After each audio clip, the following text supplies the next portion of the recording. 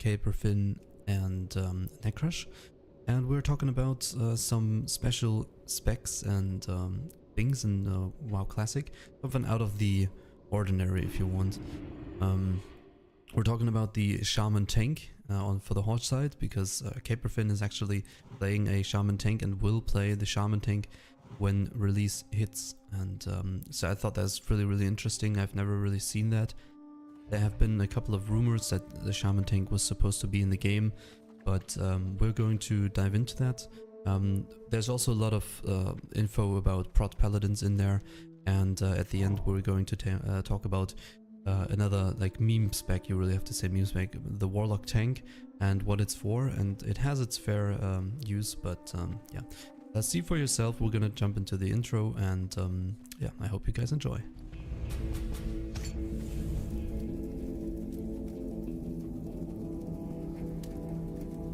Alright guys, welcome to the Legacy Podcast, episode 9, and with me today is, of course, like always, Necrush. Hello. Hello. Hello. And we got a special guest today, and he is going to tell us a lot about basically other tanking specs. He said he could talk for hours about other specs tanking. So welcome, Caper Finn. Hey guys, thanks for having me. Yeah, man. Of course, we wanted to do this for a while, and you're supposed to sell us to the shaman tank tonight, Yes. or today, and I hope you will. Yeah, it'll be my pleasure. All right, cool. Yeah, just I mean, we know Necrush by now. We're gonna start with the topic of regional servers today, but why don't you just introduce yourself a little bit and tell people where they can find your stuff if they're also crazy and want to play shaman tank, because you're actually doing it, right? Like I played the prot pally here, and you're actually playing shaman tank, as I heard. So yeah. Go ahead. My name is Caper Finn. I usually go by Caper as a kind of short name. I'm known around the community for my shaman tank guide. Not only that, but I also like to explore more conventional DPS specs, how people can improve their healing, tanking, whatever it is. I like to delve into the kind of weird parts of World of Warcraft.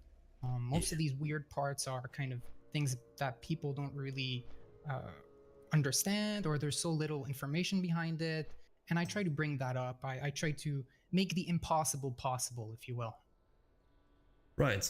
Yeah, and it's certainly true. I mean, the shaman tank has been well, we'll talk about it in a minute, but I mean, it's always been a thing that people thought Blizzard had intended, and we can talk about that later. But it's definitely interesting, and I also checked the talent trees and everything, and I'm gonna put them in the video so people can follow on that. And yeah, but first, today in this episode, first of all, we're back from the summer break. Had a lot of shit going on. Necrush, what's been happening for you, man? Got a new apartment, I heard. Yeah, I got cleared 2 days ago for a new apartment, so I'm moving in the 15th of August. So when summer ends, I finally get my own place. Yeah, but you have that fixed for Classic. Yeah, exactly. Good. You can. I hope it's just a one bedroom apartment, so you can have like your fridge and everything right next to the computer, so you don't have to get up, attach poop sock to your ass, and then you don't have to get up. I have a balcony, so poop's over there. But yeah, yeah, it's a one-room university student kind of place, excellent, which is really cool. It's right next to the university, so it's good. So you don't need to clean up the bathroom, right? Yes. So less time wasted for that. You can. You got people for that. Right. Yeah. I hope everybody's excited for 27th of August, the release, and there were some big news regarding the regional servers for anybody that's not actually native English speakers, such as all of us. Yeah, Caper, what's your plan for release, official? What guild you're moving with? What servers what region? What are your plans in general? Will it be the shaman tank or warlock tank? Oh yeah, I'm going shaman tanks. there are a few shaman tanks out there who are kind of competing to get world first shaman tank boss. So there's a kind of a challenge among there's a challenge shaman tanks out there to get world I think I'm dead ass like world first shaman tank for getting Elderai, and probably world first for Kara. I mean, second week. I don't know if there was any shaman tanks out there like PvP gear enough week 1, but I think I was world first this time around. I didn't even think of that. first, right? Shit, Whether it be okay. Stratholm first or MC first. So yeah, that'll be a bit challenging. Afterwards, I plan to have an alt where I will be playing a Warlock, and I will be raid tanking as well. I will be playing on the American servers at first, as a French player, as a French speaker. Eventually, I will transition to the European servers so I can talk to my French fans. All right, cool. So, okay, so as I said, you know, Calibur is a bit crazy, right? So, for anybody that plays, what's a good DPS class, and they go with Rogue, for all of those, you are crazy. So you actually want to raid tank with a Warlock? Yes, a lot of people say Warlocks can tank. This is mostly from people who don't really put the time to figure out if they can actually tank. But if you go down into the math, you follow my guide. I have a Warlock raid tank guide. It goes very much into the best in slot gear you can get, and you can see for yourself that indeed their defensive stats can come quite close to an actual Feral Druid. Actually, not relatively close. Okay. Obviously, a Warlock raid tank is not as good as a Feral Druid, but you can get way higher on the raiding content ladder than most people think. Okay. And that's, as I said, it's really interesting. And you know, first, you know, some people might brush this off as, well, yeah, sure, but it's actually interesting getting into it and talking a little bit about it. So let's dive into the regional servers first, because that's definitely been the topic of the week. So for me, I wasn't really surprised when Blizzard changed their minds. So for anybody that doesn't know yet, first, or a couple of weeks ago, or days ago, Blizzard said there won't be any regional servers for, let's say, France or French speakers, or German servers for anything that, you know, Austria, Germany, etc. And Oceanic is the same, I believe. And there was something else. What was it? But you know, you get the idea though. So because usually from release of the game in 2005, there were German servers and French servers. I think those two were the first ones. Yeah. Yeah, and then later they added Spanish servers and Italian ones. Now, as I understood, there are no Spanish servers, there are no Italian servers, right? No. Yeah, only French, German, and Oceanic. But they added the Oceanic region, which is good, I think. Yeah, it's a bit unconventional to have the Oceanic servers so early into the game, but yeah, it's good to see some representation from there. Right, because when we played here on several servers, what you could always see is you know, people from Australia, or what else is Oceanic? Isn't that Hawaii, right? New Zealand, all those dudes. They would have to raid in the middle of the night, basically. And even if they were raiding with American guilds, it was still like a really big difference to their actual time zone. So I'm happy, and they've always, no one really had them on their radar, right? It was I always feel like nobody really cared for the Oceanic, the tribe of the Oceanic people, right? Yeah, there was not that much of an effort to make the Oceanic servers possible. It was through just years and years of trying to make it work. Exactly, yeah. So yeah, glad for them, because now they can actually raid on a normal time schedule, I guess. That's great. And also with normal ping. And normal ping, yeah, true. Yeah, like one of the big reasons why you never saw Australians in your even your NA guilds is that they just couldn't raid with 300, 400 MS I remember ping from Australia. So they even classic anniversary. I first MC I did, I shaman tanked, and I got the fucking drill board. It's like almost a re-happening of like getting the Elderai shield super early into TPC. Like I'm fucking good for like till phase 2 basically. Like sure, I could go into heroics and try and get like, or actually, I think my bis neck and like there's a heavy iron ring or something in Karazhan.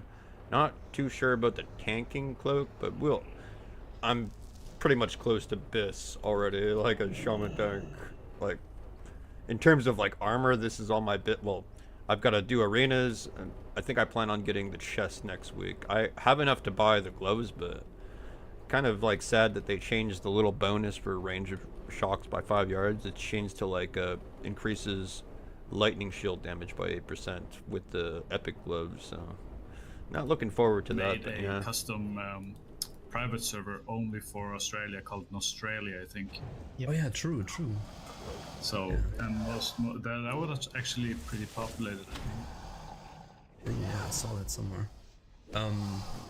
Well, excellent. I think, yeah, why don't you tell me, or Caper or Nekrush, either one of you, what do you think of this decision? Do you think it's a good decision that they made French or German servers? I mean, it's kind of sad that we had to resort to posting stuff on the forums to get Blizzard's attention to make these servers. But I'm happy in the end they made it possible. As a French speaker, yeah, I couldn't be more happier. Just the way it was approached, resorting to forums, I don't really like that. I don't know about you guys, but it should be quite obvious for Blizzard to make servers not just for English, but you know. Yeah, I was pretty confused at first about the whole outrage, because the people I met from Germany and France and so on, they all speak very good English, and the meme that they don't speak English at all, it can't be true, at least not in gaming. But someone told me that if you try to just have a conversation with someone, that is really difficult in English for them, and that's a big thing of Classic.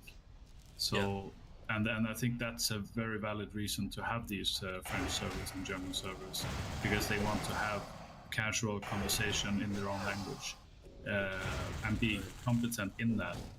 And so therefore I think it's really good that they actually got their own server. Yeah, I would agree. Just really quick, Caperfin, can you turn down your headphones or whatever it is, because we have like a little feedback. No problem. We can the volume. Okay. So yeah, I agree. I think it's still there. I don't know. Maybe you can turn it down a little bit more. How about now? Should be fine. Okay. Yeah. So I agree. The problem is that with my biggest point was for World of Warcraft is this is supposed to be like a live world, right? It's still there, Caper, so maybe a bit more even. Just put it on push to talk, buddy. Maybe the microphone picks up the volume from your headphones. So it's supposed to be like a live world, and you want to be around there and you want to talk to people. That's kind of like the biggest point, right? And if you are not a native speaker and you don't really speak English, then that would be a huge problem for you, because you can already see on certain P servers where there are Chinese people at some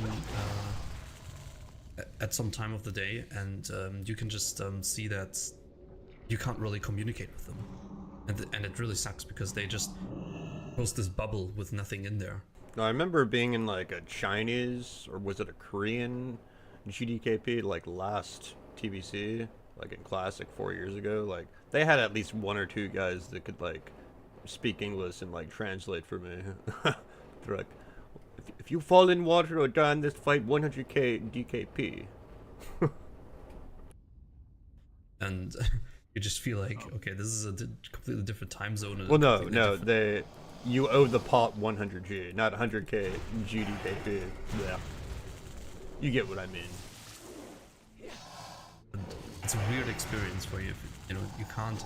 And there's really, like with China, it's so crazy apart from each other that you have even the words are different, and they can't really not even try to communicate in a way that they just give you signs, or it's just so different that it doesn't work anymore. It's hard with Russia already because the English there is very broken. And I was actually surprised. One more thing, that they didn't want to make German and French servers.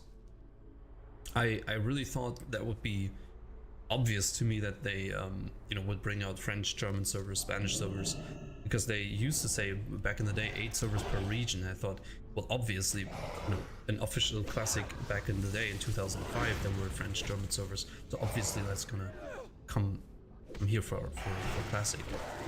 But I was very, very surprised, and I already knew that there would be such a big backlash on the forums that they would basically cave in and say, okay, look, here's your servers.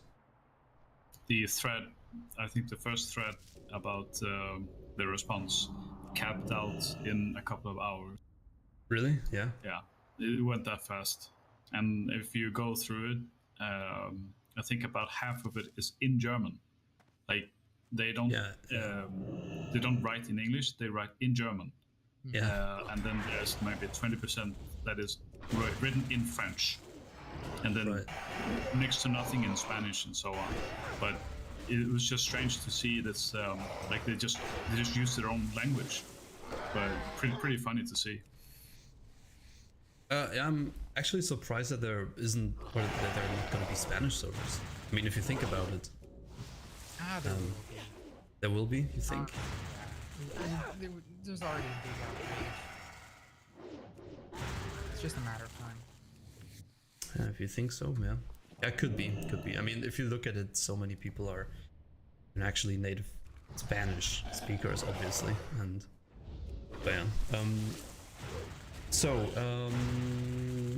As I said, I was gone, so I just noticed this when somebody linked it, which is interesting because I didn't really notice it until it actually happened. So yeah, so good for the French, the Germans, because I also thought that it shouldn't be such a big problem. For us, it's not really a big deal anyway, but because we were gonna go on English servers in any case. But I just realized again that there's so many people in other countries that they don't really speak English, or they don't want to speak English in their free time. You gotta look at it from a different perspective as well. I think Blizzard thought that at their headquarters, well, most people speak English, right? So it's the big deal. They can just play on one server. It's a fucking death trap. They were underestimating that. Everybody kind of speaks the basic English, right? But if you really want to communicate, I didn't know that did in damage. your free time, but I guess in a now thing I that's do. Supposed to be a big world where you interact with people all the time. I think that's not what people are looking for, and I think that like in your free time, you don't want to necessarily speak English if you're not really crazy good at it, right? Oh my god! It's like, Can we move on to the shaman tanking? I don't care about you guys and your European bullshit in English. Let's talk about the shaman tank, please. I'm good at English, but I'm not really. I suck at Spanish, for example. So imagine you would have to, in your free time, there would only be Spanish servers, and you would have to kind of, look up words all the time. But it's also weird because if you look at, for instance, StarCraft 2, that game has been translated into so many languages. I mean, getting another cup of Joe. Hopefully, Chinese, I don't have to boil more water. I've got Russian, instant coffee. Spanish, German, Portuguese, I believe, or Brazilian.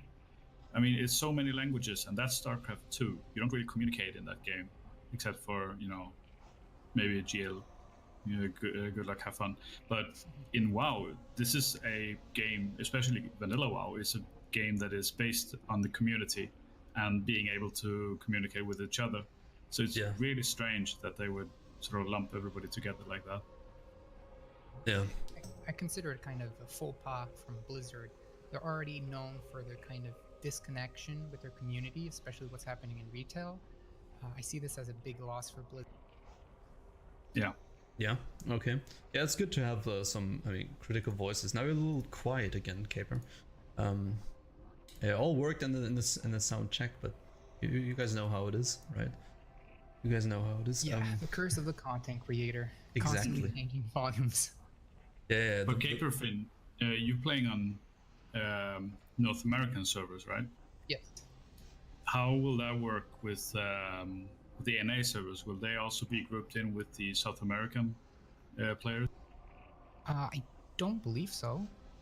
I'm going to be switching between servers, but yes, most of my time is going to be on North America. So because that would also be a thing, right? Because it's a lot of Spanish people or Spanish speaking people and Brazilian Portuguese. If they also get lumped in with NA, with the Americans and Canadians, that might also be an issue.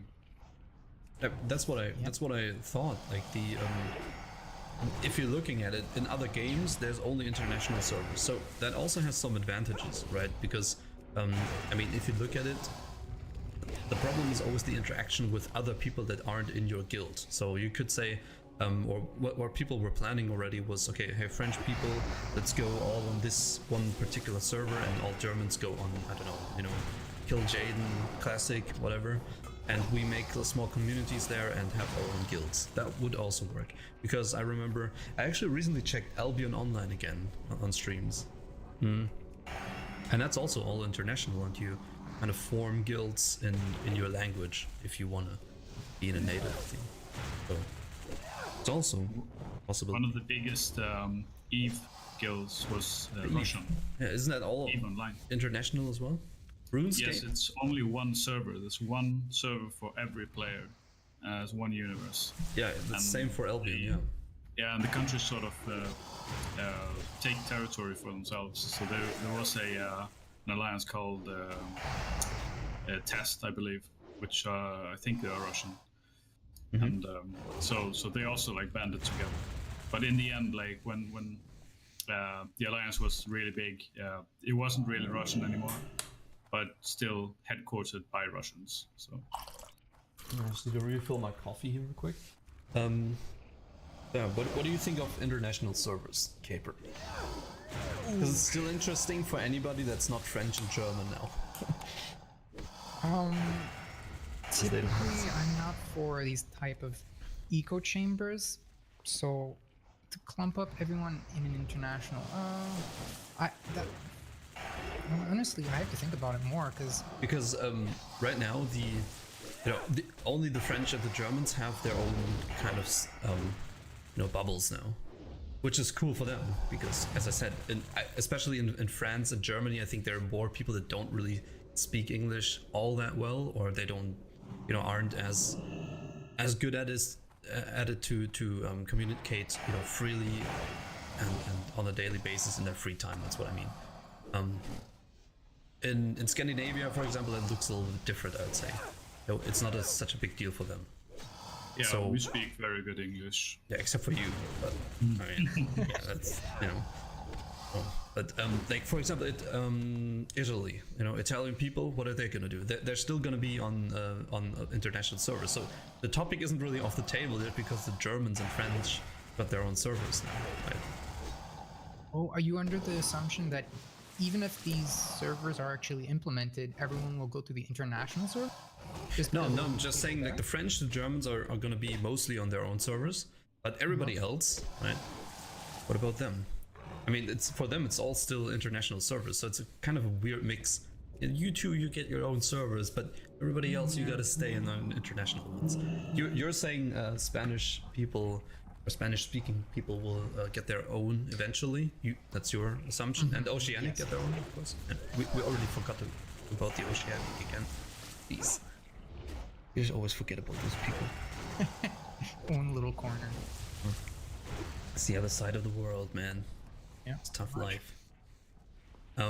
So I don't know. What do you guys think? I mean, the best tip that I can give for, if you're, I don't know, you're a bunch of Italian dudes, right?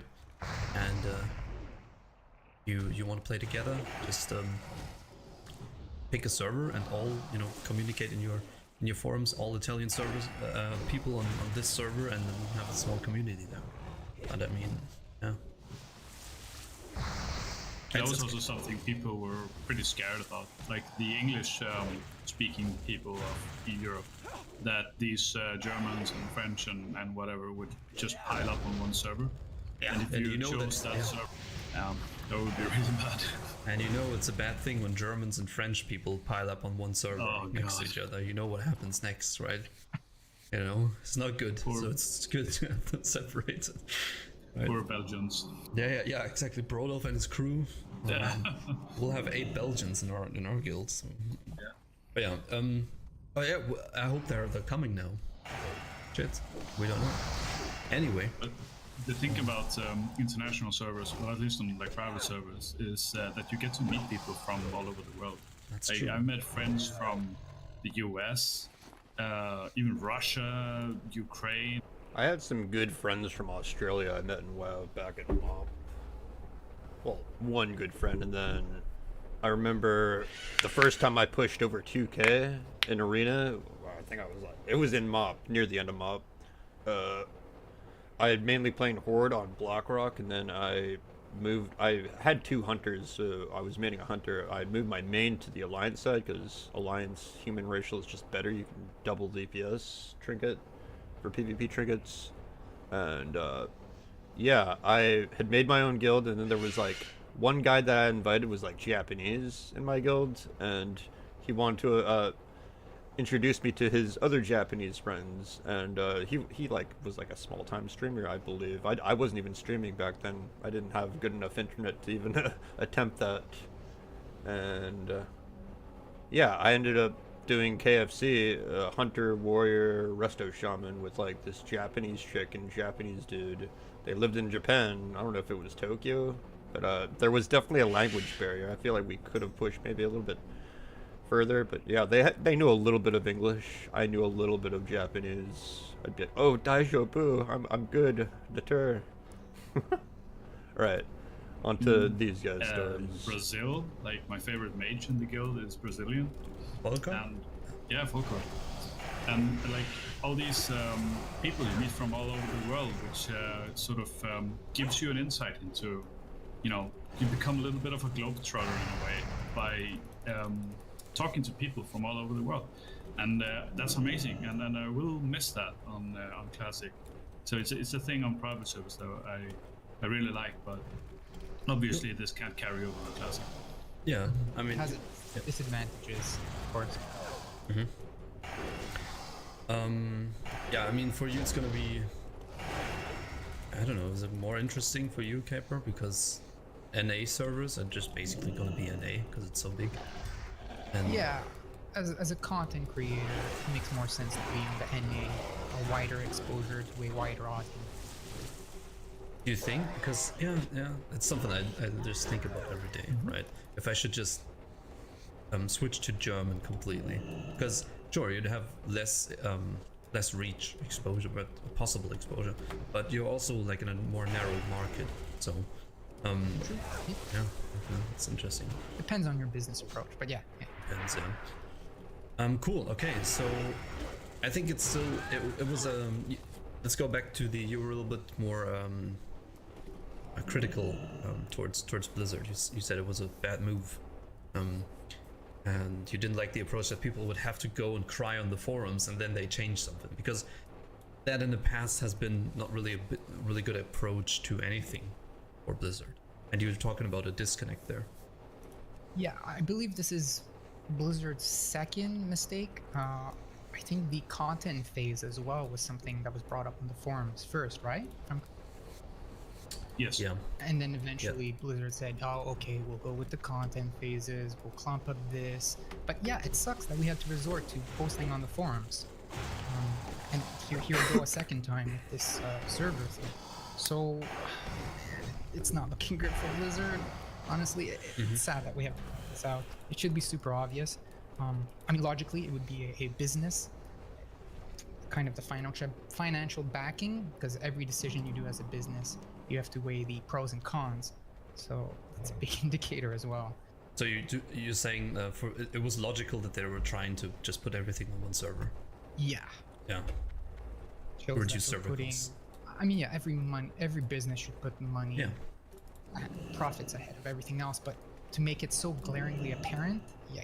Yeah, but exactly, just not that apparent. And when it was really clear that people wanted their own servers, I would agree. Yeah. There have been a couple of things, and maybe we can talk shortly, and then we can jump into the shaman tank, but or any tank really.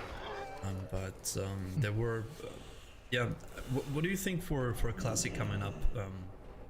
Do you think it's gonna be there are gonna be more of these situations occurring where they try to,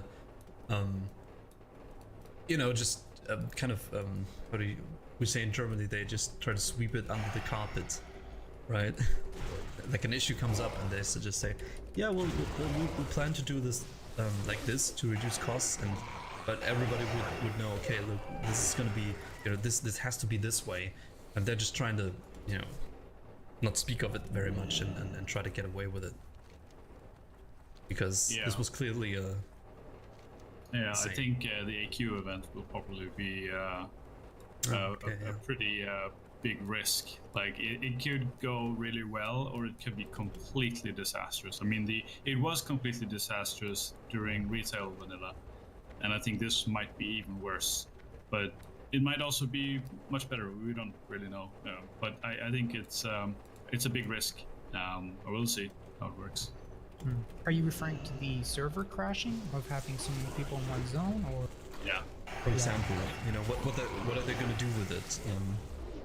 You know what I mean? Like, do you think there are going to be more situations where Blizzard could try to just take the easy route out and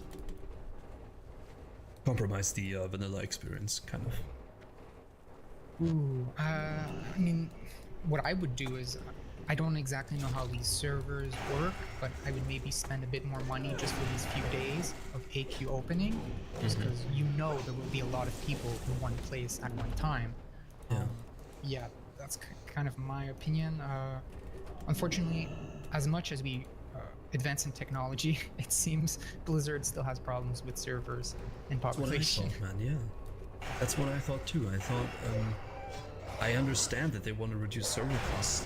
I understand that they wanted to do that in 2005, but it's 2019 now, and I mean, geez, what's going on?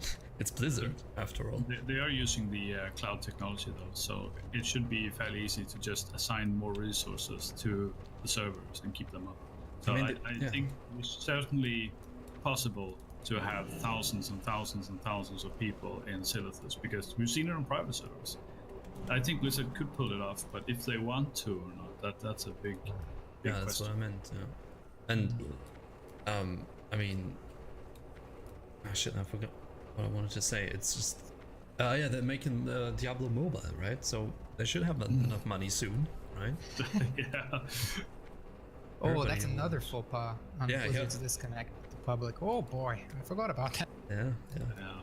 At least with their fans, let's put it that way, because the market is huge. It makes sense for them to dig into it, but the way they approached it was just, trying to sell it to their old school fans that were clearly playing on a computer. It's just crazy. Do you remember Fallout 4 when that was announced? I think it was E3 or something like that. But Todd Howard went out on the scene and he presented all that stuff. But like before he started, he introduced the mobile game, which I can't remember the name. It was like Fallout Shelter or something like that. Yeah. But that's how they should have done it with Diablo more. Like, okay, so we're doing Diablo 4. Yeah, but this is just some stuff, but we are also doing this thing for the mobile to hold you over, sort of thing, right? This is just that's like how they should have. Yeah, I agree. And so much to talk about, but shit, Blizzard, man, Blizzard. Yeah. Just back on the whole AQ event, they're gonna go with layering. That's for sure. I have 100%. That you bring that up. Yeah, they're gonna go for layering for every big event. So whether it be AQ or a release of a raid, they're gonna do that. They're gonna go layering for sure. There's no doubt about it. How will that work with the world bosses? Because they specifically said that we can't have layering when the world bosses are out, because we can't have people skipping from layers to get the world bosses. So are they also going to do like with the 4 Nightmare Dragons, for instance? Like, there seems to be a cooldown on this, right? When I read it right, that there's like a cooldown on skipping from layer to layer. So you can't just keep skipping, which is already a good thing. But you know people are going to be very triggered about this whole layering. I mean, layering is probably the word that I can't hear anymore because people are just talking so much about it and on stream. Yeah. You know, it's just, I get the idea, but if you hear it every day and you just get so tired of it, and of course it's shit, they should just get rid of it. But they will always come to you with the excuse of, we need to save resources, it's not possible, which is bullshit. But yeah. Layering, man, it's another of these things. I don't know, man. It's you should not be able to just phase somewhere else. This should not be there. Like, I think everybody would agree, right? Caper, what do you think? I don't know. I mean, yeah, you can exploit a game with layering. I do see where they're coming from. I would understand having layering just for the first few weeks, but having it after that, that's I don't agree with that at all. Yeah, they need to remove it ASAP. Yeah, that's what they tried to say, right? And that's exactly what I said a couple of months ago. They will try, or my fear was that they would say, okay, we're just gonna have layering in for the first couple of weeks, and then we'll not use it anymore. But you know, now they're just trying to like slide it in, right? Just kind of let it flow into the game because the word's being brought up so much. And you know, my fear is that in the end we'll have the we'll have layering exactly on those events like AQ40 release, or hey, you know, stupid things like you can't even think of yet, which in the real thing will result in anybody still got a layering cooldown, X and chat, right? And then you ask like your raid, yeah, everybody keep your layering cooldowns because we want to go and check for world bosses later. Layering mafia. Yeah, something like that. You know, just I don't know. It shouldn't be in the game, man. I think it really ruins it. But well, one thing to consider with the AQ event is that Hesychostas, who was a pretty hardcore raider, Ian Hesychostas, for those who don't know, is like the project leader or whatever for a while, and also Classic. And well, he's a big influencer on Classic anyways. And he did raid AQ, and he has so many fond memories of this. He spoke at length of AQ event being one of his favorite memories from Vanilla. So I have this feeling that he wouldn't want layering to ruin it for people, because if you enter Silithus and you're getting phased all over the place, that would really ruin the show for so many people. Yeah, so I kind of, well, at least I hope that he sort of knows this, and he will do all he can to not have layering on that event. At least I hope so. Cool. Any final thoughts on the regional servers? Otherwise, I think we'll move on to the tank. I think that's all part. I mean, we can all. Oh my god, they spoke 30 minutes about the servers and everything. Oh my god. They should keep layering out, and they should avoid more, trying to save a little bit of cost at some point, and for the sake of, or the result of, fucking over the community again.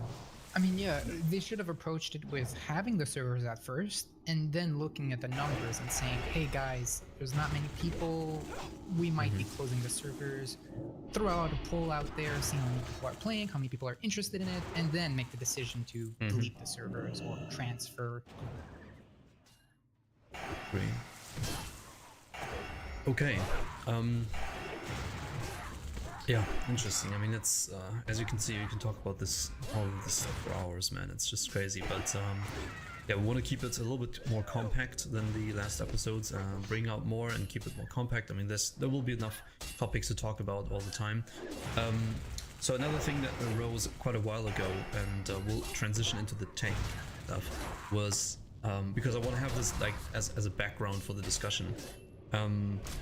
I don't know if you saw the threads, Caper, but they were just basically discussing about hit rating, what the cap is, what the real cap is, and all that, and missed chances and all that. And there was a blue post that said, well, from a reference client and the client we're working on, raid bosses will have 14% parry rating.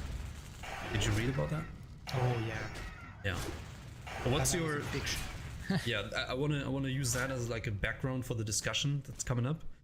And first of all, what are your thoughts on it? Do you think it's right?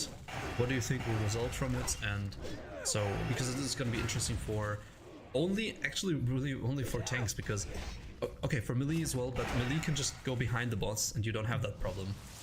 But you can't just tank it from behind, guys. So for tanks, this is a really huge issue, that you have 14% parry on a boss. It's like, you know, it's like spell hit. All of a sudden for raid bosses, it's 17% spell hit cap, right? And so, yeah. What's your thoughts? I don't really know how every single private server has missed this. Maybe there's just not enough evidence out there on the internet. No one was cataloging this, but something as simple as parry chance on a boss, it's hard to imagine no one noticed so much. this. Yeah. Yeah, I don't want to say Blizzard is lying, or maybe, I don't know.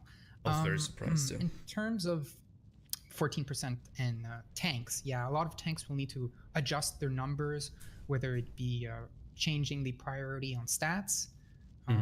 Yeah, it's good. Actually, it's good and it's bad. It kind of makes the theory crafting a bit more interesting. Yeah. And the game harder. Yeah, harder or easier. It's hard to tell at this point whether Warcraft Classic in general is getting harder or easier to theory craft. One thing I can throw in maybe is that for anybody that doesn't know, because I didn't know this for a while, and when like there's a combat, you know, there's combat and you parry an attack, then the swing timer on your next auto attack is halved, I think. So that's parry haste. That's called parry haste. So of course this leads to a bigger problem, which could you know, could be an explanation why Classic felt so much harder back in the day, and you know, tanks were dying to all of this stuff, and because this will obviously result in 14% parry will result in a lot of parry haste from bosses onto your tank. So you know, the tank tries to hit it, he parries and gives you a quicker next auto attack, and he parries again and another one, right? And they can all crit off, obviously, if you're not crit capped yet. And so there's a lot more damage coming in on the tanks as well, and it's harder to hit it, which just, you know, it will make it, there will be more damage on the tanks for sure. Yeah, I wouldn't be surprised to see maybe a different kind of priority when it comes to gear. Maybe stamina is more important, or armor and whatnot. Yeah, I don't see it being a problem for warrior tanks, because they are the gods of tanking. But for anything below warrior, yeah, it's gonna need a bit of switching in terms of stat. But I thought it's only affecting the warrior, because from what I read, feral attacks can be parried, and that was No, you're correct. Yeah, and that's how I understand it. We'll have to see, but how I understand it is that you know, attacks from animals can't be parried, and from the feral, you know, the boss can't parry them, which would make feral tanks pretty good, or better. Yeah, I usually associate the whole sword with parrying. You can't really parry a claw. It doesn't make sense. Yeah. Fantasy-wise. Yeah, if that's going to be the case, we don't know yet, but maybe people can let us know in comments or whatever. But that's what I heard, that the feral tank is going to be buffed with that, because he's 14% of his attacks, right? You have 100 attacks, but the chance of 14% is completely off the charts, because the boss can't parry them. I don't know if that's true. Necrosh, do you know anything? Nothing at all. You're just a warlock, right? Yeah, I do know something about warlock tanking though. Yeah, we'll get into that. I read Caperfin's guide a while ago. Nice. Pretty funny. I didn't know it was you until you told it was you. So pretty funny. See, it's a small world. Yeah. All right. So, but yeah, 14% parry. So what? My thoughts on this. This is why we want to talk about more different tank specs, because we never know what's going to happen, and it's definitely an interesting topic.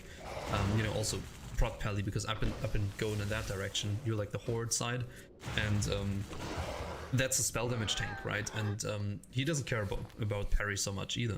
So it could potentially buff those two, Feral and Prot Pally, and maybe the shaman tank too. Yes. And one thing I know though is that if you're doing dual with Fury, you will, like, the parry resets the boss attack. Yeah, that's very hasty. Attack speed, right? It's a swing thing. So if you're dual wielding and you get lots of parries, of course you will get hit for a lot more, and you're already taking more damage. So potentially Fury dual wielding will be even more dangerous than it already is. Yeah, I think so. I see maybe 1 or 2 buffs leaning more towards survival instead of DPS. Okay. What do you mean?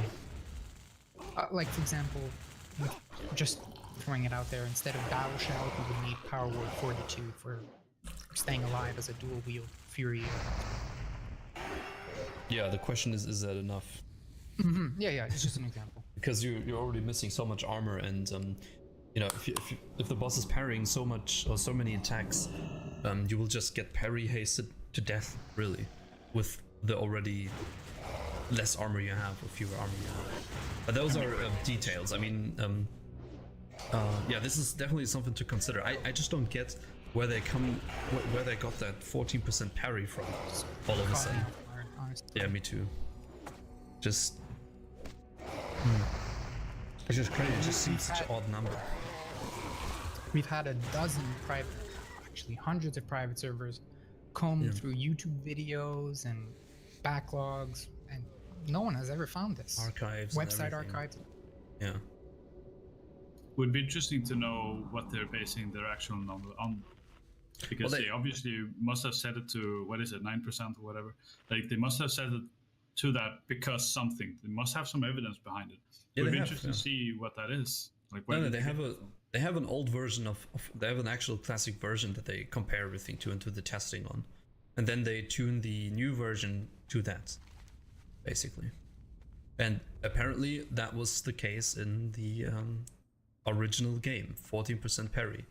And I mean, technically it would make sense, because for casters, all of a sudden, if you know, a target is 3 levels above, the spell hit cap raises, or the chance to resist or miss with the spell goes from, what is it, like 5% or so, 5-6% to 17. Yeah. So it's kind of similar to that, which makes sense, because otherwise it would be, which made melee completely, you know, brokenly OP, as you all know, on these servers. And casters always had to struggle with certain hit cap. So I kind of like this in a way. It's weird, and it's definitely makes it harder. I think more damage on tanks, harder for melee, but it also evens it out a little bit and makes it more interesting. The more, the harder the better, but like a little bit more tough. I'm all for nerfing melee DPS. Yeah, of course you are. I mean, nerfing melee DPS is buffing spellcaster DPS in some roundabout way. Yes. Right.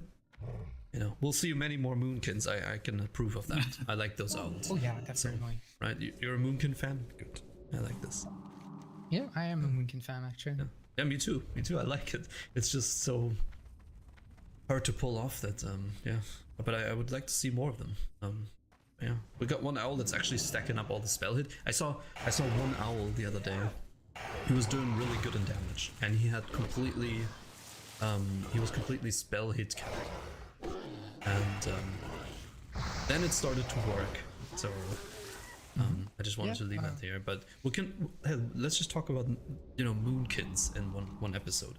Now I want you to talk about the shaman tank. So. We all know, if you watch my streams, you saw that I played Prot Pally from level 1 until max. I think I switched to this warrior here because our warrior, our main tank situation is just completely stupid, and I just have to take over for the last couple of weeks that this shit here is running. But I played it until Nax and into Nax, and there are a lot of people that try different things out, and I remember on earlier P servers, there were like no feral druids to be found really, just a very few. And now this, feral druid has become a much more viable tank nowadays because people just started playing it and starting to fool around with it. So feral and warrior are usually the tanks because they also just have a taunt. Let's face it. But so I did what I did with the prot pally thing. Just play it and see how far it can go and what you really need to do to play basically around the fact that you don't have a taunt. Caper is doing this with shaman tank, and paladin and shamans have this tree, right? This kind of protection tree, but they don't have a taunt, and so people have been theory crafting or talking about this, that this was meant to be a real tank, but they kind of scrapped it. And I think for prot pally, that still works, or is a bit more obvious, let's put it that way. And for the shaman tank, it's not as obvious that, or you have like some relics in the talent tree that kind of suggests that it was meant to be as a tank as well, but it's not as apparent or obvious as for the prot pally. So what are you doing with the shaman tank, and why do you think it works, and how do you compare it to other tanks, strengths and weaknesses? You take it away. Yeah, shaman tanks and prot paladins are kind of close brothers in terms of that they don't have a taunt. The only difference would be the fact that paladins have a block ability, but shaman tanks don't. However, my kind of go-to when I'm comparing shaman tank to any other tank is that if you properly gear a shaman tank, you can get very close to the same stats as a druid tank. Many people don't realize this. This is mainly due to people not putting the effort and just playing something else in the end. But if you try to really put in the effort, you will notice that shaman tanks can get very high on the rating content ladder. To such a point, I'm known on Chronos for being one of the 3 people who have made it up till AQ and a few bosses into Nax Ramis. Naturally, this demands not only you to be experienced, but also your guild, which I'm sure you're familiar with that Mao playing a prot paladin, right? Yes. I gotta say though, it does get.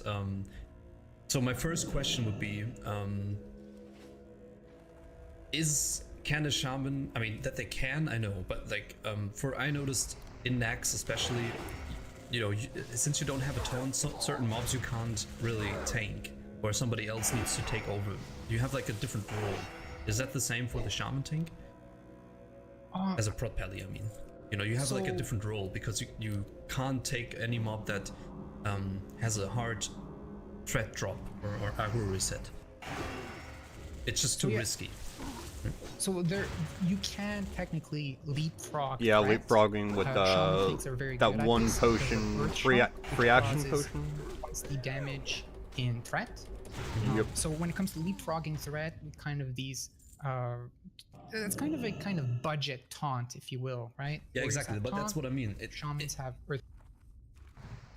I wouldn't put a shaman tank on something that drops threat, because the risk would be too high for anything shitty to happen, especially in higher raid content.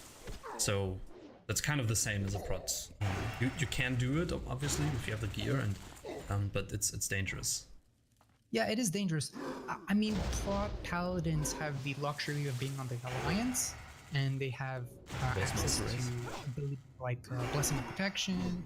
If you really want to go try hard, you can get Light of the Loon. So it's a bit more forgiving on the Alliance side. You guys are very lucky. For summons, you can't really deal with this kind of... but you have Wind Fury, right? You have Wind Fury. Pardon? You have Wind Fury, so that's always nice. Yeah, that's true. We have Wind Fury. Yeah. Okay, then the other thing I wanted to ask was... especially looking at higher tier content, I've noticed that, as I said, some things you just can't really tank reliably, right? And so the most asked question that I noticed for example, for the Prot Paladin was, can it be a main tank? So Prot Paladin, I would always say it can be, but your DPS has to hold off so much that it really doesn't make sense, right? So how's it for Shaman? So we're a bit more lucky on the Shaman side. I don't know how does a Shaman tank fare against a Prot Paladin using Holy Mightstone, but generally a Shaman tank should do more threat than a Prot Paladin. However, Shaman tanks have more problems with survivability, so we need to focus a bit more on defensive stuff. While Prot Paladin, I think you guys can go like very early into increasing threat, right? Well, it's also the problem that we have, because the more threat you stack, the squishier you get, obviously. And Sure, yeah. I mean, you're still a tank, so your main priority is keeping threat and staying alive. But yeah, it's always the problem that these Prot Pally has, that you know, you have to sacrifice a lot of defensive stats for threat. Yeah, Shamans are a bit more lucky with Earth Shock.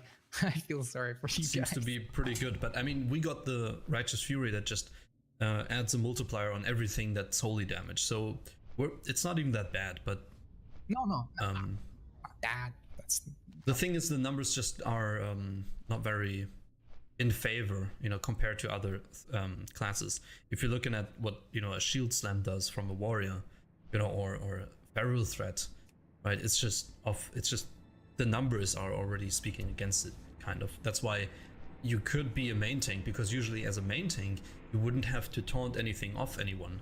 It would make sense, but the threat you generate from the spells is just, your DPS has to hold off and, you know, literally stop. I mean, Necrosh's Warlock, he can tell you all about it, right?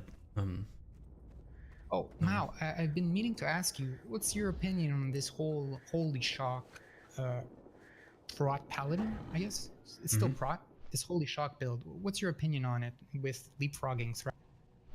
Well, Holy Shock is probably the best taunt you can get, especially in combination with Divine Favor.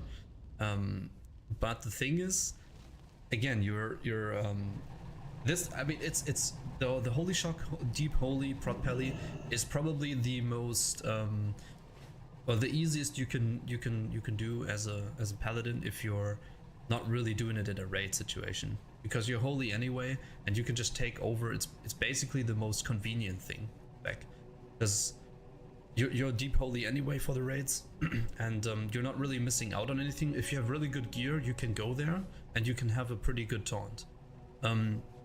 The problem is, if you're actually tanking a lot, 20 points in holy should be enough to heal, because you, as Prot Pally, my opinion is you always have to off heal, because the paladin class is too valuable as a healer, and some things you're just not tanking really, so in that case you need to heal.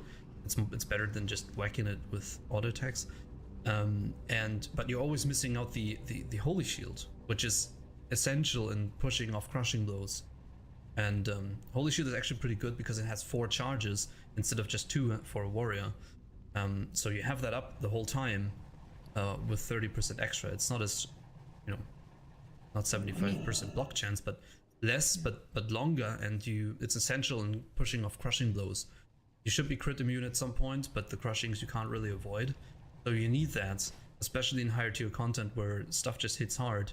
The question is, it always depends on the raid composition. Are you tanking so much? Like, if you're really tanking a lot of trash, every raid you're tanking, and sometimes you're switching to heal, you should go deep prot. If you have, you know, 3 tanks and you're really just sometimes off tanking trash or an ad, you can be deep holy and just go until Sank. But if you're taking Sank already, you can't be Holy Shock again. So it's kind of sucks. Optimally, you would have someone else go Sanctity Aura in your tanking group. Not Sanctity Aura, I mean the Sank buff. Blessing of Sanctuary. Yeah. So and that kind of defeats the purpose for me, because then you're really not prot anymore. You're just a holy pally, right? And it's enough to off tank trash if you just switch the gear. Don't get me wrong, it's fine. But my idea was to bring. I would always say the best thing if you want to play Prot Pally is just go 20 points holy. You're absolutely fine. You got illumination, and you just switch the gear. You're absolutely fine. And then the rest you go deep prot. You're great niche AoE off tank. You can take over ads, and you have holy shield. You're crushing. You can get crushing immune, and you have the sync buff for the raid. But we're talking about shaman tanks, so yep. Keep going with what you wanted to say about the shaman tank. Introduce. As you were just mentioning, crushing blows. We don't have a block spell ability, so we most closely associate with feral druids, who get a massive amount of armor in order to reduce the damage from crushing blows. So that's how we deal with it. We get an immense amount of armor, HP, and dodge. Okay. But I mean, you have a block ability. You can block with a shield. Yeah, right? But you don't have like shield block. Yeah. You don't have an active shield block that you activate to get more, but you can block. Just for people that maybe don't know. Yeah. Okay. So you stack a lot of armor and dodge, more avoidance and mitigation kind of type of thing. Luckily, just like feral druids, agility increases our crit, our dodge, and our armor. So yeah, it's pretty cool. Agility the biz. What else? Pardon? Agility is the biz, kind of. Yeah, it's the best in slot stat. Oh yeah, one thing I wanted to mention. We were talking about Wind Fury for a few seconds. Yeah, many people don't realize, but Wind Fury at a certain point will cause more threat than Rock Biter. So for people out there thinking Rock Biter is the end-all be-all for... I don't think I ever got to that point. I was always Rock Biter, but I mean, deepest I got to shaman tanking was like AQ 20. So, to get started, because I'm not quite sold on the shaman tank yet. Sure, ask questions. But it's, I would have to see it in practice. So you tanked until Nax. Yep. Couple bosses in Nax actually. Cool. And so what's your niche? What's your role? Because for Protpelli, it's anything AoE. It's really great. AQ40 trash. I just tank everything. Warriors take care that there's no runners into the raid, and we just AoE everything down. And on a lot of bosses, this is something new, but we could just activate so much AoE potential from the raid. Makes a lot of things really easy, and on the rest, you just step back and heal. So Protpelli is AoE, great AoE tank. Another dude that can switch to tanking gear, and you can switch. You're a full healer in any situation where you're not tanking, and you can wield Nightfall and Annihilator with a really great uptime. So that's the niche for the Protpelli. What's the shaman thing? What's going on? So the shaman tanking niche is single target threat. We're not that good in AoE. It's not impossible, right? There are a few ways you can do it. Of course. Chain lightning and it's called Oils of Immolation. I'm blanking on the talent, but yeah, there are ways to AoE tank. It's just a bit harder. We excel more in single target. Okay, so, but why would you take a shaman then over a warrior? Because they are also really good at single target. Well, I mean, yeah, shaman tank will never excel the potential that a warrior tank can do. My point is not to convince people to go shaman tank, rather that it's a option when stuff is on farm and you're looking to spice up the game, right? The game is very old. It's been out for quite a long time. For many people, the game is very easy. Shaman tank kind of offers this difficulty aspect when you're blazing through content, especially with the recent announcement that world buffs will be available upon launch, I think. A lot of people are going to be looking to make the game a bit hard. You mean what world buffs do you mean, like Onyxia, etc.? Yeah, I believe was it 3 weeks ago they said world buffs upon launch. Okay, but the thing is, I heard back in the day or on Classic, you shouldn't be able to spam your Oni heads. There was a 12-hour cooldown after somebody turned it in. There was a 12-hour cooldown where you could turn in the next. I'm not sure if that's true, but I'm pretty certain that was the case. Yeah, there's evidence on both sides, so no one really knows. All right, doesn't matter. But what I saw, if I would, like, as I said, I'm not quite. I don't see the shaman tank as useful as a Protpelli, and a lot of people would say, Protpelli is completely fucking useless. And that's all fair. Like, I tried it, and it definitely has its flaws where I would say, you know, as you can see, in the end, I'm back to warrior because I need to take over a second main tank, because it's just, I just don't have a taunt, and this fucking taunt is the make or break and the threat. So I would say shaman a little bit lower than you know, prod pally, or on the same level kind of. Feral and warrior definitely above it. But what I could see, if I would have to, you know, find some advantages, is I see the strength in switching around, right? Having options, because if you're taking 4 prod warriors, you know, the 4th prod warrior is just gonna be very sad not getting gear. He still has to be in a prod spec. You could say, okay, we'll just take a fury, but you know, it's gonna be shit, because he doesn't deal any damage, and whenever he's not tanking, he's not really doing anything.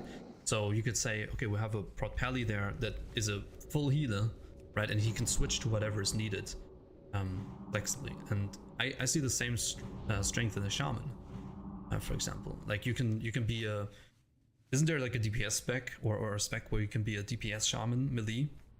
Yep. And you can throw on tanking gear and take over whenever, because oftentimes you have a lot of ads in a raid, and you can just, if you can just take one, like the skull or so, you know, the first target, you just take that. It makes it easier, especially next, so much trash. Yep. And you can wield a nightfall, right? Yeah, there are advantages to shaman. For example, there is the elemental warding. So shamans are a bit better on bosses that deal magical damage. So, but there are kind of benefits to shaman tanking that a lot of people don't realize. Yeah, and just go into more detail. Like what makes it great? Like what have you been doing in raids? Really, that's interesting to me because so when I'm not trying to leapfrog threat, usually I equip a Nightfall and help the casters increase their DPS. If in a scenario there are not that many casters in the raid composition, I would equip Annihilator. So we're not just looking at pure tanking, we're also looking to help others out.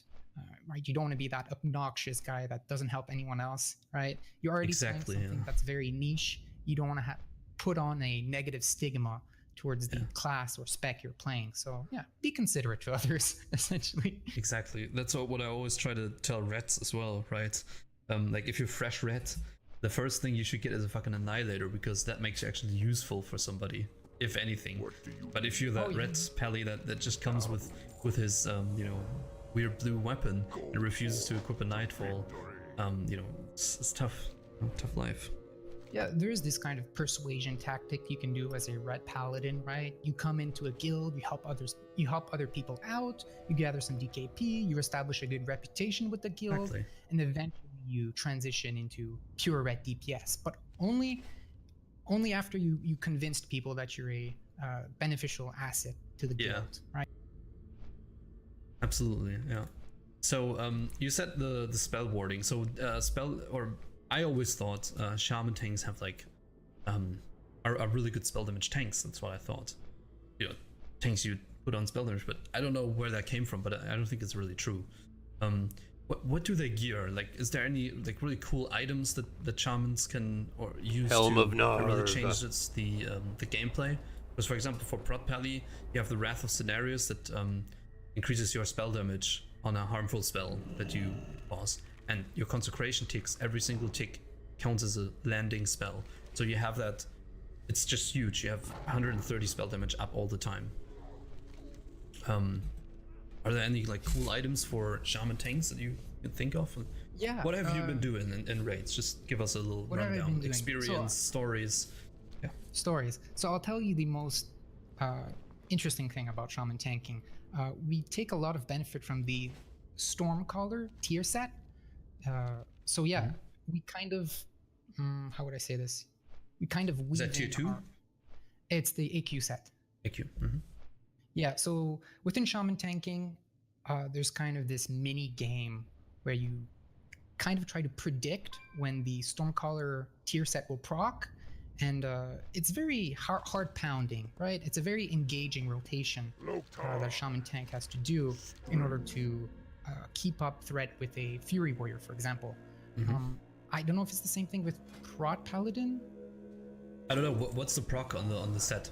Maybe for us it's always really obvious what we're talking about. But for example, for Shaman Tank, I don't know what that set bonus is doing. So you gotta sell it to me a little bit. Sorry, yeah. So yeah, the Stormcaller set is basically your Lightning Bolt, Chain Lightning, and Shocks have a 20% chance to grant up to 50 nature damage to spells for 8 seconds. So this is a big boost in terms of Earth Shock threat. Yeah, and that's your main threat source, the Earth Shock.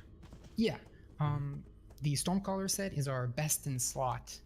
It not only takes care of survivability, but also threat. Yeah, that's the same for Propelli. Like the AQ set then surpasses Deathbone set when you can get it, because the 5 set bonus is just flat 71 spell damage, and more armor, agility, stamina, int, everything is on there, right? So it's just better than playing defense. Yeah, it takes advantage of what's it called, Mark of the Wild. Everything. Yeah. Kings and just all the armor values are so much more, are so much higher than that. It just outscales it by far. Yeah, if you break down the math, it's better. Okay, so Shaman Tank. So what would you you can probably send me a spec later, right? I'll just put it in the video because I got space here. I'll put it in there. You guys can see it then. So how do you spec? Talent trees are always interesting to people. So why don't you go through the spec, and I'll put it in the video. Okay, I'll provide you with the highest dealing threat talent build. Let me just So the highest threat you can do on a Shaman Tank, most people might think it's going Stormstrike, but in reality it's putting points into 30 points into enhancement and 21 points into elemental for the big elemental crits. Fury. Yep. Because elemental Fury is absolutely amazing for the Shaman class in general. Not to mention it scales or stacks. Scales with Earth Shock. So yeah, we're looking at 21 points in elemental and 30 points in enhancement. Yeah. Okay, so you don't even pick up the Stormstrike, or? No, you don't.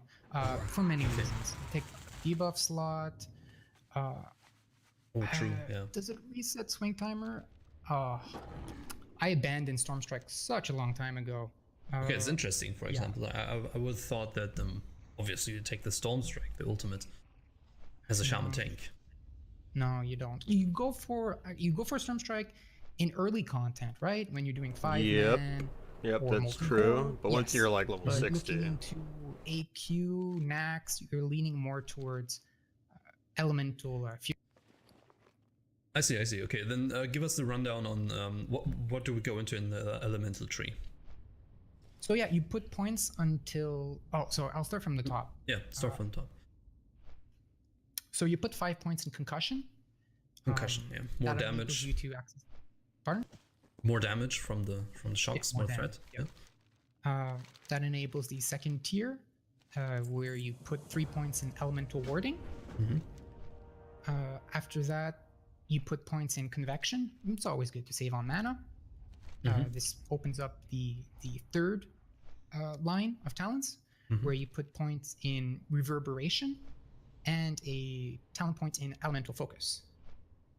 After that, you put 3 points in elemental devastation, which is always up. Most people think elemental devastation is not a consistent buff, but in reality, it really is. Just because of the amount of intellect we have on most of our gear, this is always active. And then you put the last point in elemental fury. Last point. So I got. Do you go into Call of Thunder or Eye of the Storm or anything, or just convection for the filler points? Eye of the Storm is uniquely for AoE tanking. Okay. Check. Yeah, it's uniquely for AoE tanking. Right. Yeah.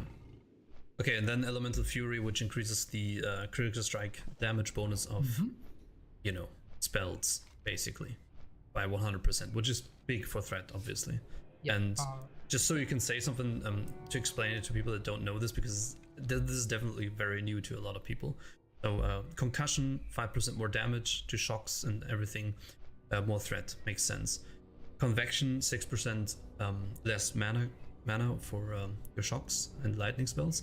Elemental warding makes you take 10% less crossfire nature damage, which is pretty cool. That's what I think that's why I thought the spell damage tank, 10% less spell damage taken is pretty cool. Elemental focus, why that? Seems like a caster talent. Yeah, same reason. Enables you to save mana. Technically, there is the ultimate try hard where you put points in Call of Flame instead of convection, and instead of convection you put points in Call of Flame. So Call of Flame increases the damage done by your fire totems. The more damage your fire totems do, the faster you kill the boss. The faster you kill the boss, the less you have to heal the shaman tank. That's the ultimate tryhard that I don't even go. Okay. So elemental focus, whenever you cast something, you have a 10% chance to get it free on the next if you cast on the next. Then we got reverberation. 1 second off your cooldown on the shocks. So I would have thought, right? 5 points for 1 second, is that worth it? Yes, it is, especially if you have because Fury Warrior. You could only get like 10 shocks a minute. With that talent, you can get 12 shocks a minute. Yes. Yeah. In your raid composition, you need reverberation. I've done the math, and that 1 second really matters, especially when you have a DPS warrior that's just refusing to slow down on their threat, right? They're not popping their limited invulnerability potion, and they're completely ignoring everyone on Discord. You need that like Fury Warriors do, like all of them. They're all the same, right? We all okay, and then Elemental Devastation. So anytime you get a spell crit, you get 10% melee crit, 9% melee crit. That's pretty big. I mean, I can see Elemental Devastation synergizes with Flurry. So, right, faster attack speed, faster you attack, the faster you have a chance to proc crit. You have spell quite crits. How do you proc the spell crits from melee attacks? No, so everything synergizes. So the crit part of Elemental Devastation synergizes with the Flurry, the 3 swings after dealing a critical strike. So yeah, you can technically, if you do things properly, you can always have Flurry and Elemental Devastation active on your buff bar. Oh, okay, yeah, I see. Okay, so, but it's not like your auto attacks proc anything spell crit. Like they don't have those. No. The other way around. Okay. Let's see. Yeah, it's pretty crazy. True, that does seem pretty cool. The thing is, then with Elemental Fury, anything spell crit you do has 100% bonus. Seems cool. I can see this side. Now let's go into the enhancement tree and see what we can do there. What would you spec? So yeah, depending on how proficient you are with Shaman Tank, if you're very new to Shaman tanking, I would suggest putting points in Shield Specialization. Yeah. If you are a veteran of World of Warcraft or you've played for quite a while, you can instead put points in Ancestral Knowledge, which increases your maximum mana by 5%. We always like saving mana here and there, right? It helps. Let's stay with this Shield Specialization because I think a lot of new people are watching this if they're interested at all. One thing I want to say, this like tier 1 talent and enhancement is actually pretty strong. 5% chance to block is one thing, but increases the amount blocked by 25. That's actually a very underrated thing. Talents like this, the properly has this too, where you just take your block value and you increase it by a percentage. It really does mitigate a lot of damage.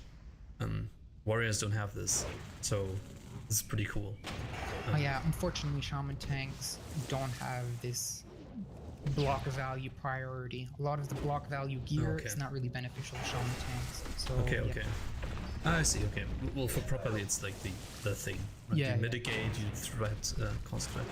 Okay, so shield specialization at the start, and if you want to be a little bit more crazy, you can go ancestral knowledge. Yeah, once you progress on the rating content ladder and your guild is accustomed to shaman tanking, you can put points in ancestral knowledge.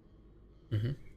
So yeah, moving on, you want to put 5 points in thundering strikes, which increases your critical strike. As I previously stated, this is also good with flurry and synergizes well with elemental devastation. So yes, it's very, very interesting. Afterwards, you put 5 points in anticipation, which increases your dodge. I'm gonna get some more coffee, BRB, take a piss. You want dodge. 5% dodge. Yeah. Afterwards, you put 5 points in flurry. We already talked about that. Yeah. Well, 5 points in... increases your attack speed by 30% for next 3 swings after you get a crit, which is a lot of threat, obviously. Yeah. Yeah. Flurry will always be active. Yeah. Afterwards, you're putting 5 points in toughness. Yes. Which increases your armor value from items by 10%. Must have. Pardon? Must have talents. Yeah, must have talents. On some servers, toughness scales with enchants and a few world buffs. So on a few servers, this allows shaman tanks to fully clear Nax Ramus. Now these are special case scenarios. This is only possible on a few servers. It shouldn't though. No. But it's still a must-have talent because until you're at an armor cap, this will always help you, and until you're at 10k armor, it's just a very good talent. The mitigation from armor is very underrated as well, I want to say. So yeah, people tend to forget about armor, actually. Yep. Afterwards, you put 3 points in elemental weapons, which increases your Wind Fury weapon effect by 40%. If you are still early on the rating content ladder, you're looking at imbuing your weapon with Rock Biter instead. I believe the DPS distinction between Rock Biter and Wind Fury is 170, I want to say. So once you start doing 170 DPS with your main hand weapon, you're looking to transition into Wind Fury. So yeah. Afterwards, you put a point in parry. Yes. You like parry. I'm sure you prot paladins like it too. Yes, of course. Who doesn't? And the last point is in weapon mastery. You just put 1 point in there. Weapon mastery, 1 point. Yeah, 1 point. Okay, I see.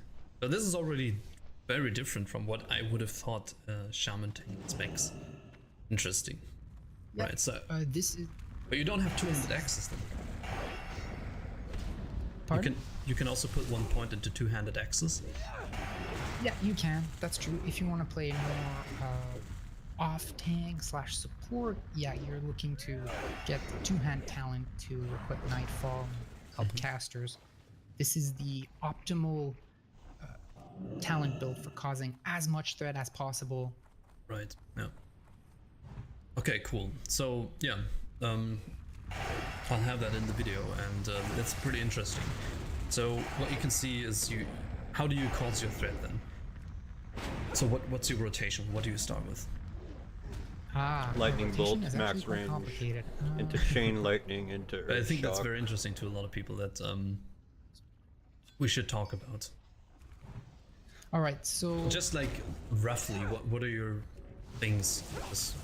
What are you doing as a shaman? Roughly, we're looking to cast Earth Shock, maximum Earth Shock rank each time it's available.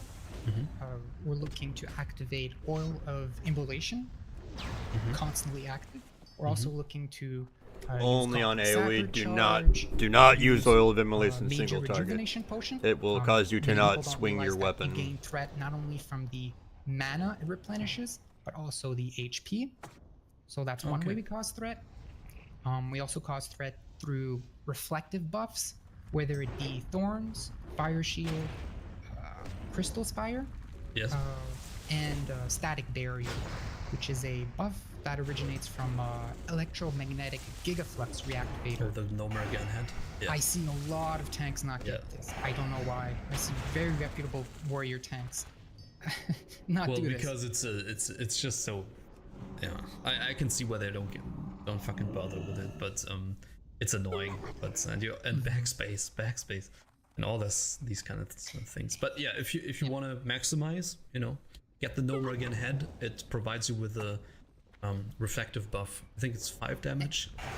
And I believe for paladins, it is the pull mechanic for a boss. Am I correct? Or do you use a candle? Well, I personally don't really pull any bosses, right? Like we go in and we all go in together, so it's not a big problem. Or we just utilize a hunter, or I pick something up. That's not such a big problem to pull. I get my target. I just walk in and you just judge, and it's fine. But yeah.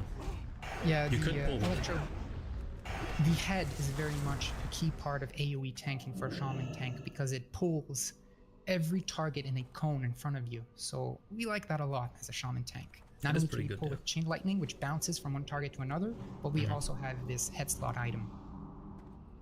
Right. Yeah. So Gnormrigan end boss is where you get this. I don't know about that head slot item, but okay. So Earthshock, Helm of Narv, bro. As many as you can. Then reflective buffs.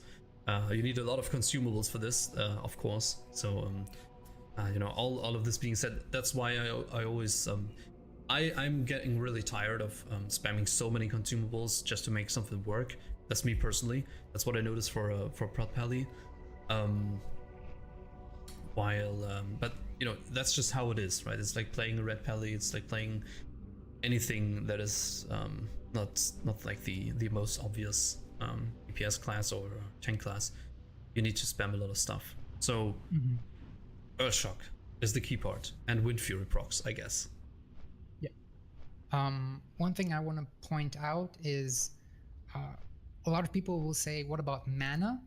So going out of mana in World of Warcraft in general is a very outdated notion.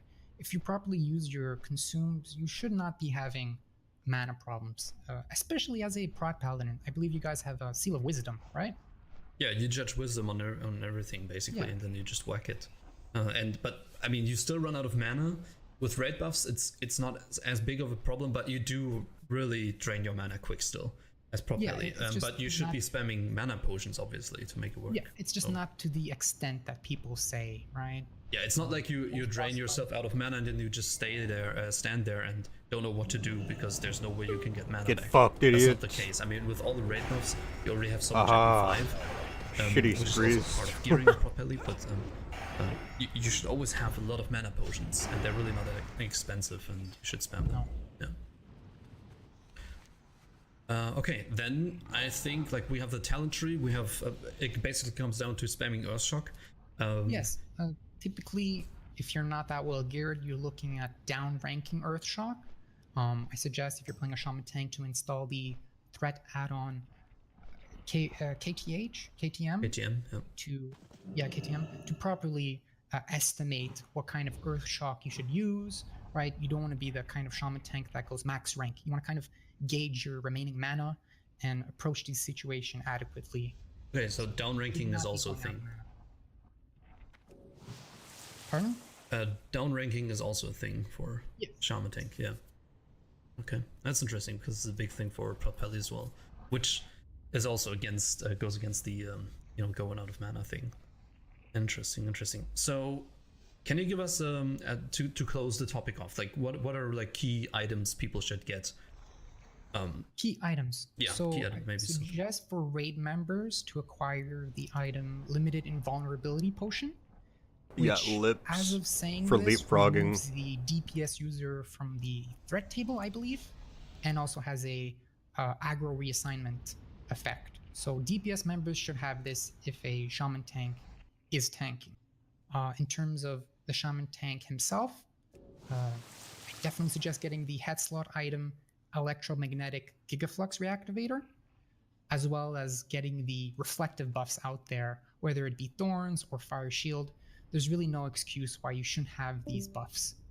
You should always have in your inventory Major Health Stone, the improved talent version from Warlocks.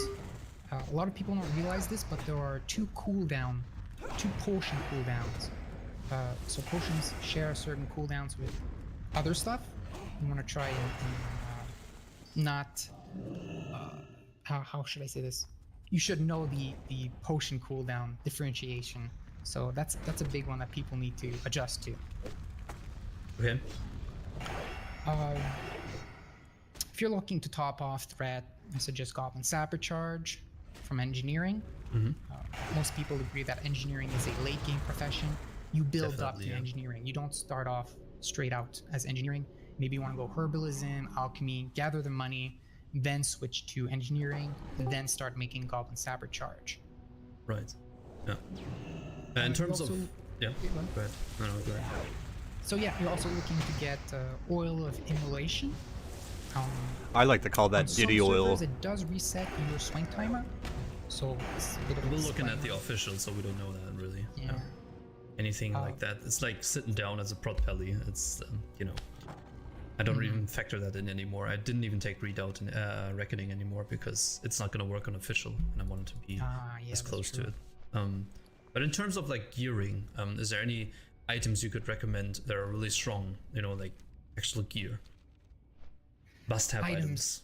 Yeah, shields, anything. What stats do you prioritize as shaman? You know, that people have like kind of a orientation. Just like every other tank, you're looking to Stamina. tailor your gear setup in accordance with the boss you're facing. So if you're going against a boss that deals a lot of physical damage, you're looking to prioritize armor above everything else. If you're looking at a boss that deals mostly magic damage, you're looking to focus more on stamina. So you do tailor your gear a bit more than I believe warrior would. Not to say that it's easy for warriors, but we really need to pay attention to the gear we have on. Just as about we were just about to approach the boss. In terms of shield, our kind of best in slot shield that causes the most threat is the engineering shield. No. So Skullflame Shield, for the people that don't know. No, I've tested Skullflame Shield on multiple versions of WoW for Shaman Tank, and it does not scale with spell power. That's strictly like a private server thing that I found out multiple times. I mean, it's still a badass looking shield, but it doesn't work that way. Maybe it works that way for paladins, but like it does not scale with like spell power for shamans. So I don't know if that's a bug or something, but Skullflame is really cool for just standing around in Orgrimmar when you're level 60, right? But yeah, it's not really that good of a shield from what I've found out. Scales with spell damage on top of scaling with debuffs such as shadow weaving and the curses. So I think it's the same thing for paladin. Am I correct? No, not really. No, but that's because you know, the thing for Propelli is you just cause so much more threat when you're blocking compared to that little proc that can happen. To be fair, it's really good proc from the Skullflame shield, but it's just not as important because you have so many more shields that have a lot of block chance on top of each other, on top of the shield, and defense and more armor and everything else. That just outweighs it a little bit because as soon as you get your holy shield up, you block and cause threat as it is. It's still good as a starting shield for AoE situations, but yeah. Yeah. For us, it's quite weird that it's our best in slot threat shield, a level 54 item. Yeah, as it is sometimes, right? So the shield, Skullflame shield is the biz. Yeah, you could say biz for threat. Right. For threat. Should point that out. Exactly, for survival, I believe it's Face of Death. Let me double check. Well, something with defensive stats. What about block value? You said your shaman shouldn't go so much for block value. No, correct? We don't go for block value. Chance, block value. Just because the gear doesn't really suit us. We would lose too much in threat. So, what do you focus on? Agility, you said, is big. Agility and dodge, because obviously shamans can only wear mail, so you're already below in armor. So armor, agility, dodge, you said is quite important. That would be kind of stat priority. And then, what about strength? Is that any value? No. Strength is not good at us. Not good for us at all. Yeah, because it would increase the block value and just the melee attacks a little bit. Yeah, that boss is not soloable. Spell damage. I'm gonna need help. Spell damage on the for shaman that tank one. is very much a luxury that you get in late game. In the early game, you don't really prioritize it. He's not wrong about spell In the late game, damage. you do to keep up with threat. Right. So kind of similar to Prot Pally. When you can get it, it's very strong, but first don't die, right? So, Yeah. Okay. Cool. Like I mentioned before, spell damage scales with Skull Flame Shield. There's a lot of synergy within the shaman tank, which I believe is the same thing for Prot. Yeah, of course, it's still good, but I can see why it's even better for Shaman. Why it outweighs anything threat-wise. So set priority. I can see agility being on the very top. Is that correct? Because you can get flurry uptime, you can get crit, you can get dodge, armor. Yes. From it. I go through all the mind-numbing math on my guide. How I break down everything to its core essentials, and agility, very much best in slot. Good. Okay, this is interesting. And so what is your as maybe a closing question, because otherwise it will get way too long. This is so in depth. I recommend you go check the guides out, especially also for the warlock tank. We can talk about it just a tiny little bit after this, but I really suggest you go and check the guides out. I'll link them and you can send them to me. So what I would need from you is like the tank spec, and then maybe one where you can utilize Storm Strike or something for people that want to be just an off tank. And then I'll link to your guides so you guys can actually go and check that out if you are interested in it, because it's so in depth we could talk for hours, but it would just get way too long. As a closing question, what are you doing in raids? What's your role, right? Are you usually an off tank for an ad? Do you tank bosses? And do you feel it's a rewarding playstyle? I mean, I do whatever the guild needs, right? Last thing I want to be is an obnoxious person always wanting to main tank, right? Yeah. I'll do whatever the guild wants. I have to admit, the shaman tank rotation is very much exhilarating as you try to pay attention to your threat, your man. That's like one button, bro. It's like spamming Earth Shock. In TBC, it's spamming Frost Shock with like Storm Strike on CD. Maybe some shield swapping. It's not super exhilarating, let's be real. Your HP. It's a very engaging rotation, as is Prot Paladin, I believe. Yes. So, yeah, if you're looking to reinvigorate yourself with that kind of hard nostalgia that you experienced in original World of Warcraft, I highly suggest Shaman Tank. However, disclaimer, you have to be already experienced in World of Warcraft in order to either start leveling a shaman or go straight to shaman tanking. What I usually tell people is to wait 2 to 3 to even 4 weeks after a boss has been cleared. So this gives you ample time for the guild to get accustomed to a shaman tanking, to get the proper gear. I don't suggest shaman tanking straight from the get-go or progression. Mm-hmm. So it's not a beginner's tank. People ask the same. No. How you good really is the need to. Yeah? How good is the Prot Pally in tanking?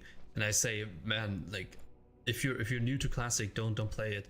There's no reason. You're just gonna have a bad time, really, you know. And I mean, you can absolutely do it, but it's for people that are looking for something new or have already tanked somewhere.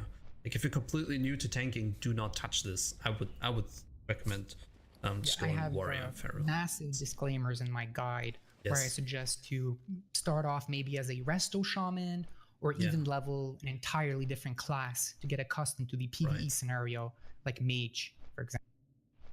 Yeah, or just, I mean, yeah, as I said, it's not a beginner's tank, same for Prot Pally, and I would really not recommend that as a beginner, because it just requires you to already know a lot of mechanics, and then you can try to make the same happen. So you're saying it's a rewarding playstyle? I gotta say, Prot Paladin is a lot of fun to play, because just the tanking is very rewarding. Like this AoE niche thing, and you're just causing so much threat while you're blocking, and you know, the AoE thing and everything. And whenever you're not tanking, you're a healer, which is you're basically 2 useful roles in one, so it's really cool. Yeah, another appealing aspect about shaman tanking is the fact that you're integrating melee and spells. So it's kind of this really neat fantasy where you feel like a caster and you feel like a melee damage all rolled up into one. Right. Yeah. Just a quick thing about the prot paladin, because I joined when you did the prot paladin, and I thought it was really stupid. Yes, of course. And because I was a priest, so I'm gonna keep your ass alive, and it worked pretty well. You're quite easy to heal, and what was so wonderful was the AoE threat. Yes. Because I would die so many times because of the AoE. Because heal, you do threat on everything when you heal. So like on Fang Chris and the stupid tunnel, you just get threat from everything and you just die. But with the Paladin tank, like that's not an issue anymore. Yeah, it worked better than we expected. It really gotta did. say that too. Yeah. Even in Axe, it worked. Yeah, even in Axe. Yeah, I would continue in Axe. There's definitely room you can go all the way through Axe, I'm very sure. But you're just always an off tank, and I think maybe the same counts for shaman tank. Would you say that? It's more of an off tank. I mean, you would start as an off tank and then make your way to main tank once you get proper gear. But yeah, you can main tank as a shaman. Speaking of AoE, I've main tanked an Ixia as shaman. With AoE by having the weapon Hand of Edward the Odd, which allows you to cast a spell instantly. Oh god, that is too much gold. And secondly, Hand of the Edward, like that's gonna make you consume more mana quickly. Like sure, it's an instant cast, chain lightning you could do, but like the thing is with Hand of the Edward, Edward the Odd, whatever, is it's not free mana, and chain lightning is a substantial, like huge amount of mana from your little mana bar that you'd have. Like I think you'd have like 4k mana or something like that back at level 60. I kind of forget. You don't have a huge amount of mana like a healer or like an actual caster, so it will make you go very quickly. But I mean, assuming you have the DPS to like AoE down a pack, I guess shouldn't be that much of a deal. But yeah, I never ended up buying that. It was too fucking expensive, and like I was just like kind of like reading the tooltip. It's like, yeah, but do I actually need that?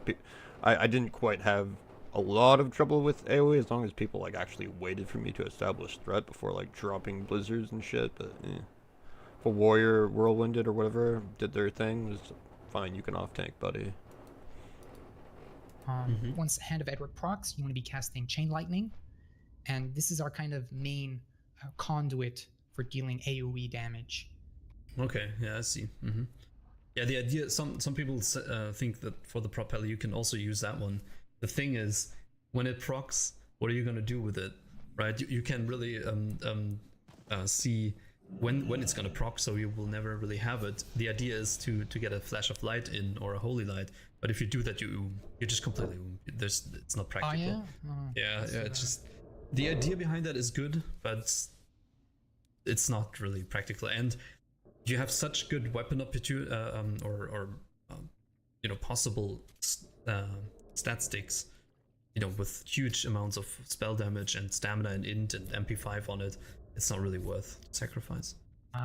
For AoE shaman tanking, Hand of Edward the Odd is very much an appealing weapon because we have a very fast attack speed due to flurry, so the proc chance is very high. True. Yeah, absolutely. My fear would just be that I'm completely drained of mana, because, yeah, but maybe that's different. So I would actually disagree with main tanking shaman even. I think it would be just forcing too much on the raid, holding back in DPS. I think still like a feral and warrior would be outscaling you in both survivability and threat. So yeah, the big difference between viable and optimal. Yes, exactly. Yeah, viable and optimal. So yeah, you go warrior. Yes. But if you're looking to go push a record, a world achievement, you're looking to bring in the shaman tank, just as a kind of wow factor. Right. That's not what. Yeah, okay. So like in terms of practicality, I would say you can definitely main tank as a prop pally. Question is, how much sense does that make, really? And so I said, you know, for normal raiding environments, if you can actually play prop pally, you know, you're an off tank and great healer. You know, you're a full healer and you're a great AOE off tank, niche tank. Whenever needed, you can switch around. So that's the strength, right? The versatility of it. And I would see the same for the shaman. Except it would be single target instead of AoE. And single target threat is, yeah, of course, like the thing. Insane. Yeah. Cool, man. Yeah, so if you want to know more about the shaman tank, you should definitely check out the guide. As Necro said, he read the guide of Caper for the warlock tank before he knew it was him. Yeah, cool. So you would recommend. And, yeah, definitely check that out because, and I tried it myself a few times with the warlock tank. And it is a pretty interesting experience. I've only done it with like Stratholm, Skolo, and AQ20, but you can take it further than that. I've even seen Priest's tank. Oh, I can get into that if you guys want.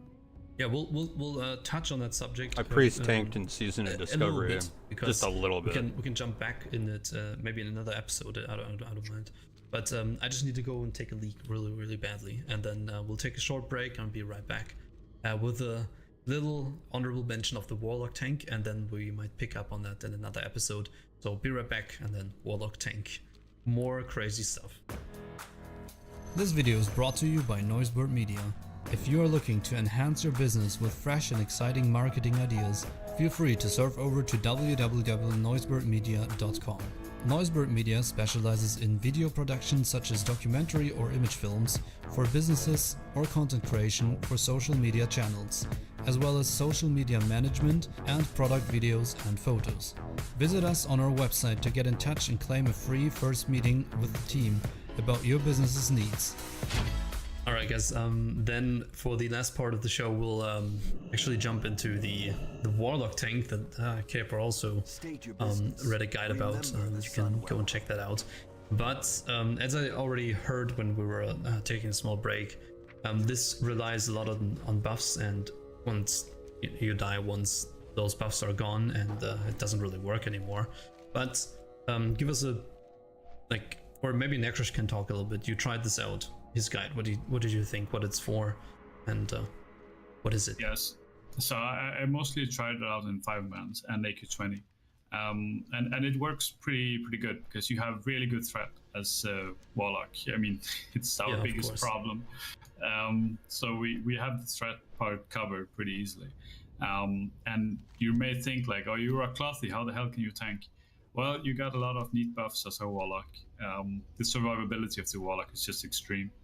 And then you combine that with some pretty serious buffs, which means you can actually get like 10k armor quite easy. I mean, no stretch. And you, with some clever buff usage, you can go beyond that to like 12, 13k if you're really pushing it. And that's pretty crazy already. Yeah, it's pretty crazy for a clothy. And on part of that, or on top of that, you also get the 10% physical damage reduction from Master Demonologist, and 30% of your damage taken is thrown to the Voidwalker, which means you can have like a regrowth, renew, rejuve just ticking on the Voidwalker, and that's enough to keep the 30% alive. And that makes you much easier to heal, because you're taking less damage, so the damage is not so spiky as it might be on like a Foundry, for instance. Right, so you'd have so you'd have like a sponge, more consistent damage coming in. Okay. Yeah, exactly. Because you can't block, you can't dodge, of course, but you know. Yeah, that's what I thought it was. Yeah, I mean, obviously, Caper, you already said this is more of a thing to spice something up for a guild that has something on farm. We're not serious about you shouldn't play warlock tank, you know. Like, yeah, I'm warlock tank, guys. Can I be main tank? It's to experiment a bit for guilds that have something on farm. Yeah, obviously don't do this for progression. Yeah. Do this when your guild has nothing better to do. Yeah, we need to say this because usually people are, you guys are stupid. Warlock tank doesn't work. Yeah, we know. And like this is this is all just experimental stuff, and we just think it's fun. So so the threat part is covered. Warlocks just have immense and crazy threat. That's obviously clearly the case. But how do you get to the armor? Like 12k armor. I'm not even there with my warrior yet. So for anyone that doesn't know, every 5,000 armor, there's a little bit of diminishing return, taking away the effectiveness of armor, and 10k is like a really good spot to aim for. So how do you get to the 10k armor as a warlock, as a cloth wearer? So we get to the 10k through proper gearing, honestly, right? We favor armor above everything else because armor reduces physical damage, right? Agility as well reduces through armor as well reduces physical damage. So we very much like armor and agility. Honestly, through proper gearing and getting the proper buffs out there, it's quite easy to get 10k. Technically, you can get even higher than 10k through the Zendalarian Hero Badge, which increases your armor by 2,000.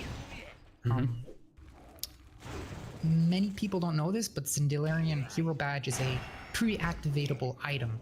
You can technically pop this item before you pull the boss, and you don't need to have the trinket constantly equipped. You get 2,000 passive armor.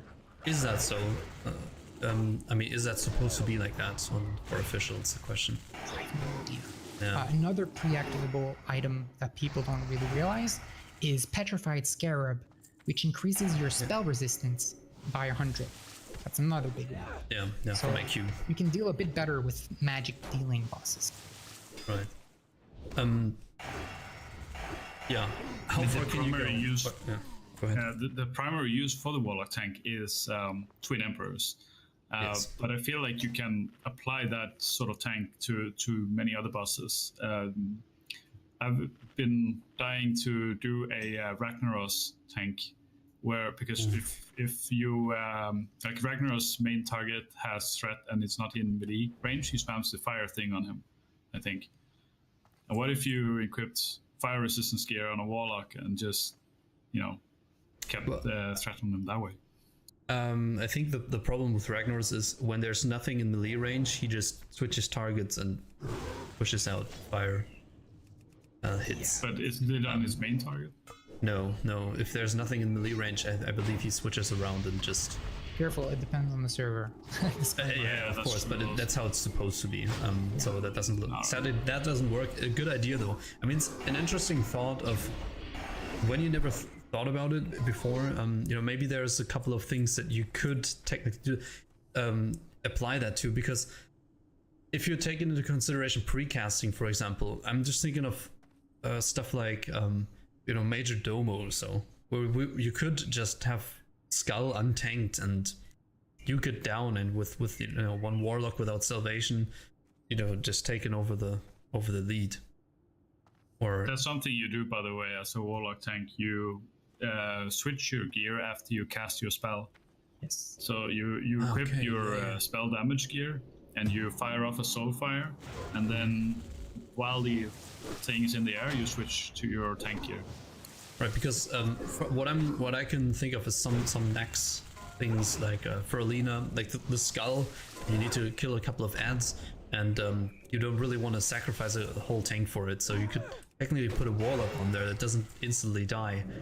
But the question is always, the DPS you sacrifice for having that guy on that tank for that short period, is that maybe how you actually... Is it worth? You can probably do it just as an MD lock. Like if you do MD, Master Demonologist, that means you get 10% reduction in physical damage from your Voidwalker. Okay, And so you do that, and then you could probably survive. And then once the ad is dead, you just get rid of the Voidwalker, put from a Succubus, and DSF for 50% shadow damage. And then you just continue your rotation as normal. Of course, you have to gear a bit more armor, but with using stone shield potions and shit, I don't think it will be that necessary. Yeah, I think it could be actually a bit doable. Yeah, at a certain point in Warlock tanking, you've achieved such good survivability that you can technically talent exactly the same talent points as a DPS warlock.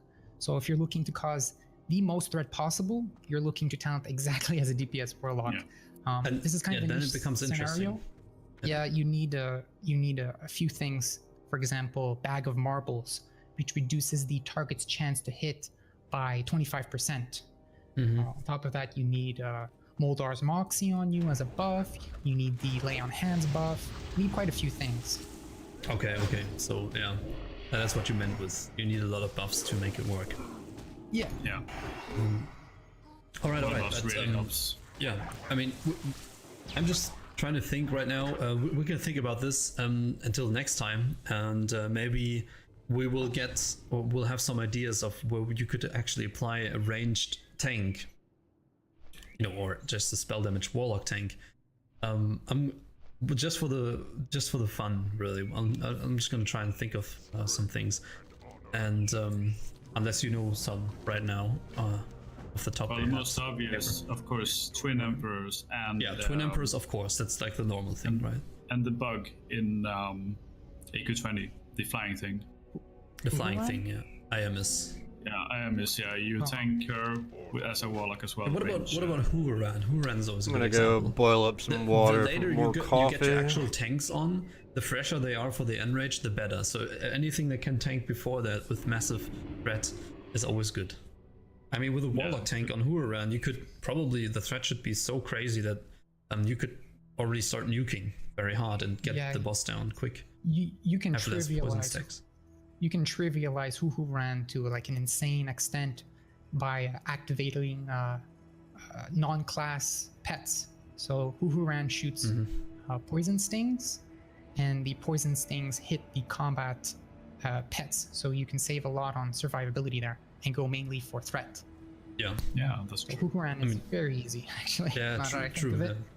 It's a prot pally boss, right? We always send me as first, and then you just go until 30%. I just usually live until 50, where it just bubble all the stacks off, and one tank takes over, and in between you can just still use stone form, all of these things, and it's just crazy easy. And then everybody pops the bar of trinkets, and boom. You can make it really easy, and that way our actual tanks, like our main tanks, stay fresh for the enrage where there's a lot of damage, and then there's no damage on the tank and you can just see the melee. A lot of things you can do, as you can see. So if we don't want to drag this on for too much, for much longer, but these experimental things always have a lot of cool things you can, if you think about it a bit more or a bit further, then you realize, okay, maybe I can use this here or try this out here, and we're definitely going to do this before the official hits. So I always find this very interesting. Some people just hate this, right? They just want the meta, this is the best and this is the best, and they want to play that. I understand that, but I feel like there's enough things and content for that out there anyway, so why not talk about something fresh. Yep. Yeah, we need to come to an end though. So any last words, Caper? Any last words? So yeah, not many people realize this, but there are way more classes that can actually tank. I don't want to make a blanket statement, but nearly every class can tank, with the exception of mages. I cover all these kind of weird French tank classes in my guides and on my YouTube channel, youtube.com. Just type in Caperfin, you will see tons of my guides where I explore the weird and strange stuff and mysteries in World of Warcraft. Yeah, go check that out, because we all know the Disciplined Priest was meant as a melee class, right? And yeah. Alright, 11.6k. Actually, buffed. I think if I get some stamina buffs on gloves, forget about it, man. We can talk about wrist, that as another and upgrade all my episode. gems. I might be at 12k HP unbuffed. It's interesting. We can talk about it. You can explain to us, like, maybe a little bit quicker and not so in depth, but like what the idea behind that is. For now, thanks for being here, man. That was it's pretty cool. I think people can try this out, the Shaman tank. Thanks for the insight, and I think people should go and check the guides out if they want the in-depth thing, but this is kind of like a cool thing to spark the interest. Necrush was also here. Thanks. Yeah. For the Warlock tank, we can talk about it next time. You get more time to talk, obviously. But I think for now, this wraps it up. If you guys want to say anything else, say goodbye. I just want to say thanks for having me, guys. It was an absolute blast. I learned quite a few things about Prot Paladin that I didn't know, so I might make a Prot Paladin guide in the future. Do it. I'll make one already, but I will credit you. I will credit you. Try it. It's your brain will just explode because it's just annoying. I've seen some insane thread with Holy Might Stone and pushing even in progressions. Yeah. The problem is always with items if you're using too many things that you can have as unique items, or too many buffs, special buffs you need, it doesn't really become practical anymore. We talked about this before. For me, it's got to be somewhat working out perfectly in a normal raid environment. If you need too much crazy stuff to make it work, it's not really a deal for me anymore. But yeah, I think it was a lot of fun. We can talk about more in the future, more stuff. So for now, I'd say we retire and get this video up there. And I thank everybody for watching. Go check out Caperfin. And before we forget, if you're looking for a guild for EU and English-speaking servers, you can still hit us up. Just join our Discord server to see where we're gonna go and get in touch there. So we're recruiting all classes, and I want to thank everybody for watching. Go check Caperfin's channel, and if you like, vote the video up. It really does help us. Leave a sub, consider a sub, and check out our streams. Caperfin also streams, so I stream, he streams. Necrush sometimes streams. So if you guys like, go and check that out. And for now, I'd say thank you very much for watching. I wish you pleasant and epic loots, and I'll see you next time. Bye bye. I want to hear another one.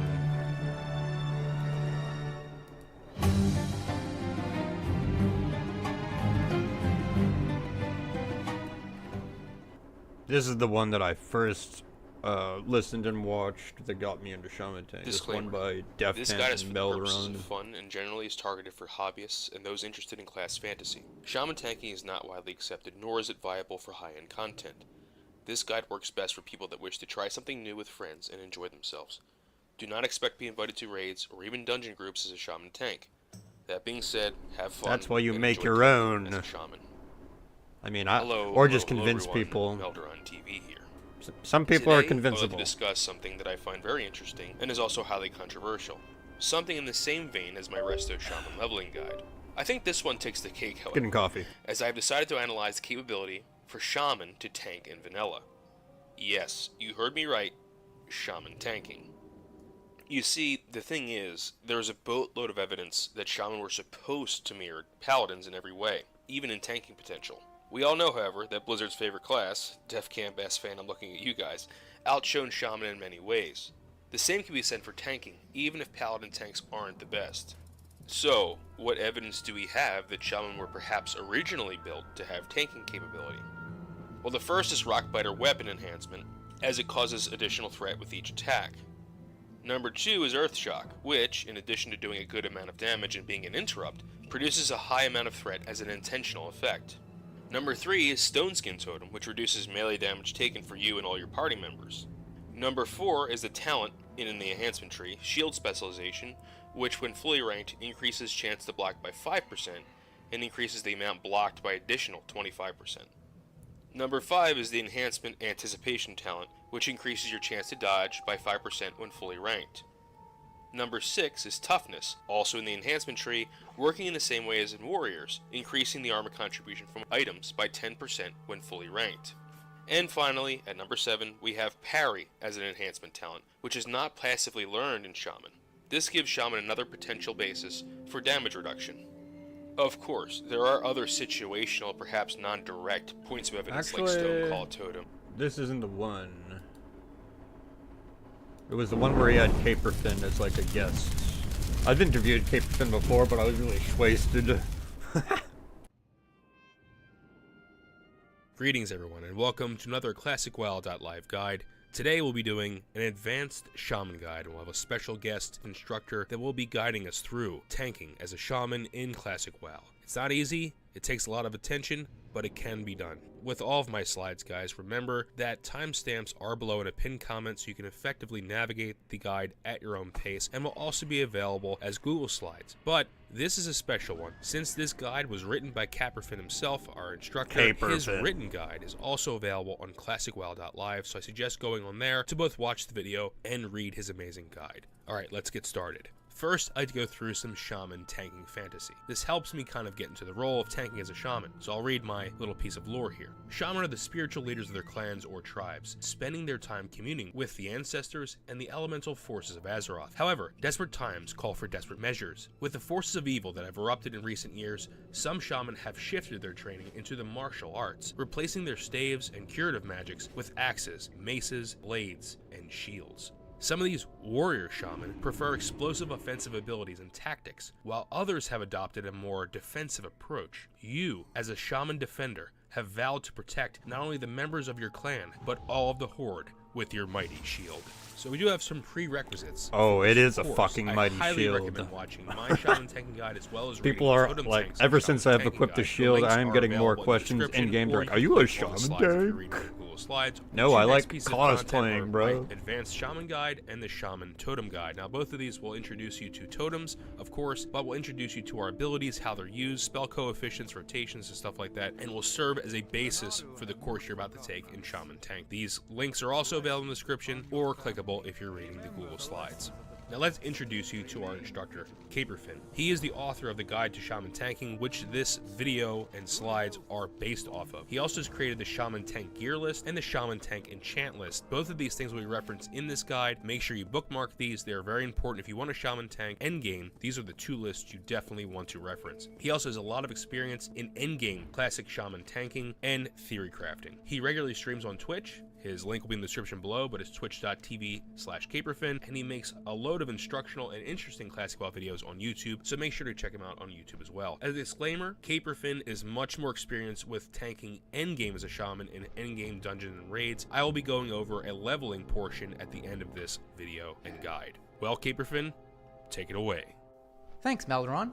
My intent and statement with this guide is not to upset anyone or downplay different classes, but to bring to light a rarely talked about topic. I shaman take Nothing to about upset what will people be as detailed well. in this guide is orthodox. Many I'm a bit distinctive elements opposite can be tied to other hybrid classes Caper, like, looking to it is stray an away ego from the thing for path me. of, I need to normality. do this. Every possible subject that Need comes to to mind make will the be haters look like dissected to answer dumbasses. any lingering questions you might have. In the likely situation a subject is not addressed or addressed poorly, please bring it to my attention. I expect the same amount of scrutiny from my readers as I have put into writing this guide, so please don't hold back. Before continuing, an important aspect needs to be brought to everyone's attention. For some players, this will be old news, but for many other players, this will be a much-needed revelation. I am talking about the topic of viable and optimal, which are highly controversial topics as some people simply don't see the difference or mix these words up and commonly interject their own misguided philosophy onto it. To put it simply, optimal is the most efficient and foolproof solution to solve a problem that eliminates as many negative variables as possible and favors a more easygoing route. Next is viable, or commonly referred to as possible, which is often seen as the more challenging path to take, but to many, it feels like a greater personal achievement. With all of this in mind, where are shaman tanks placed exactly? Shamans are classified under viable, and with each theory crafter joining our ranks and contributing their work, perhaps shaman could visibly one day dethrone those braggadocious paladin tanks and even bear tanks and reach a theoretical semi-optimal Notice echelon. how he doesn't say warriors, Many shaman tanks though. will agree their motivation or drive comes from the glory of accomplishing something that the rest of the server population dares not even try. If this sounds like you, I encourage you to continue watching. To reiterate my point, you decide to go shaman tank if you want a challenge in a otherwise easy to clear raid. For example, Molten Core is on farm status. If it wasn't made obvious before, shield bearing is a sizable undertaking. When experienced players pick up a shaman tank and put in the effort, it shines tenfold. Nevertheless, your guild must also be experienced and prepared for a tempestuous task ahead. You will often see experienced raiders from top guilds play as a restoration shaman in raids and build a tanking set while healing. Eventually, they will transition into shaman tanking due to its extra challenge in an otherwise easy to clear content phase. They usually make the switch after the initial rush to get world first on a boss or raid is claimed, or the subsequent following content route approaches. As I previously stated, it is not for the faint of heart. If you are brand spanking new to World of Warcraft, consider leveling up a range class, for example a mage, to get an adequate grasp of the PvE raids. All the while, you may be researching about tanking, talking to peers to get a feel for it, and slowly transition to the world of shaman tanking. If you're a veteran of the game, by all means, start leveling that shaman. Let me go over some basics of shaman tanking. Shamans are fully capable of tanking 5-man content, 10-man content, and raid bosses. However, they can tank few as a main tank, but most as an off tank. However, there are shortcomings. Your armor and mitigation will never reach a warrior's. However, your damage and threat can be on par with equally geared warriors. Next, you have little to no emergency cooldown, so be cautious. Many spells are also very mana intensive, and many mobs and bosses have nature resistance. Now, how can we combat these shortcomings? Well, there are multiple ways. The first one is through buffs, the second, consumables, the third, different gear sets and bonuses, the fourth, shifts in spell and attack rotation, and finally, the most important, having trusted friends and guildies. Now let's go over the threat basics. A character in melee range will need to do 110% of a tank's threat to steal aggro, but for a ranged caster or hunter, they will need to exceed the threat of a tank by 130%. If you would like to know more about threat in general, you can watch the video titled Tanking and Threat Guide. Remember, your job as a tank is to produce enough threat to maintain aggro at all times. Now, let's talk about Earthshock, a shaman's tank bread and butter when it comes to inducing a threat against the boss. First of all, Earthshock has a 2x threat modifier. Second, downranking is key to mana efficiency. At level 60, rank 1 Earthshock is used for interrupts. Rank 5 Earthshock is used as a Sunder armor. Rank 7 Earthshock is used as a taunt. However, with all of the good stuff, there are some downsides. It has a 40 to 45% spell coefficient, and many mobs are nature resistant. However, there are solutions to this. For example, Eye of Moam and the debuff that originates from Thunder Fury, Blessed Blade of the Windseeker. The last downside is that there are no Warlock curses that buff Earthshock. Now, let's move on to Rockbiter Weapon. Rockbiter Weapon provides a fixed amount of threat, increasing with each rank that is multiplied by weapon speed. This means that weapon speed does not matter. However, haste via the Flurry talent does increase threat per second as you swing faster. On the screen right now is a mathematical example for those nerdy people out there. Next is Lightning Shield. Lightning Shield deals damage on hit, producing threat. However, it should only be used in certain circumstances. It receives 33% of spell power on each discharge, and it cannot crit, but its damage is increased via Storm Strike. Lightning Shield is also on the global cooldown, and therefore should not be prioritized over other spells like Earthshock. Downranking Lightning Shield is vital to conserve resources and maintain its effective uptime. Lightning Shield rank 2 should be used indiscriminately whenever it falls off. Rank 4 Lightning Shield is a cost-efficient enough in higher gear tanks to use periodically during a fight. Rank 7 Lightning Shield is relegated only in the pre-pull when mana is capped or if mana isn't an issue in certain encounters. Here is a neat little trick for shaman tanks who are looking to show off. Before a boss pull, equip spell power gear, cast Lightning Shield, and then switch back to your normal tank gear to maximize There's like a damage very and threat. similar thing, but Next is oil it's of healing gear immolation. for Oil healing of immolation stream. is excellent to use before pulling a boss or against multiple mobs. Also, it does not trigger a global cooldown, but may reset your swing timer in classic World of Warcraft, so get an add-on for it. Oil of Immolation can be bought from the auction house or crafted with an alchemy level of 220.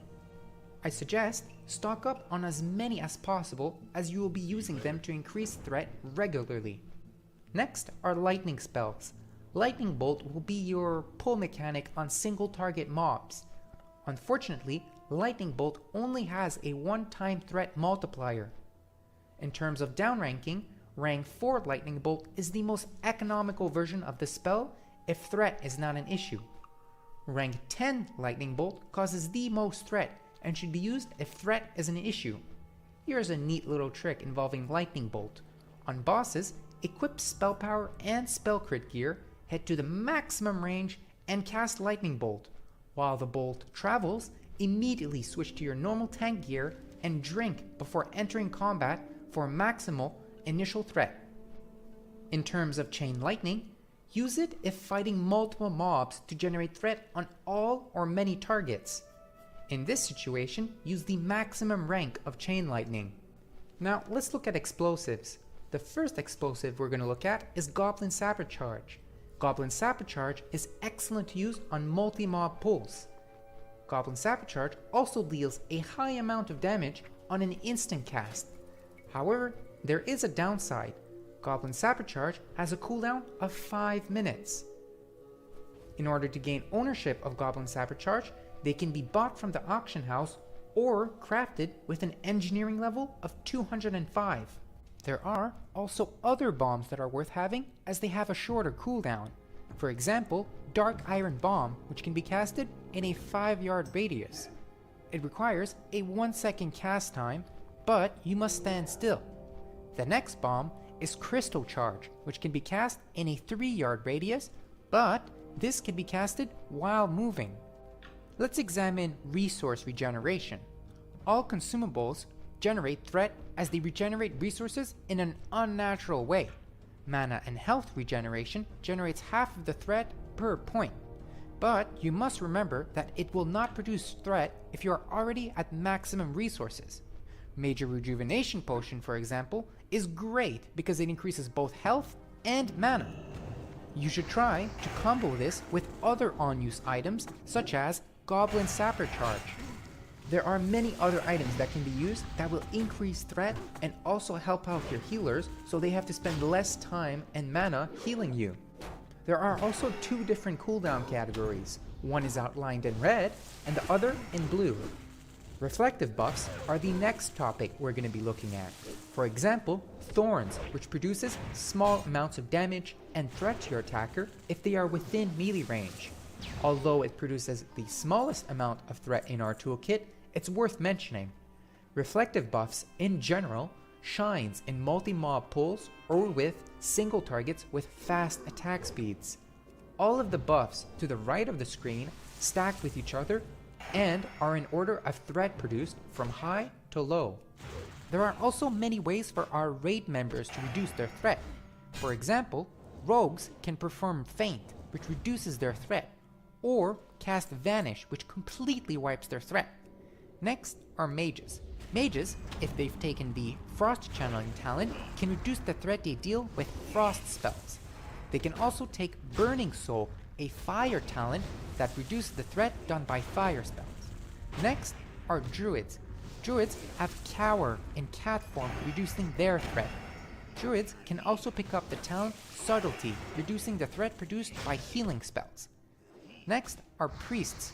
Priests have Fade, which reduces their overall threat, and the talent Silent Resolve, reducing the threat of all spells. Lastly, our shamans.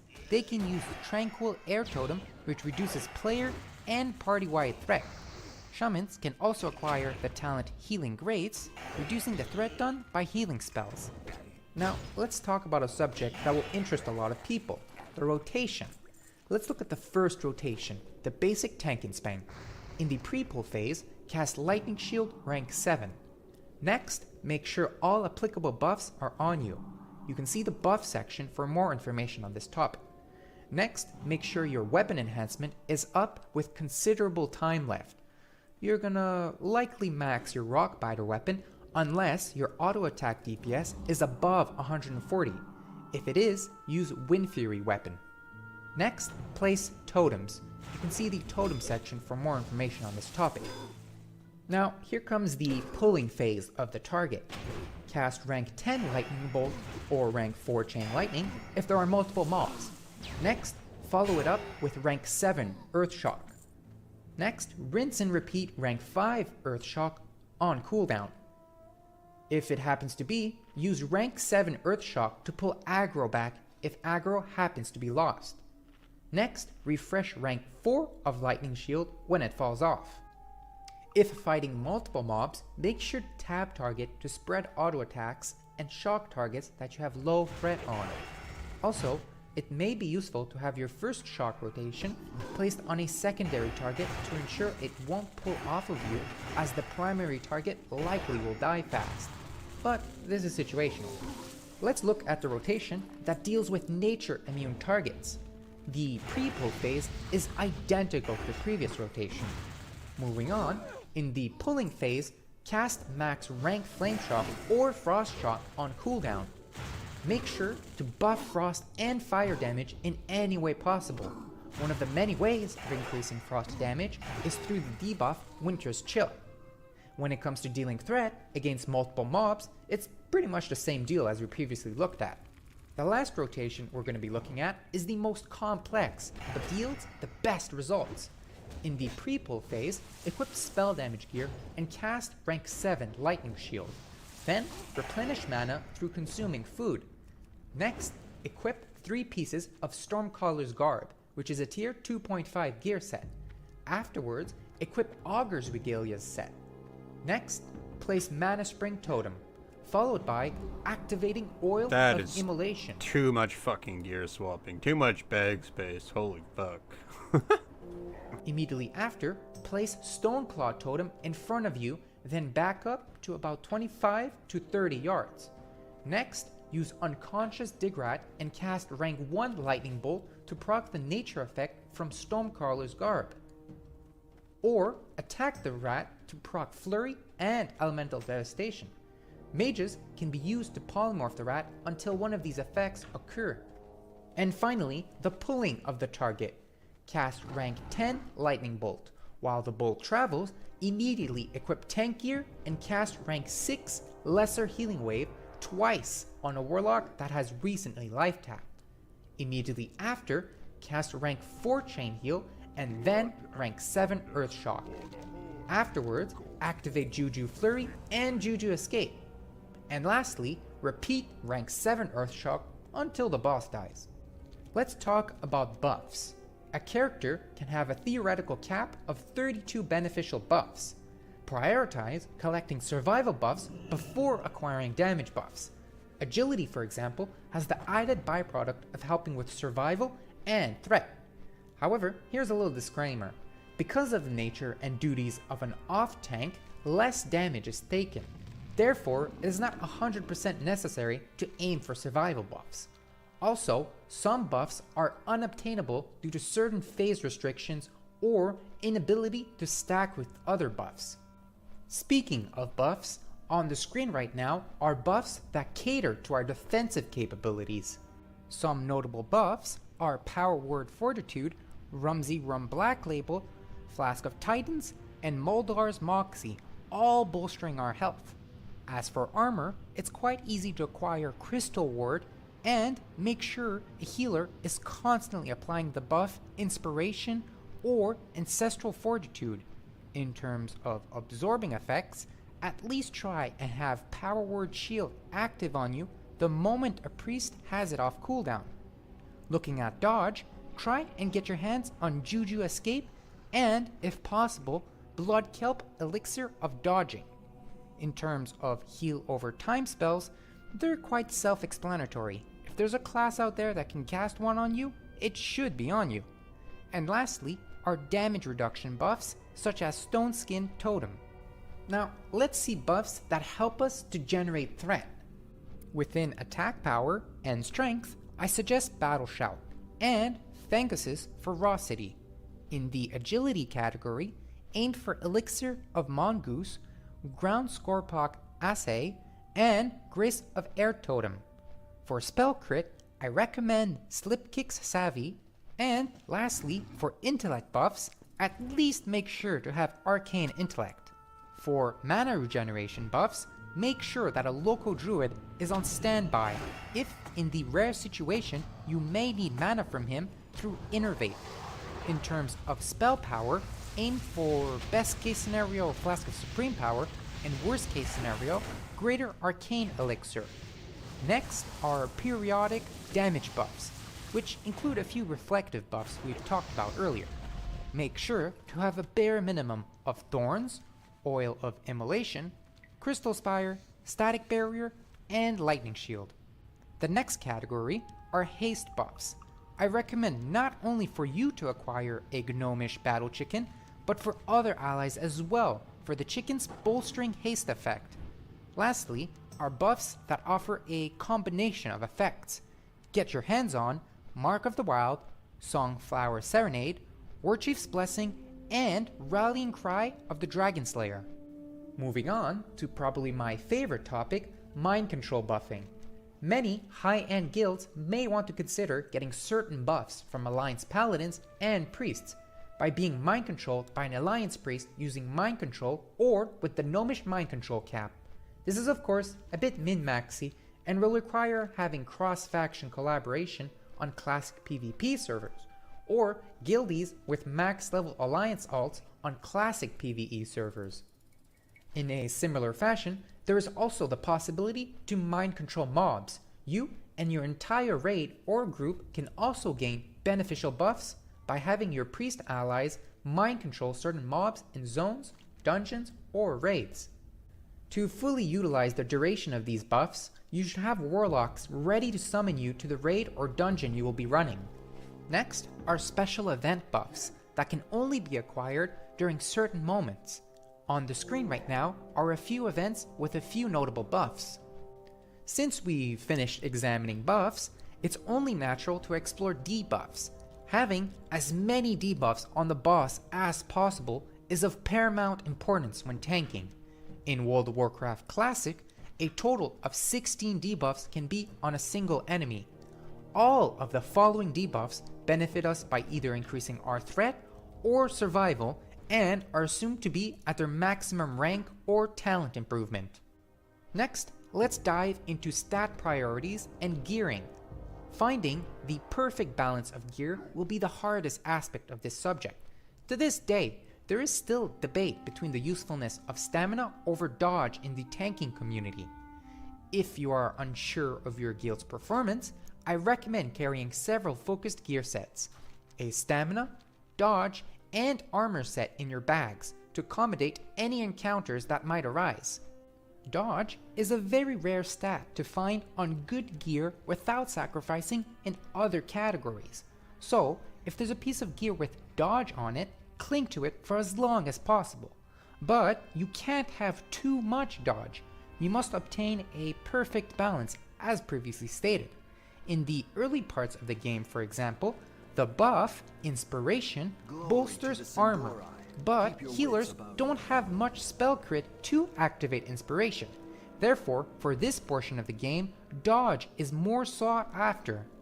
Stamina is also a valuable stat, since it not only helps against bosses that deal magical damage, but also physical damage dealing bosses, unlike armor, which is just physical. Feel free to look at my shaman tank gear list to find the best gear for the encounter that you're attempting. When it comes to scoring a piece of gear, there are 3 metrics to use to compare gear.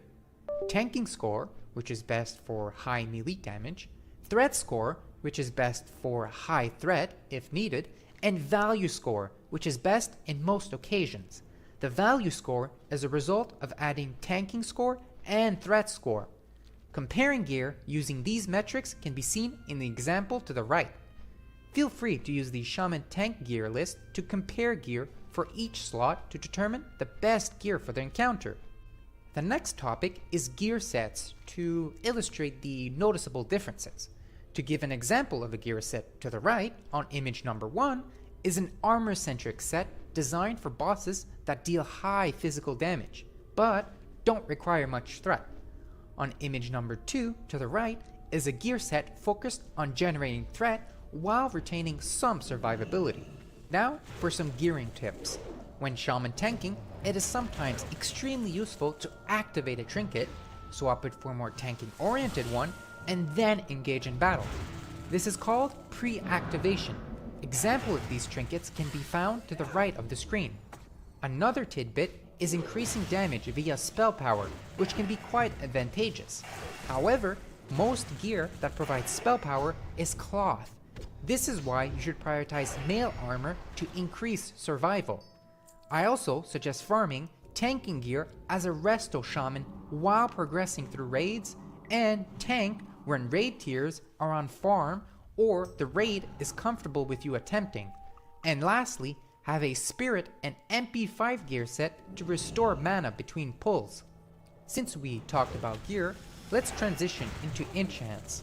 Similar to gear, enchants must be tailored against the specific boss you will be facing. Allies can also help us by enchanting their own cloak with the enchant Subtlety. To avoid constantly having to re-enchant a piece of gear to tailor to a specific boss fight, I suggest having different versions of that gear in the bank or backpack to save on time and money. Also, I should mention that the talent Toughness does not scale with armor enchants. The scoring system for enchants is the same for gearing. Also, feel free to use the Shaman Tanking enchant list to determine the best enchants for each gear slot and for each encounter. Totems are next on the list. Our shamanistic brothers from the restoration side can lend a hand in optimizing totem utility, so be considerate and complement each other's strengths within the group. Keep in mind, there can only be one type of totem per shaman, so having another shaman in the group is largely welcome. Also, the totems in our stockpile have different durations and scale with spell damage or similar effects in different ways. Knowing the idiosyncrasies of each totem is paramount. Make sure to check out Melderon's totem guide to learn the in-depth usage and strengths of each totem. The first type of totem are earth totems. In the number 1 spot is Stone Skin Totem, which provides a decent bulk of melee damage mitigation and generally is placed by the tanking shaman or a fellow shaman with 2 points in guardian totems in the enhancement talent tree within the group. Second is Strength of Earth Totem, a great boost in attack power alongside benefiting the damage of other melee classes in the group. Thirdly is Stoneclaw Totem, which diverts loose mobs off your tail and quickly allows readjusting of a target's positioning. The before last totem is Tremor Totem, which is mainly used for situational moments when the boss encounter has fear, charm, and sleep mechanics. Lastly is Earthbind Totem, which is a useful tool for kiting unbound trash in an instance. The next type of totem are Fire Totems.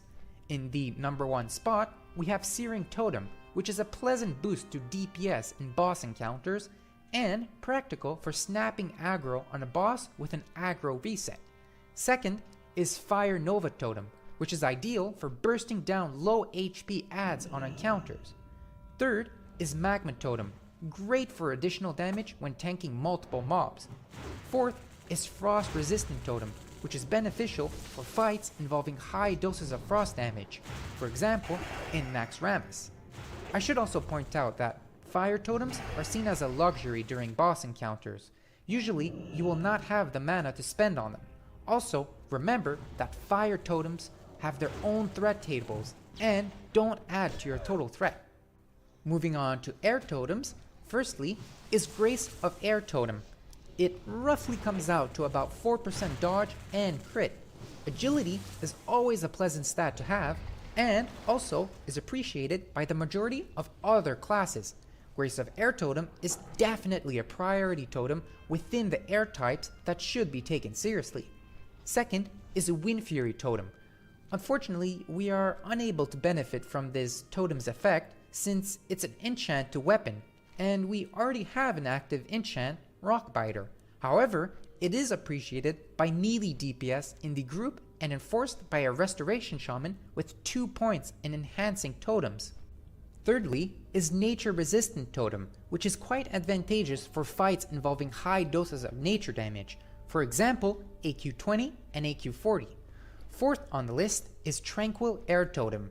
Every raid group has a fellow shaman putting down this totem to reduce threat.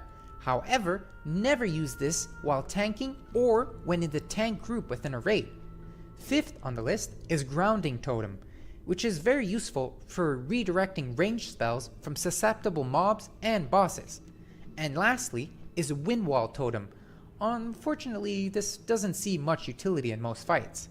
The last type of totem are Water Totems. In the first spot is Mana Spring Totem, a very valuable totem in our arsenal. Optimally, it should be arranged by a Resto Shaman in the group who has the talent Restorative Totems within the Restoration talent tree. Second is Healing Stream Totem, which is typically placed by a Resto Shaman if you are both comfortable with not having an improved Mana Spring Totem. In this scenario, return the favor by placing a regular Mana Spring Totem. Remember that Healing Stream Totem does not generate any threat. Thirdly is Poison Cleansing Totem, which is indispensable on fights with high poison output, for example AQ bosses. Fourth is Fire Resistant Totem, which is pragmatic for fights involving high amounts of fire damage, for example Molten Core and Onyxia. Fifth is Mana Tide Totem, which will not be available to you as it is the 31 point in Restoration. However, in the case where you have a Resto Shaman with it in the group, it can be very advantageous to restore mana. And the last totem is Disease Cleansing Totem, which unfortunately rarely sees the light of day as most raid encounters do not involve disease unless in some dungeons. Now for professions. During the harsh and lengthy process of leveling, select Herbalism and Alchemy. A valid case can be made for also having a level 5 alt stationed permanently in a major city to disenchant unwanted items and store items at a bank for later use.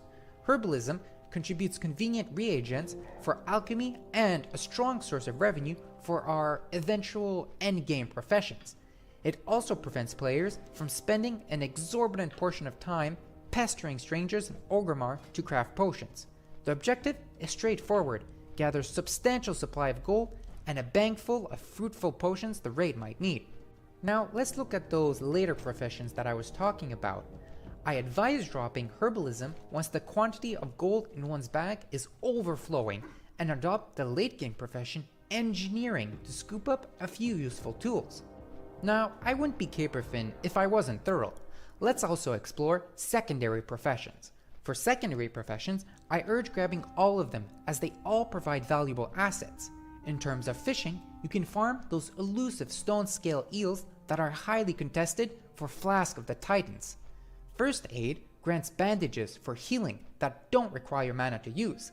Lastly is Cooking, which provides Dragon Breath Chili, a absolute delight as it not only scales with spell damage, but also alongside the trinket Arcanite Dragonling's fire increasing debuff.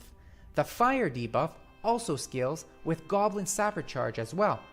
All of these items nicely combine into a decent boost in threat. But be mindful as only one food buff can be active at a time. Cautiously evaluate the best possible food buff for the specific fight. Races play a big part in tanking, as we, as shaman tanks, are grasping for any amount of extra efficiency possible. As for race, choose wisely, as once the decision is made, there is no going back. Some players might want to choose a certain race to assure the clearing of a specific boss or raid.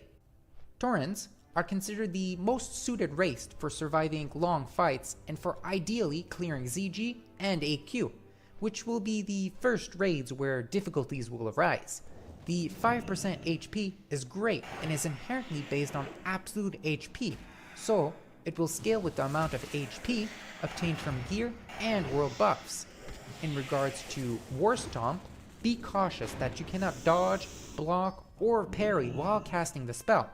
However, its overall usefulness outweighs this slight inconvenience. The 15 skill increase to Herbalism is also helpful and nothing to scoff at while leveling. Trolls are the second leading race that converges more on setting up threat instead of having extra health. Generally, threat is not that problematic. If you foresee having threat issues though, I advocate for Troll above all other races. Berserking intertwined with Rock Biter weapon is seen as an emergency button that alleviates healers of anxiety when a group member quickly escalates on the threat list. Additionally, Berserking proves handy against nature immune targets. To be as thorough as possible, Trolls do indeed gain added benefit from Spirit because it synergizes with their passive racial regeneration. However, the amount of Spirit when fully buffed is insignificant to make a big impact in tanking. Trolls will also produce more threat than any other race on bosses that are beasts. Orcs are last on the lineup. Sadly, they fall short in both survival and threat categories.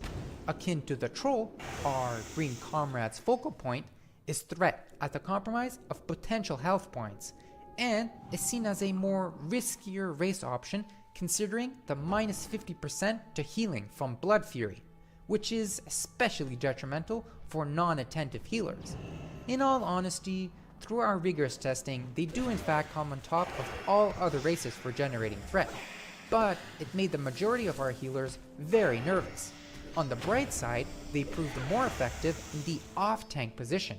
In conclusion, they plunge way too deep into the situational category to be justified. Now, let's examine talents.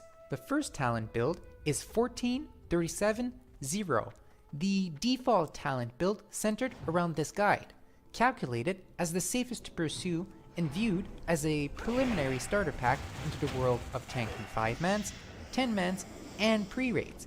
This build is highly suggested if you're unsure of an upcoming boss fight or are still in the learning phase of tanking. The second talent build, 21-30-0, is employed against multiple targets.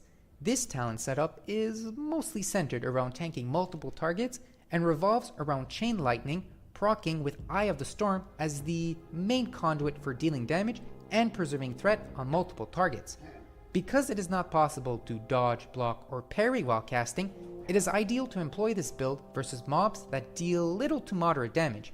Against heavy hitting targets, it is advisable to grab the weapon Hand of Edward the Odd and use Eye of the Storm procs occasionally during phases with less damage, or avoid points in Eye of the Storm altogether and cater to proccing Edward as much as possible by prioritizing crit and haste. Feel free to use rank 1 Earth Shock to not only save mana, but to increase the proc chance of Elemental Devastation and Elemental Focus if you don't foresee at that instant a random mob leaving you to attack a teammate. Fiery Blaze Enchantment is also recommended for this type of tanking, and possibly scales with Elemental Fury and Elemental Focus. The last talent setup is the solution to targets that are heavily resilient or completely immune to nature damage. Good gear, alongside a solid understanding of Shaman tanking, is required since we lose the ability to cast Earth Shock. Just press Therefore, Frost we will Shock. be casting max rank Frost Shock Yep. often and require necessary mana related items to back it up. This path is frequently taken as a player reaches 3% hit chance from gear. Among the many other topics that briefly explain potential threat solvers, also refer to the Shaman threat slides we talked about in the beginning. A question I get often asked is, how do Shaman tanks compare defensively and offensively against other tanks? On the screen right now is a comparison of a Shaman tank and a Feral Druid tank, assuming both classes get the appropriate buff and gear.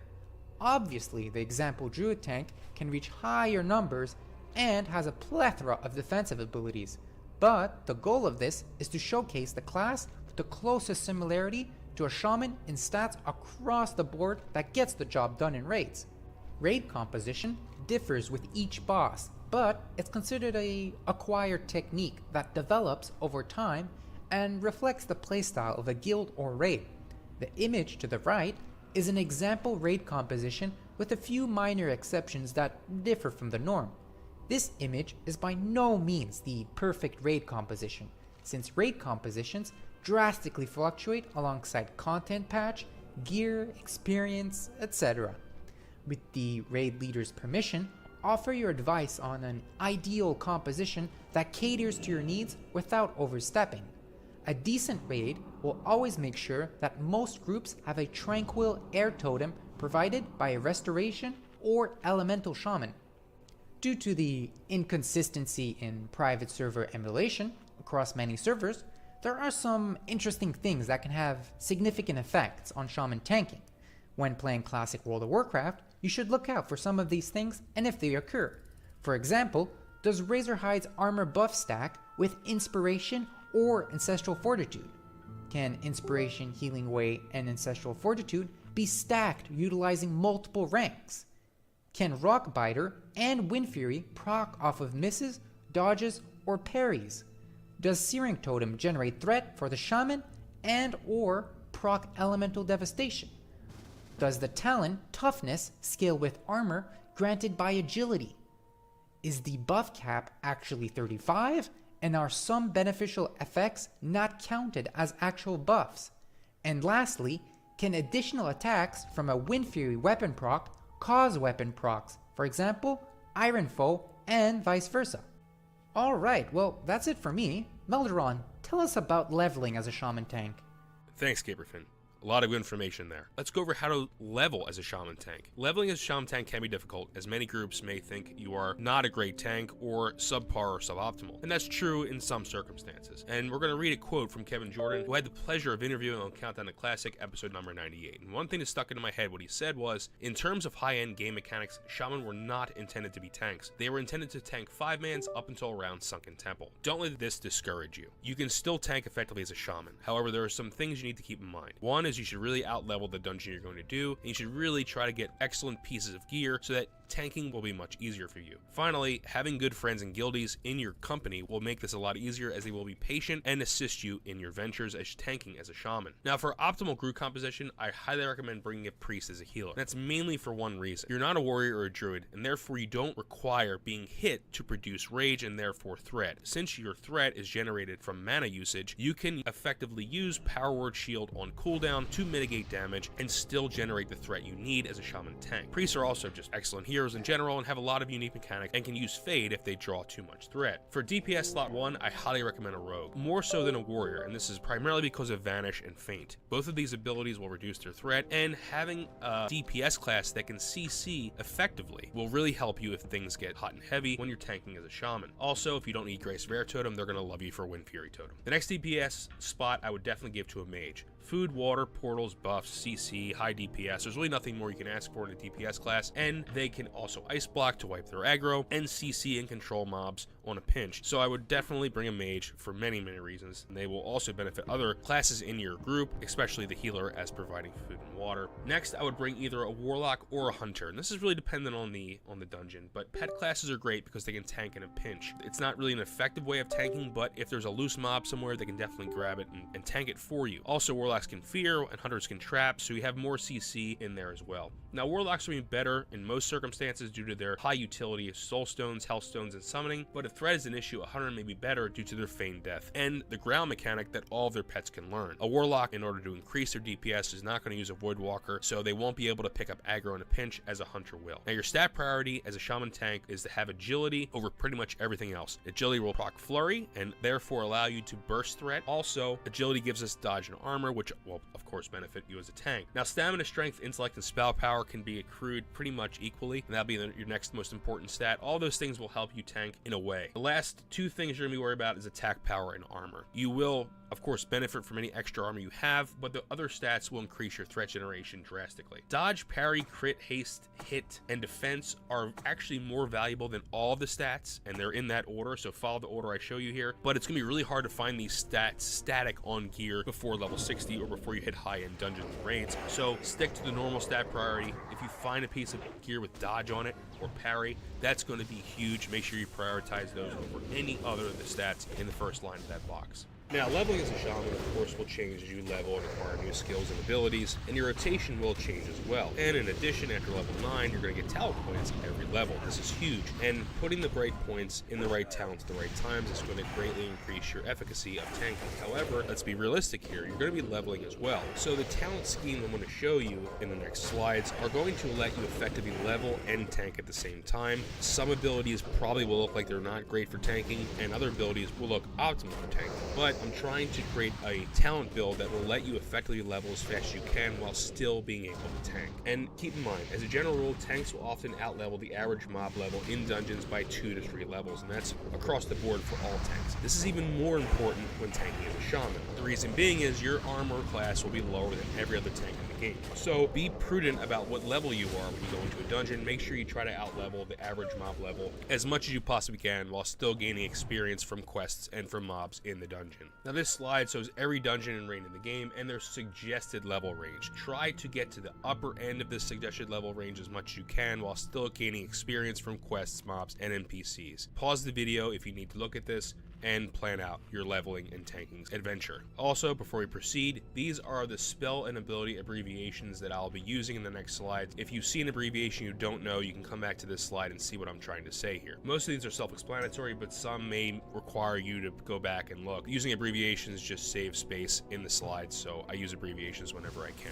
So let's briefly go over tanking as a shaman before level 10. You won't be doing much tanking here at all, actually. You may tank quote-unquote harder quest mobs like Fizzle and Darkstorms and the Dortar. Basically, you're going to just be leveling in this period. Now, for all these slides we'll be going over next, about 10 or so slides we'll be going over as you level, you will see important spells and abilities you will learn in that level range, and then a spreadsheet to the right which goes over which ability and rank you're going to use for a certain utility. So for example, you see Rock Biter rank 1 is your weapon enhancement from levels 1 to 7, but at level 8 you get Rock Biter rank 2, and that will be your weapon enhancement. So follow this scheme in that level range to see what level you start to use the next rank, or if you still use the old rank in that level range. There's a lot of abilities when tanking as a shaman where you don't use the highest rank. Just follow the scheme for the most effective tanking rotation. So before we go into levels 10 through 15, you'll notice that now I have talent calculator pictures in each of these slides, so follow this order of putting your talents in from this slide forward. So you'll see here we put 5 points in shield specialization and 1 in thundering strikes. I will not go over each talent choice, but you'll see it in the image, or if you're watching the video, just make sure you follow that talent progression. In this level range could very likely be your first time tanking. You might be doing Ragefire Chasm, and it's a great place to get your feet wet, but I wait until level 14 to get new abilities. So I wouldn't jump in there at level 13 like most classes would. Definitely wait till 14 to get in there to get some really awesome abilities like Earthshock rank 3 and Stone Skin Totem rank 2.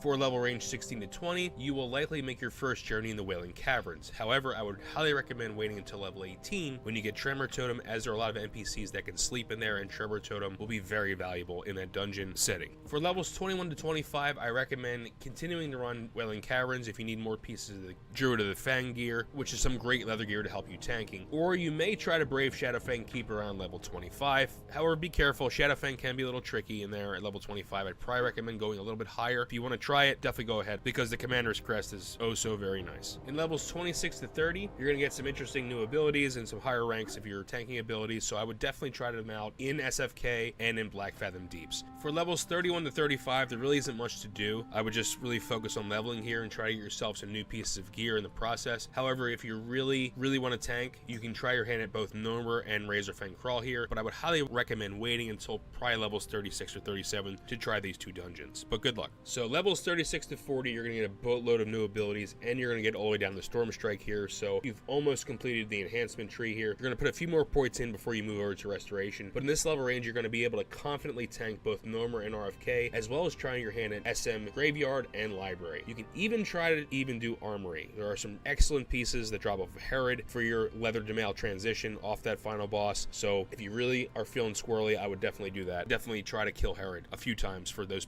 loot drops. Alright, for levels 41 to 45, you'll get some other interesting abilities, and you'll be able to finish off enhancement. Also in this level range, I would recommend focusing on tanking Scarlet Monastery Armory if you still need pieces from Herod, Cathedral, definitely for the shield off of the last boss, and you're going to also be tanking RFD, Razorfin down, so have fun tanking those dungeons. For levels 46 to 50, you're going to be moving down into the Restoration tree, grabbing some talents that are going to help you with your mana usage. In this level range, I recommend focusing on running ELDEN. If you get tired of that, I would definitely do some Jintho lore. There are some quests via Raventusk Village that really make Jintho lore worthwhile, and it's your chance of doing some outdoor 5-man content, which will be good for tanking as well. Okay, for levels 51 to 55, we're almost there. In this level range, I recommend tanking some of the higher level dungeons like Mara, Zul'Farrak, and parts of Black Rock Depths and Sunken Temple. This is where things start to really get harder, as mob densities will increase and mob abilities will get harder to deal with. So you may want to highly outlevel the average level ranges of these dungeons to effectively tank them. So from level ranges 56 to 60, you will be tanking pretty much everything. Everything's open here. You're going to start with Black Rock Depths, Dire Maul, Stratholme, and Skullomance, and once you have the effective gear, you're going to move into 10-man raids. I wouldn't recommend heading into anything higher than that unless you started to heal raids, 40-man raids, to gather gear that will help you tank raids. As you saw in the beginning parts of the Shaman Tanking Guide, you really don't tank raids as a Shaman unless you've out-geared them, so in the farming phase. I wouldn't jump right into,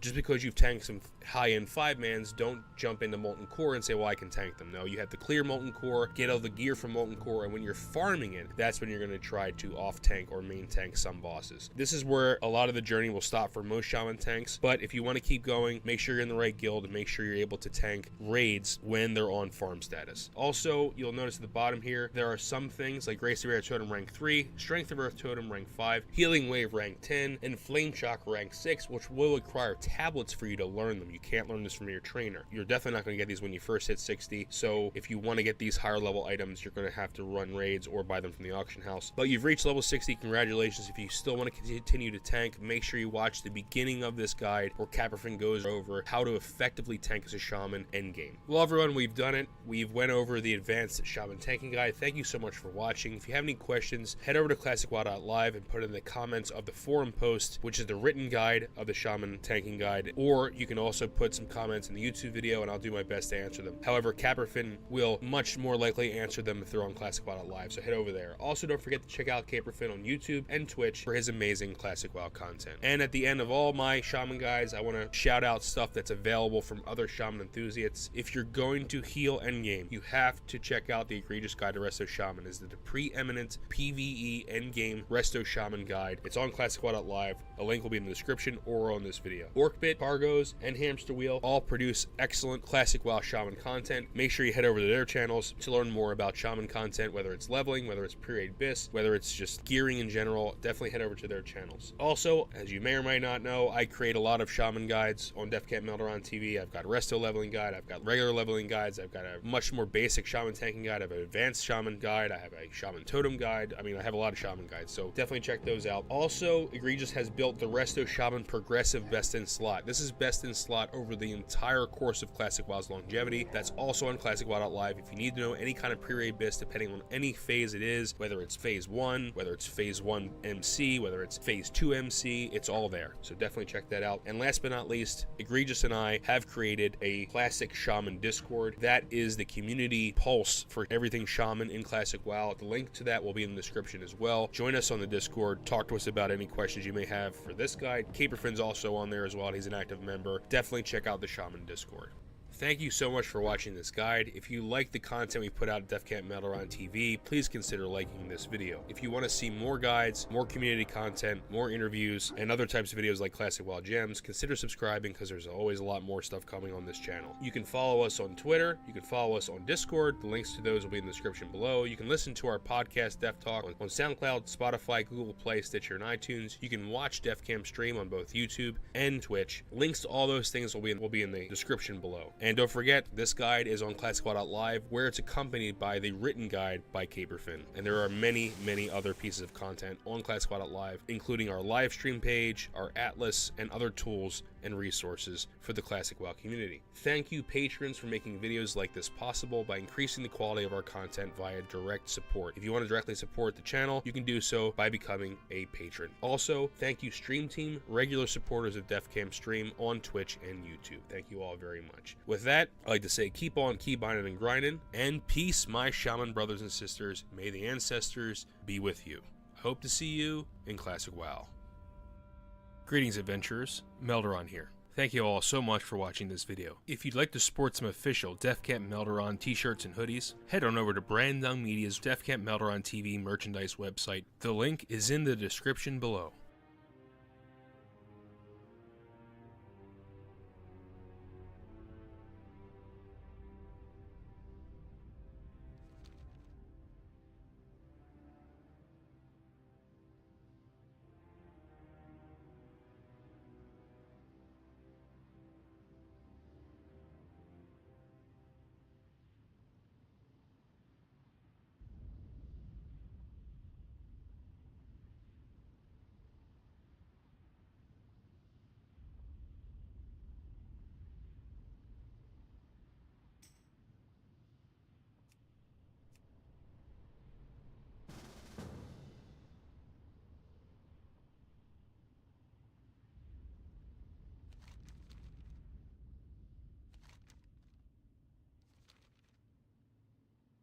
Finally.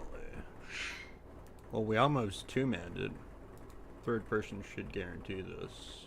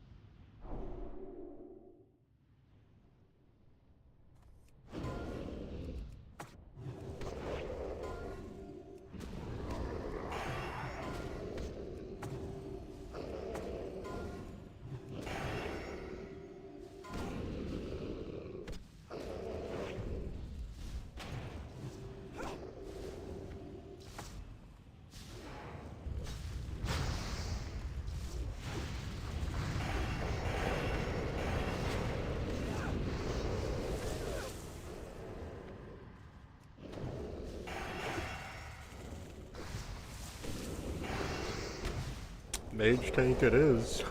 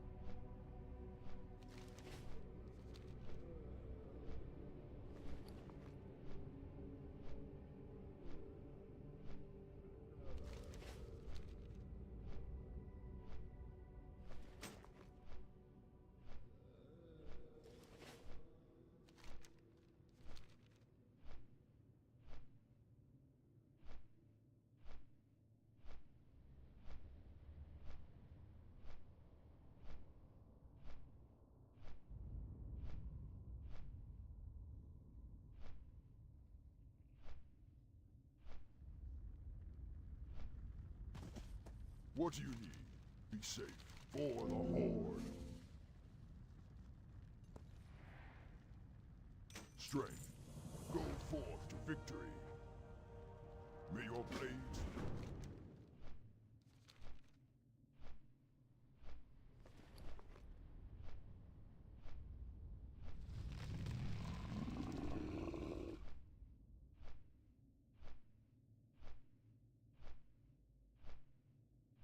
Yeah, that was actually an insane threat the mage was doing. Couldn't even pull off him. Like, I went dual wield, so... Maybe if I'm fully buffed and shit. I mean, I had to kind of... I dropped Tremor, so I didn't have any strength or extra, like, spell power. Because you get spell power converted from attack power with the one talent here. Mental quickness.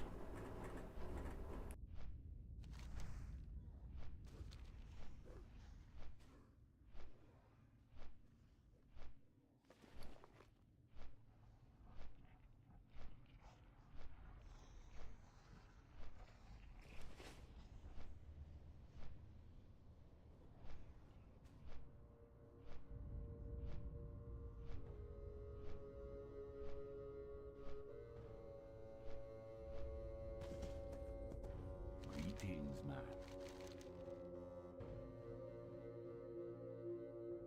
Later.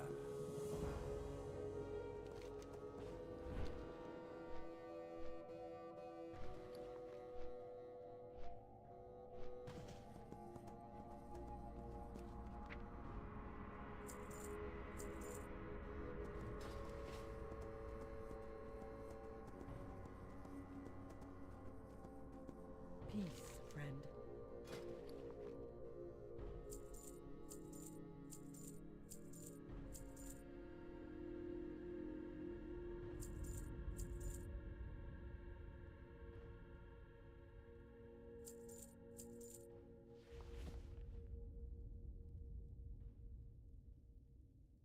We shall meet again. Alright, let's see if I can get the stamina enchant for wrist. I kind of recall that being kind of expensive for my broke ass.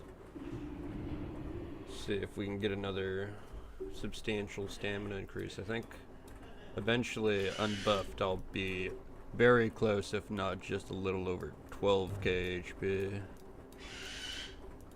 The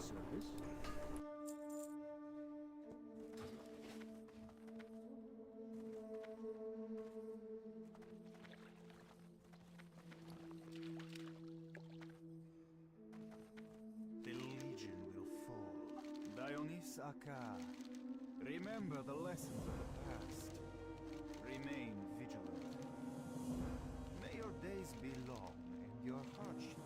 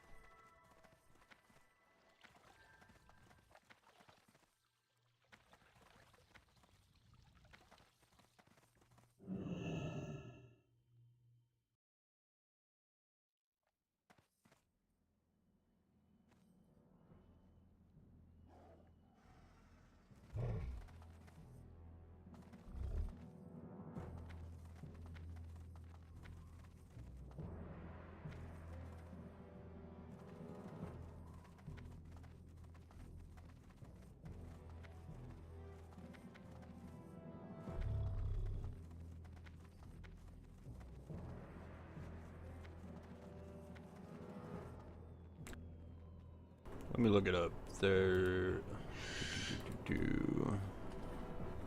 WoW, TBC, enchants.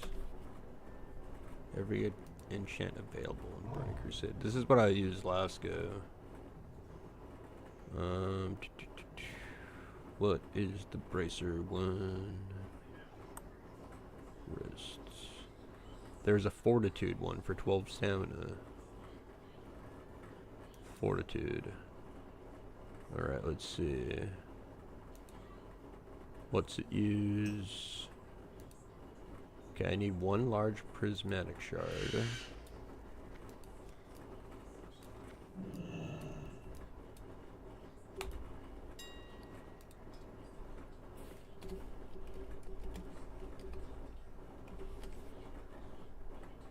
Okay, that's not bad. 10 gold. Might be the most expensive thing I buy. I don't know. I think it says 10 planner essence. 10 greater planner. Oh god. Greater plan. So I need 10 of these. Oh god. Okay, and 20 arcane dusts.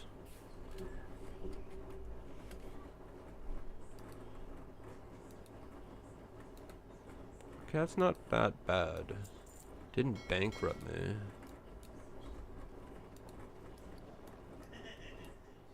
Okay, now to find an enchanter. They're usually spamming. Oh, there is one. Do you got 12 stamped bracers / wrists?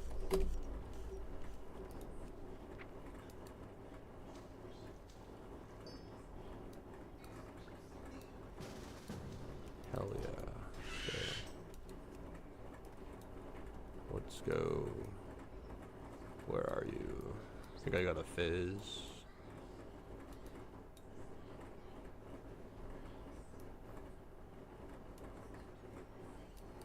There we go. Where are you? Oh, there it is.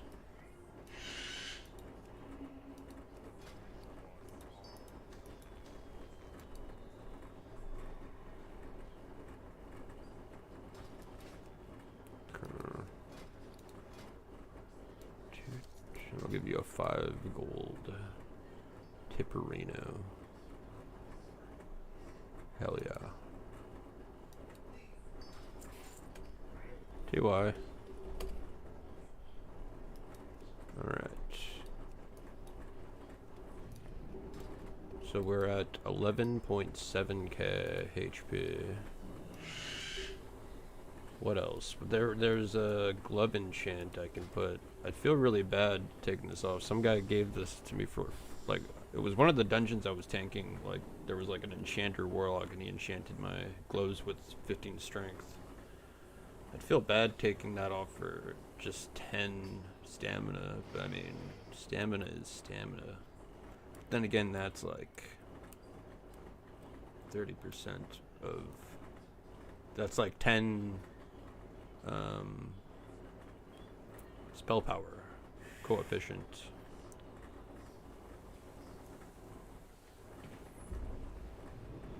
Okay, so what is the back enchant that we would want? Let's see. It's armor, spell pen, agility, defense rating, not available till Sunwell. Okay.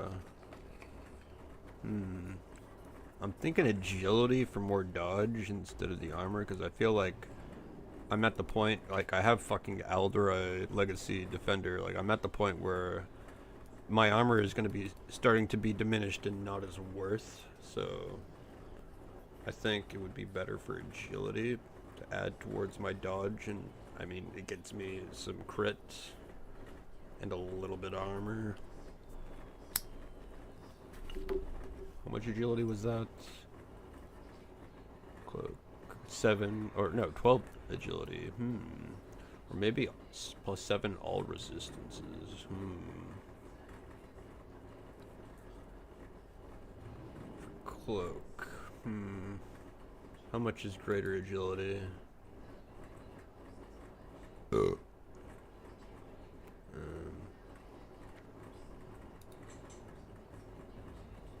Wires. Greater Planner Essence 1. Arcane Dust 4. Primal Air.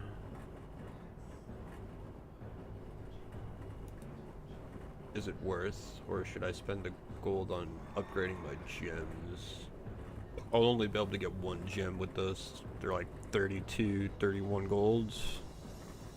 So I need 5 more. 5 more. 5 times 30. 100. I need like 150 golds. About to get all my gems up to date. Actually, what is the glove enchants? That's another thing I gotta look at here.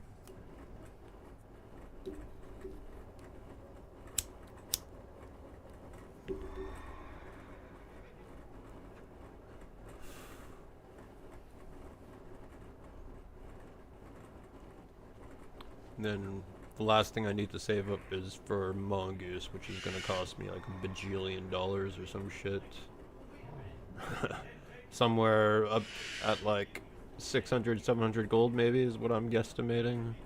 Right, heavy knot-hide armor. Increases stamina by 10. Heavy knot-hide armor kit. I think that's the play, deadass. Heavy knot-hide. Heavy knot-hide armor kit. Okay. I think I remember actually that was the enchant when I did this, the other like TBC classic. Goodbye 15 strength, you'll be missed.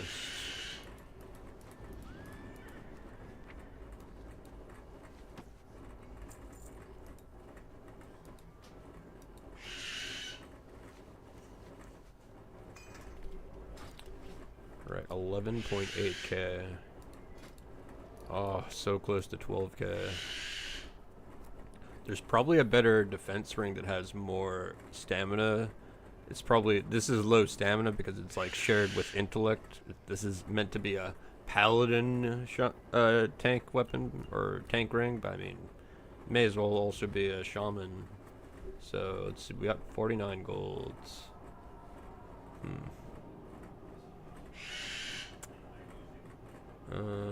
Wait, 10 stamina. I could put 10 stamina on here, but I'd lose 50 health, but I'd gain more because like I went more into my stamina stat, and the more my stamina stat is higher, the better more HP I gain from Blessing of Kings, which scales by your stats by 10%, so that'd be like almost like 800 HP, something like that. I'm gonna have to figure out where to get a ring. We could see if there's a vendor. Actually, no. I think what I'd want to do is actually get the expertise ring, just to have a little bit of expertise as a fucking tank, because that every amount of expertise you can get as a tank like helps with your threat.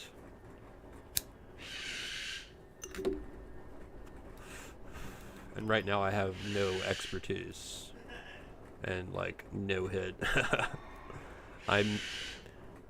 There's a point where I can start using actually hit rings and stuff maybe, because I'm over the, I got 4.6 plus this, so that puts me at 1% more higher than I need to be over being crit immune, so I could start affording to lose some defense rating to get more hit rating to help with, you know, I guess hit will also help with threat if I'm not fucking missing all the damn time on a boss. But mainly I'm praying for Frost Shock to hit more than anything.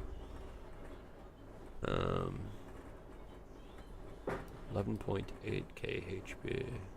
Wonder if that's any much close. So wait, I think the gems would actually maybe get me. So I'd be 6, 9, 15 stamina higher. So that would give me 150 HP. I don't know my exact HP here, but that might get me right on the dot at 12k HP unbuffed. I just gotta buy a bunch of gems, and I kind of don't want to spend it on this because tomorrow when I get my arena points, I'm gonna buy the chest replacement for this, and then put a bunch of better stamp gems in there. So I don't want to be I could put some in here, because it'll be a while till I don't even know if I'll get the rating, to be honest, to get the shoulders, because they have like the highest rating requirement. I think it's like 2200 or some shit like that. I mean, I've gotten 2300 in them up, but like I'm playing with good people. I don't know good people in here. I mean, you just gotta get good together, I guess.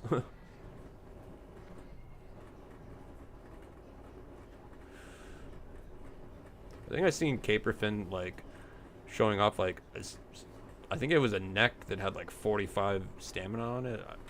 I'm gonna have to ask him next time he's live. I think I have him added in Discord maybe, or I'm in his Discord channel. Oh yeah, let's put these bad boys in the AH. See if they're worth anything. Probably not as much as the motes of fire.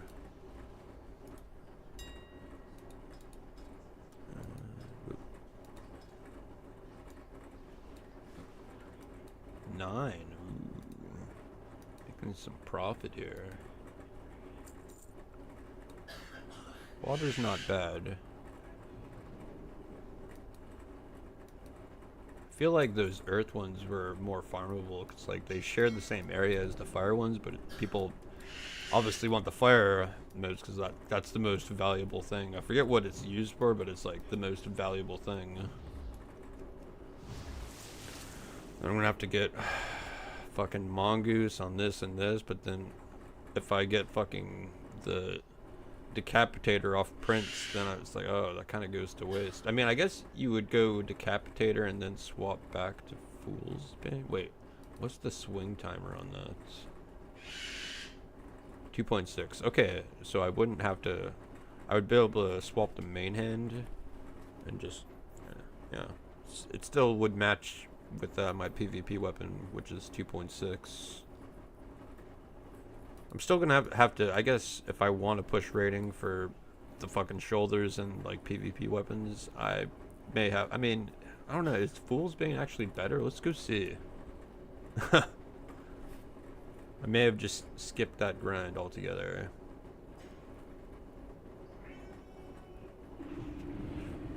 I mean, doing that grind, you would have like also a badass offhand as well. I mean, not saying this axe isn't badass. I mean, it's badass looking for sure.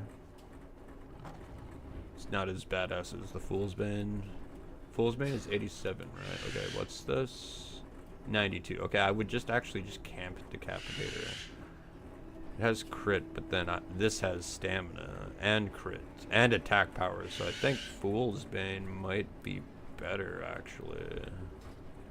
I could be wrong. I think Decapitator might be better for warriors because they have like abilities that scale off the weapon they're using, whereas I just have Storm Strike every 9 seconds. Thank you, Forset. Okay, where were we? Oh yeah, we're gonna go check out the arena gear. I know that I just skipped having to buy my PvP shield with getting the fucking Alderoy Legacy Defender. Like, this is better than the PvP shield in terms of armor and stamina on it.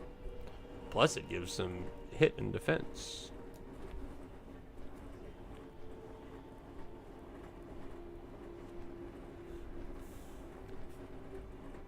On the dot, 400 defense. Okay, what were we gonna compare? What was the comparison I was gonna do? It was like weapons, right?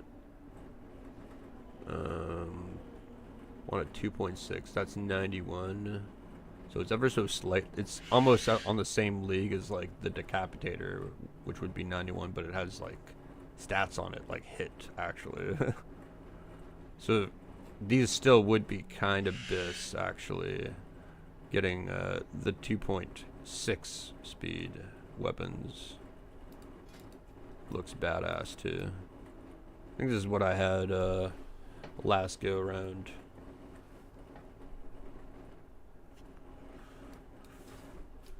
Alright. What else was I gonna do? Oh yeah, kind of need to do some slabs though. Like, to get the Exalted rep with these guys. I want to get the expertise ring actually. How much stamina does it have though, or is it just agility? Take time if you need.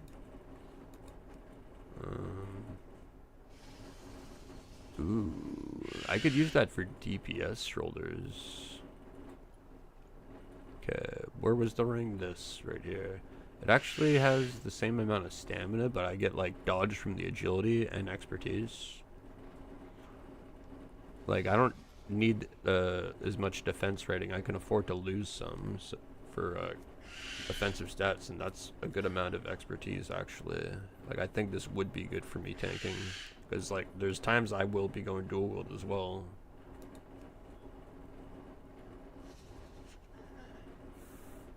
I could even use this weapon to weave in before I start a pull to get a stronger healing tide weapon. I mean, my healing stream will heal for more. It'll snapshot off of this, so I could have like a weapon swap right before a pull, and then go back to my normal weapon.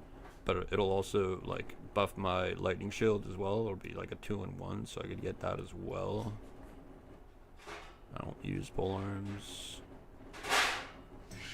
I also gotta build a shadow resistance set so I can get that Wind Fury totem off of heroic AC or whatever. The one that has like the shadow boss in the first room.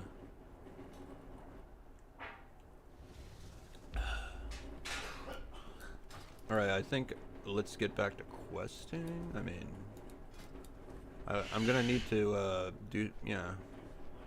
at least get 60 gold to get these two. But I mean, I guess I could work towards getting the gems in advance for when I get the epic chest here. Hold on. And it makes it so it... Oh wait, it's over here. So I don't look like I have a skirt. It's actually this thing. Like, this makes it look like I have a skirt. The chest. It's like a robe. Get to see my cool legs, my bis legs for shaman tanking.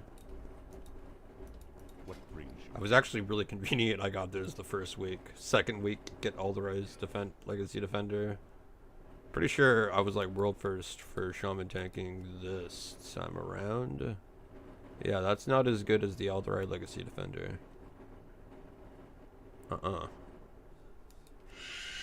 What was it? Oh yeah, chests. Chest. This one, yeah. Holy fuck. 51. So I would gain, or a net gain of, wait, what's the math here? That would be baseline, okay. 51, 9 plus 3, yeah. 18 stamina gain. Like, once I get this and get it with all the gems, so that would definitely get me to over 12k. And we'll get it tomorrow when the arena points are awarded. Yeah, this needs 2,000, so it's like, I may need to get a carry or something. Because the MMR in this is kind of fucky. You lose a lot more, like, rating than you gain when you get a win compared to, like, what you lose when you lose. Like, it's like you almost have to have like a perfect win streak to actually climb is what it feels like. I don't know. It feels unfair. We've got mail. Did my motes of fire cell?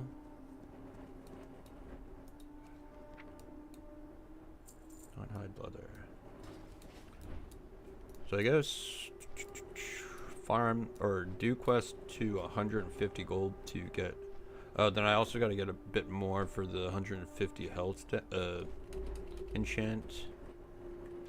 Although that does not count as a stat, so it won't help scale my overall HP when I get kings. But Still pretty nice. It's like an invisible 15 stam that doesn't count. Should I do slabs? Slabby slab? Like first boss spam maybe? I don't really like doing the second set of ads. Or the second room. TBH. I mean, I can do it, it's just I don't fucking like doing it. What's this?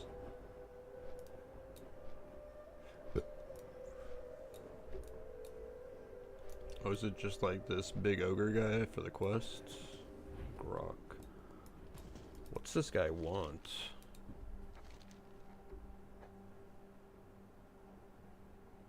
Outside the circle of blood, huh? That takes up a quest slot though. What are my quests looking like? It's looking pretty dry though if I come back here. Like, a lot of these are like group quests, I'm pretty sure. Like, I need a group to kill this thing and probably for this thing as well. Apparently I need like, I don't even know how this is done. I've like flown around here and not seen anything, whatever, for Gorfy's cloak. Oh wait, there's a whole quest hub here. I might build up like a few more gold making stuff, and then there's probably like, yeah, this is probably another like group quest. Same with this one. Like, I could do this, but like everything else on the map here is like all a bunch of group quests. I mean, fair enough, it's like an end game zone kind of, Black Temple and all. Oh wait, and then I've got a quest to go to this guy. And oh look, another group quest, escape. That's like an escort, I'd imagine. I might be able to do that solo, maybe. So this is the Aldor base camp. I wanted to get the flight path here. I remember getting it before, but that was before when I was Scryers. I went Scryers specifically for like tank. Like I knew I was gonna tank. I went Scryers, but this time around I was like, I might DPS. Let's go. What you calls it, Shatar, so I can get the bis, like, well, I guess they would be bis per threat as well for Shaman Tank. Maybe I want to go, I mean, I might not really need that extra dodge rating. I could get more threat out of it.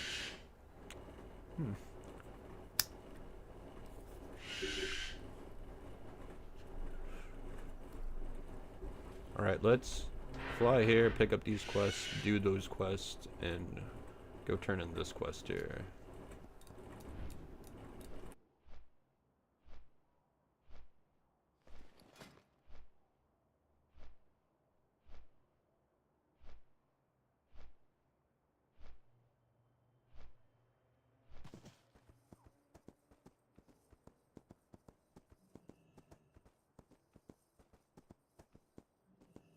Warm wishes to you.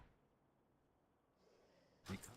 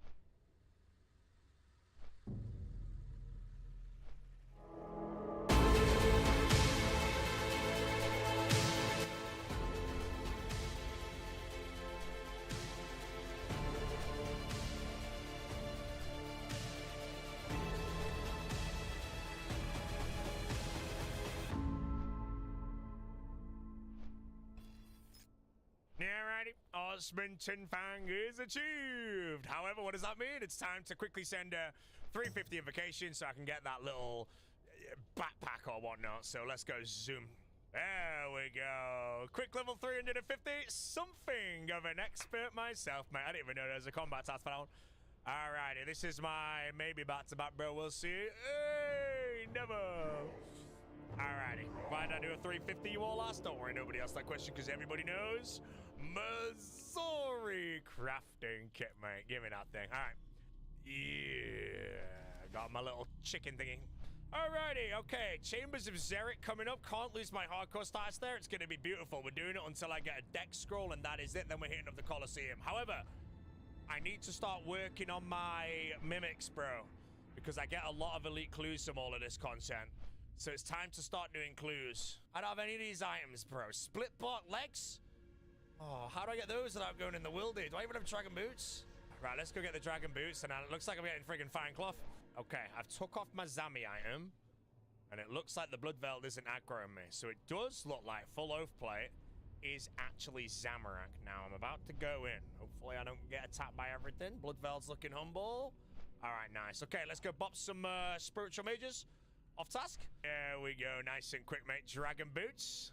Gimme. Now, I don't even know if... Wait, hold on. Let me check. I feel like I got a pair and I just left them on the ground because I never needed them. No, I didn't. Okay, that was a dream of some kind. All right, chat. Avernic treads. Dragon boots. There we go. Okay, time to go. We'll cut the hollow trees now to get the bark. And then we'll have to go smash some shades and get hold of our stuff. Okay, split bark body.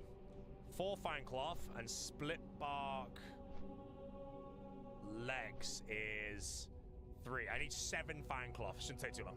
Okay, apparently I can skip some stuff. Right, I need to do a hard temple trek. And then if I don't get the shades immediately, I just restart. That's good. Okay, here we go. So what's going to happen is I guess I take... Does it really matter? Impossible to evade. I think I just send Route 3 and reset if I get anything that's not in the town here. Do I get them straight away? Oh, I do. Nice. So this should be shades. Okay. Oh, I skipped the keys because now I burn the fur remains and I get a silver key from this, so I don't need to get the bronze or whatever. Okay, I get it. Wait, I need magic pylogs for that tier of shade? Seriously? So now I've got to go back and do it all anyway, and that was a freaking waste of time. We have the shades. All right.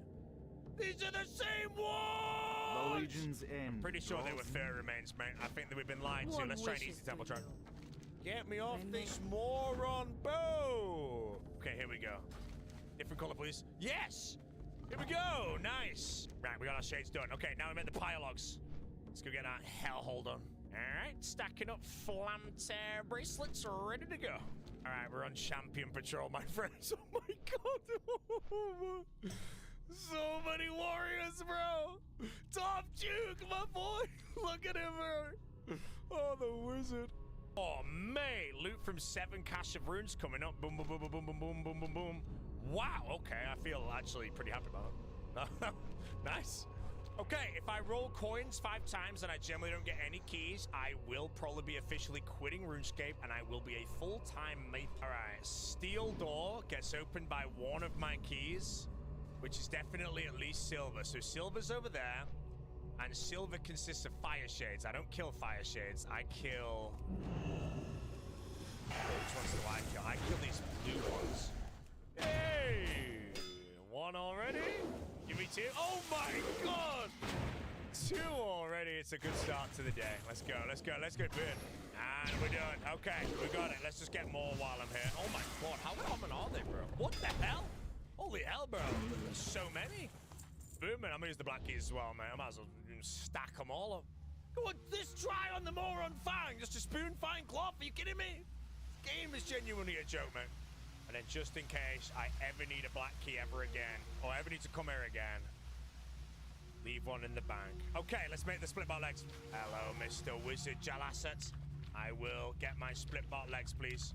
3 pieces of bark, 3... Wait, can I craft these myself? Or was that like the warding skill or whatever? Right, 32k.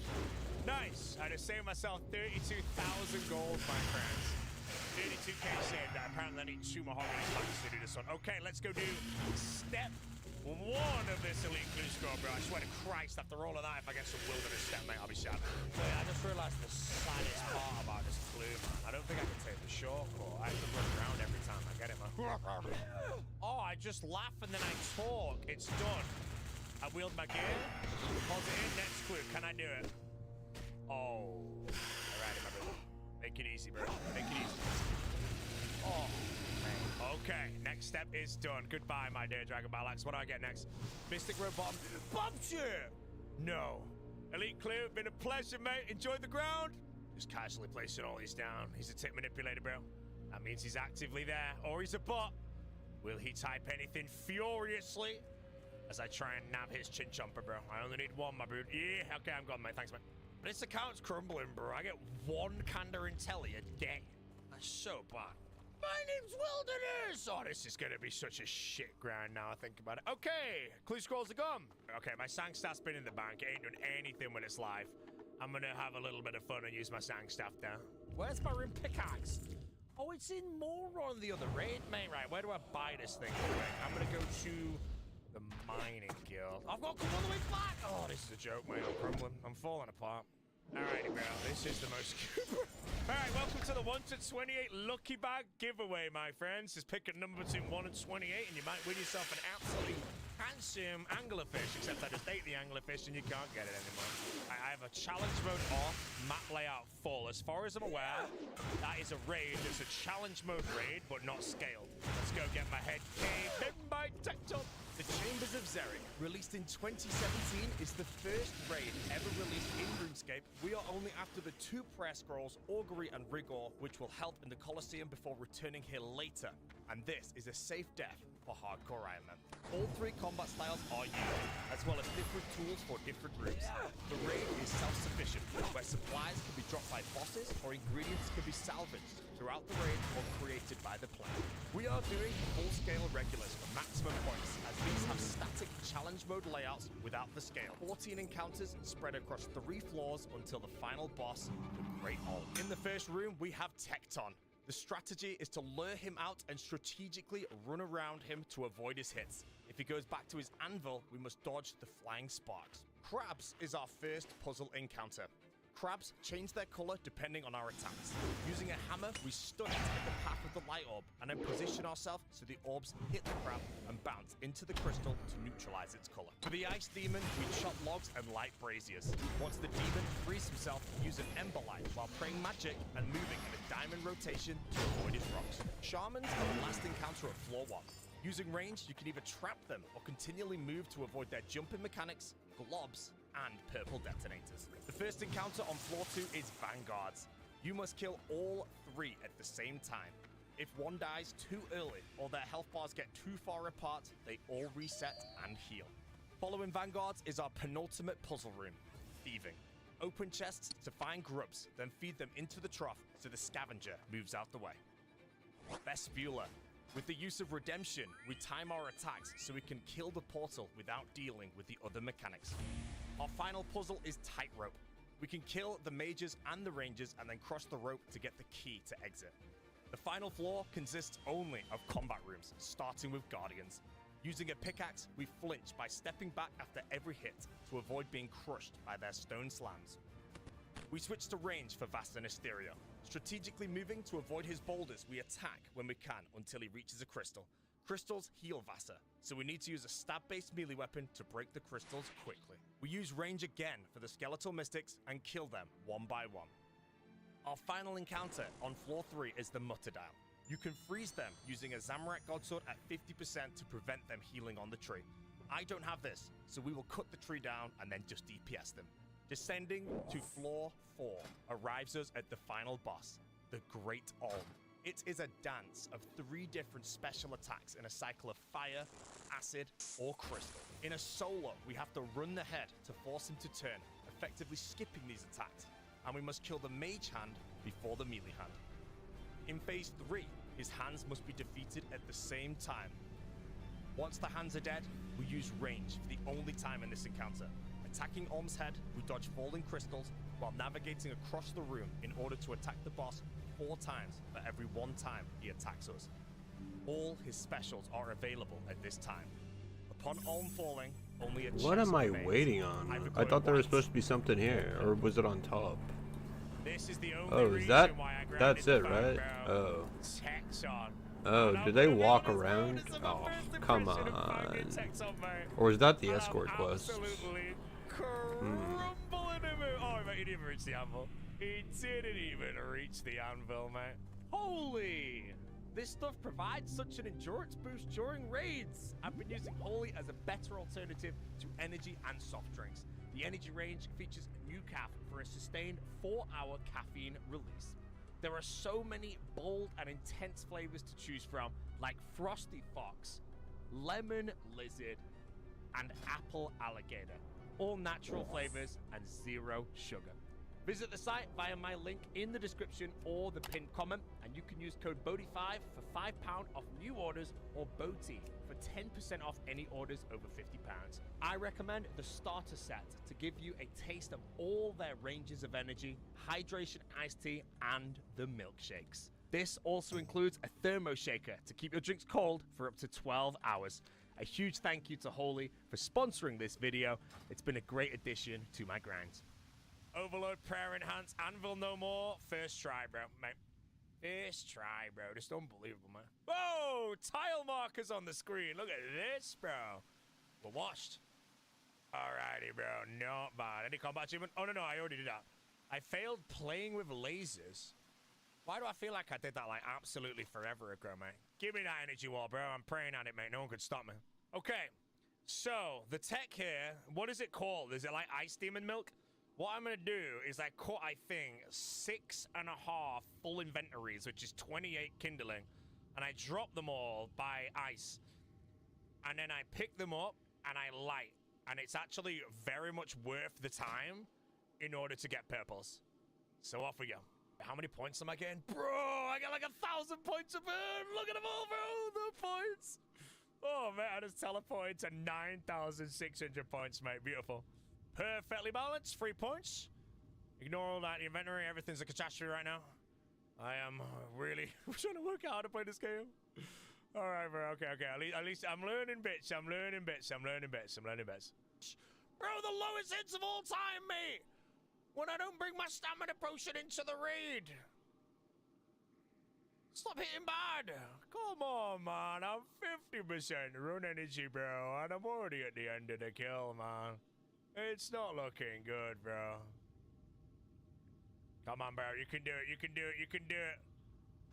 You can do it. 6 HP. Why? Die! One more. Please. Just die. Yes. Alrighty, bro. Alrighty, bro. Redemption expert, mate. Cough up, bro. Cough up, man. Boom. Not recording, bro. I just got another CA, man. Stop, chop, and roll. Oh, all right. Time to back the basics. All right, moment of truth, bro. I forgot the blowpipe here, so I feel like I'm gonna get my head caved in. Wait, I don't have like a ZGS, so do I just cut the tree now? I do, and I think I damaged the muter dial a bit. Let's hope I don't get owned. I've got one brew for this. I should be right. Muter dial, please don't steamroll me tail first. All we need is some good damage from my Bofa, bro, and we hit all without a single death today. And our first raid, very bad raid, by the way, but our next raid will be better, because this raid teaches us everything. Oh, Muter Diets. Okay, another 4 points. We're climbing. One brew in a dream. I'm trying to talk my way into, like, this heroic slabs. It's good to be giggling. Like, I'm gonna be linking this goddamn shield to everything now. See if I can get into heroics. I think I might be able to do it. I don't know, but I might need iron shield potions. Man, I don't think I can remember how to do it. So I'm gonna hope this goes well if I get it. Please. Oh, it's almost dead already, bro. I'm hitting big. We're hitting big. I don't think we're gonna get any acid to deal with here, bro. I think it's like this, and then you do like that. Oh, I can practice it, can't I? And I do that, and then I go there, and then it's like, yay, you're dead, bro.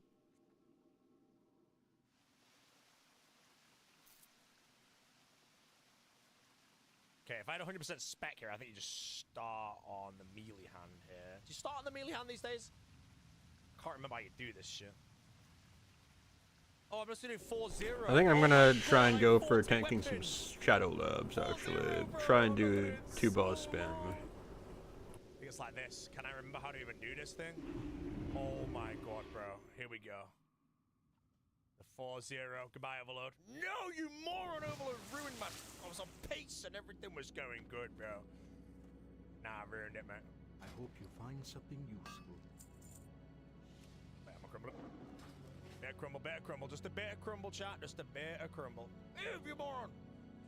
I don't have to 1-0 the head here, bro. I've got no bruise.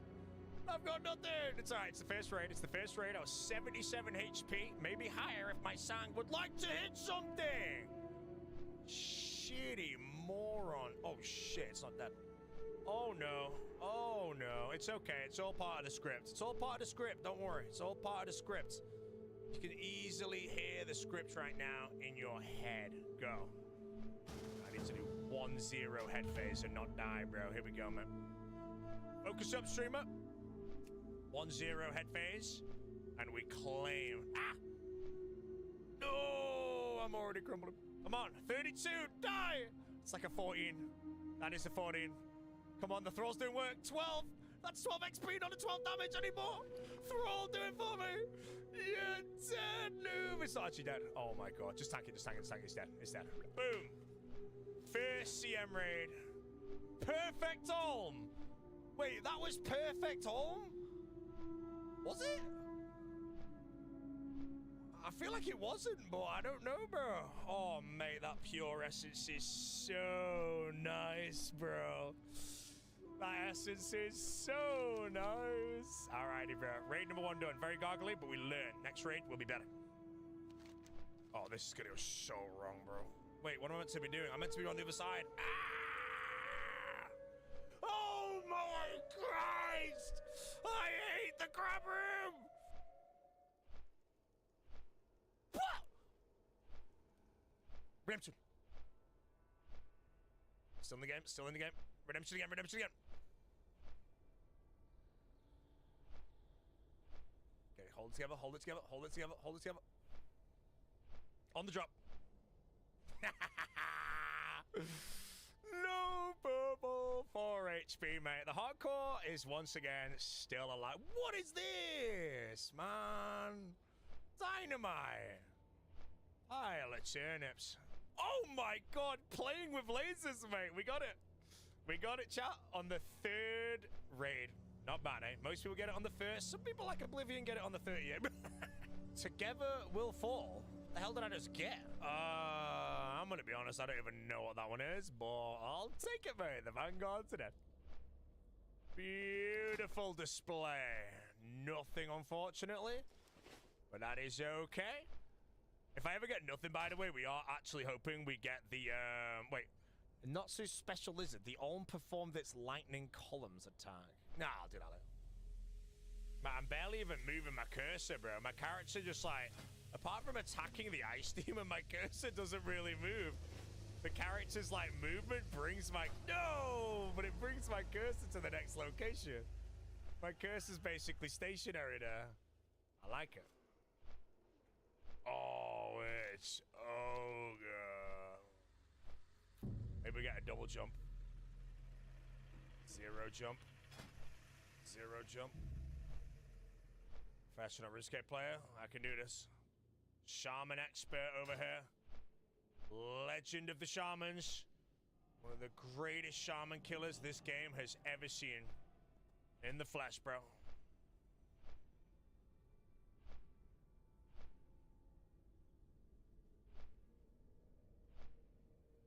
I have no idea if it worked, but it looks like it did, bro.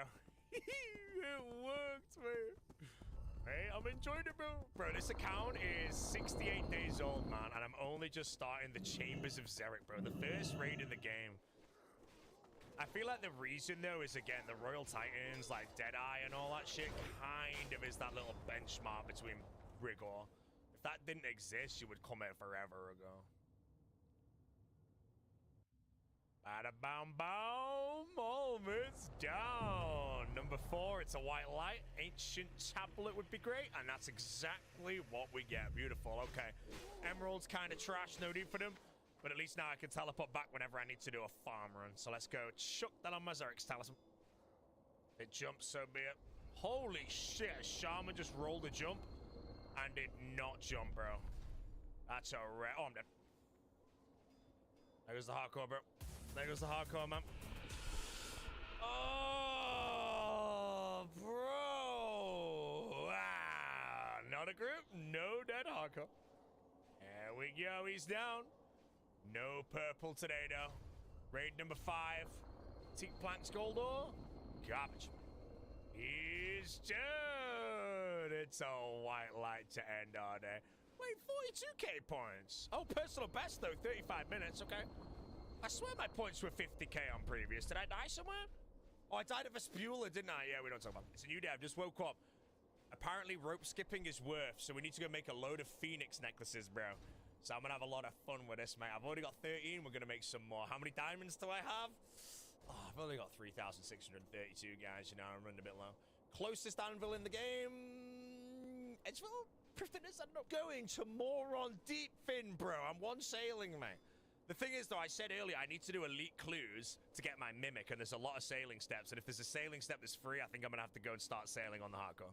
Okay, ladies and gentlemen, it is time for the Phoenix Necklace technology. I have no idea how this is gonna go, but here we go, brothers. I'm gonna wear my armor, because I think I might need some defense bonus. I'm gonna pray redemption? I don't know, bro. I've never done the Phoenix Necklace method before, bro. I only do the ticket one. I'm dead!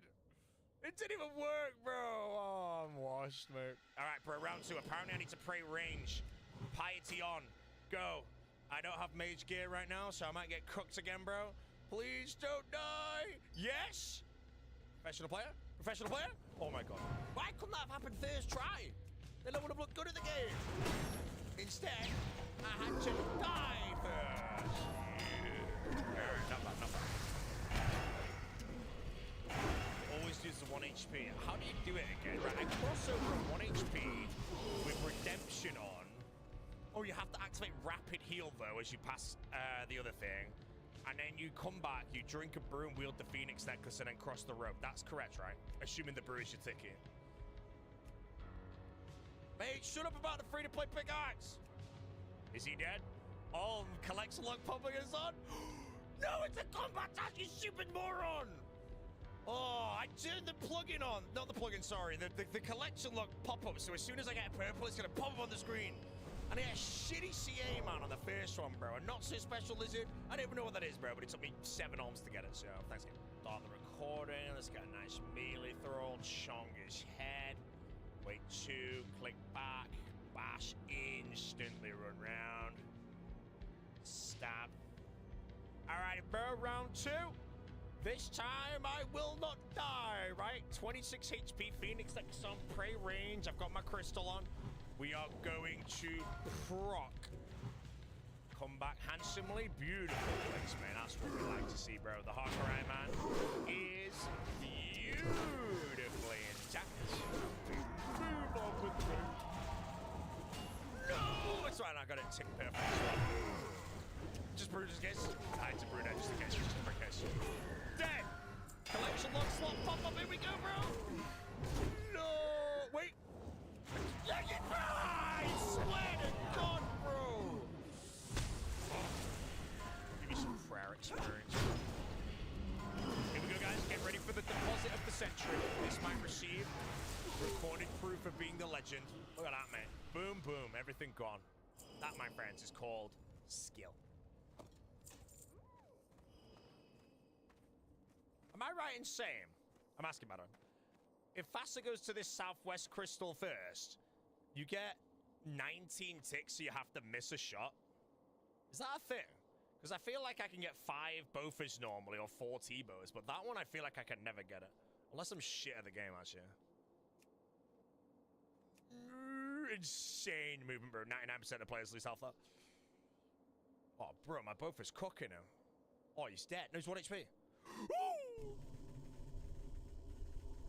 Any collection log? Nothing. That means we have a nice big fat white light. What do I want for these white lights? I can't even remember. Definitely not. Oh, PB, 32 minutes. Alright, how do we do it? We run to that one there. Instantly run back. Oh, maybe? Maybe? Yes! What? Nah, man, that is a complete scam, bro. That was impeccable. Complete scam, bastards. That scam. Irreplaceable. shot. Oh, no! Delete this bot, delete this bot, delete this bot. Delete that bit. Just gonna attack now because I got so. Oh, it's scuffed in the middle of the kill, bro. Dead. Alright, bro. Collection on pop up. Collection on pop up. Here we go. Nothing. Nothing, mate. 3 of the 113 personal match with the eye of the young man. Miss Josh. No! Uh-oh. No. Please do a dial, you baby. Mr. Tiki, I'm trash. I'm actually washed at the game, bro. A good player would have prayed melee and hit the Tiki. Me? Neither, bro. Just completely unprepared and garbage. Here we go. Alrighty, another collection log plugin is up. Big collection log? Nothing. Anything tender in the loot chest, though? Okay. Wait, I feel like I'm not any grimy herbs in this place yet, bro. Where are my herbs? Wait, you don't get grimy herbs anymore. You get seeds instead. Are you serious? Or is it like none? Oh, that's down here. Like, wait, back to computer sectors. We don't need them anymore. Go.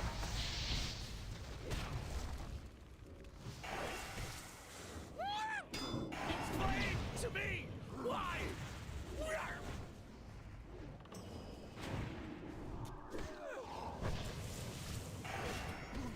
Now that was absolutely beautiful, bro. We are officially dry. We went dry on all 3 raids for our very first purple. We didn't get spooned a single one. Wait, I am actually dry on 100% purples on this account. At no point have I had, like, a good one. I think I got 2 quite early, like, back-to-back in top, though. Like, when I got the Sang staff, I think might have been 5 apart. Other than that, every single raid, like, purple was, like, triple the rate. The whole way through. First raid of the day. What the hell, bro? First raid of the day! I haven't even got that on my main! What the hell? I've done like 1,000 CMs on my main. I don't even have an Onyx, bro. Give me that, mate. First raid of the day, mate. It's a good day. It's a good day, bro. Good day. Whoa!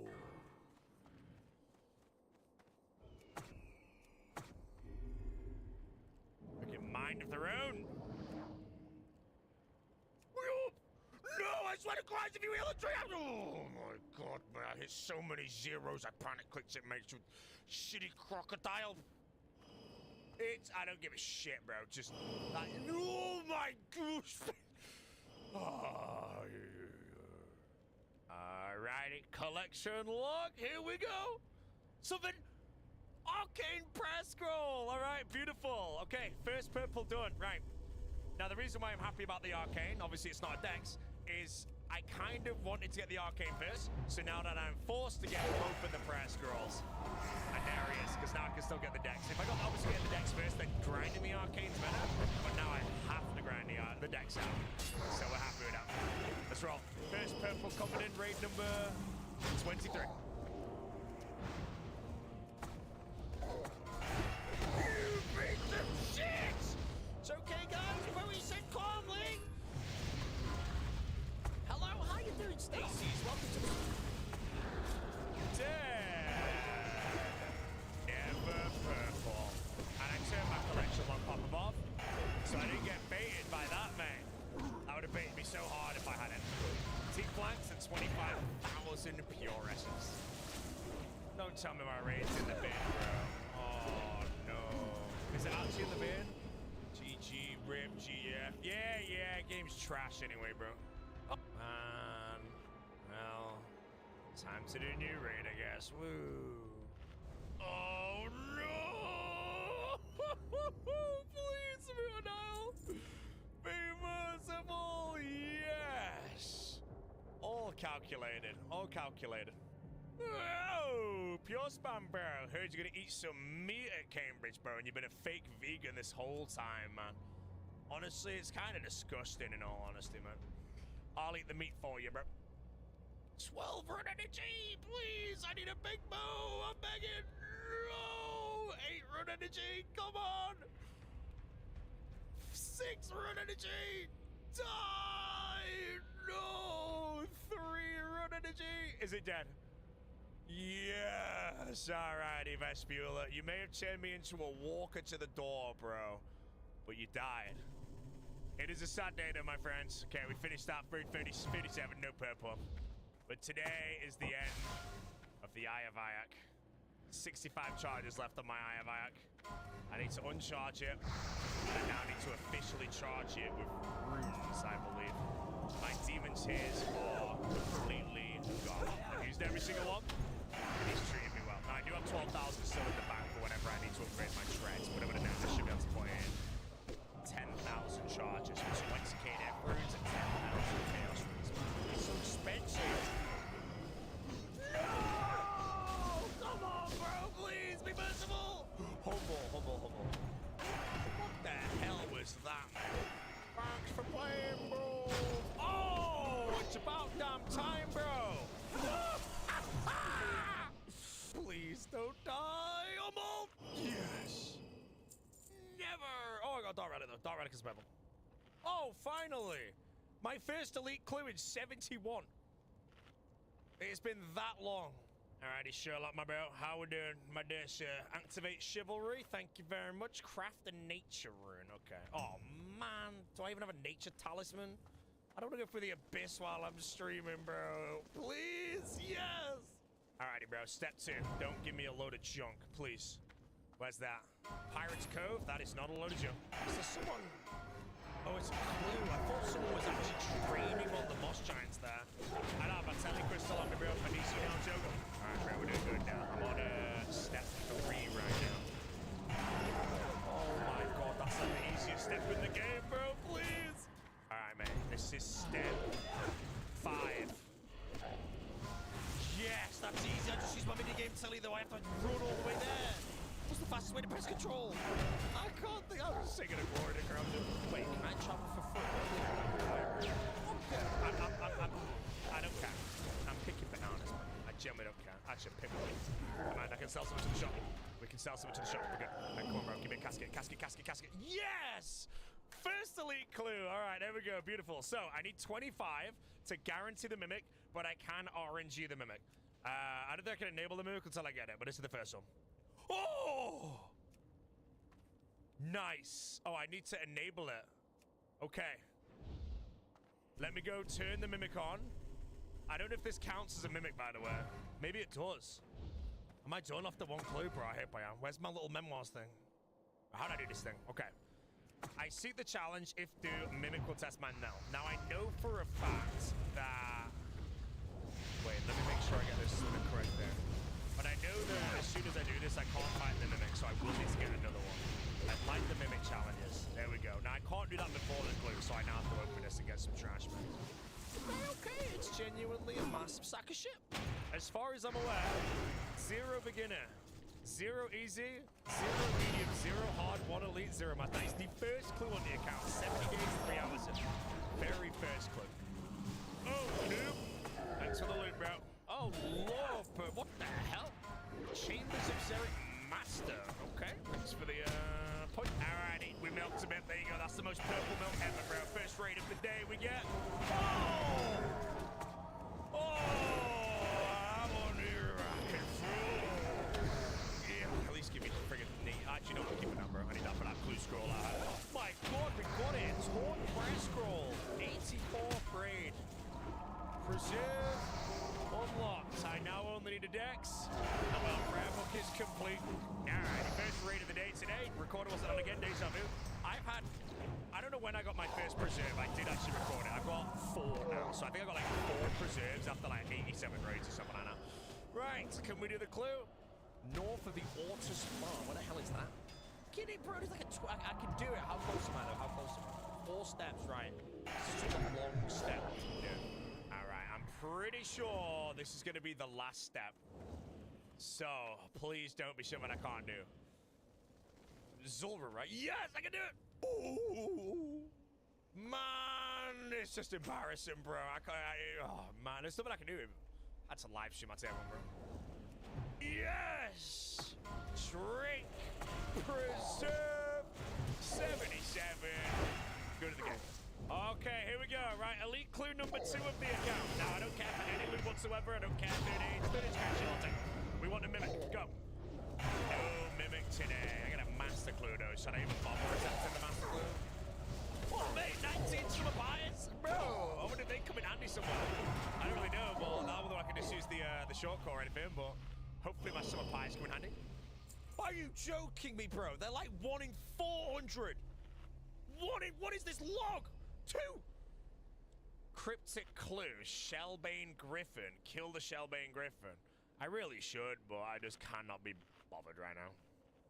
Cryptic clue, Shellbane Griffin. Kill the Shellbane Griffin.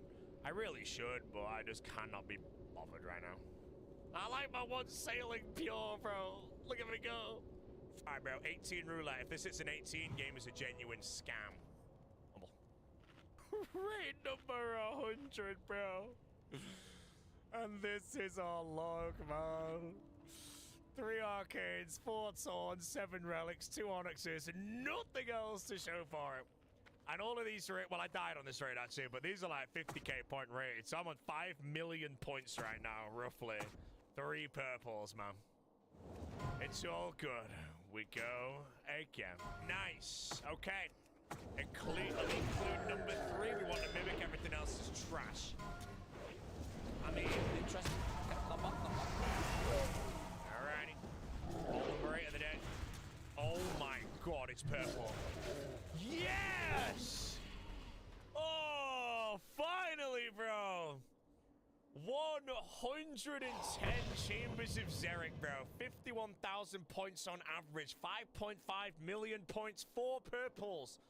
The trashiest log in the game, bro. I've seen worse. But there we go. Full prayer book unlocked. 71 days, 3 hours on the account.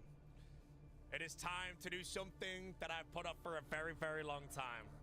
And that something, my friends, is the Fortis Colosseum.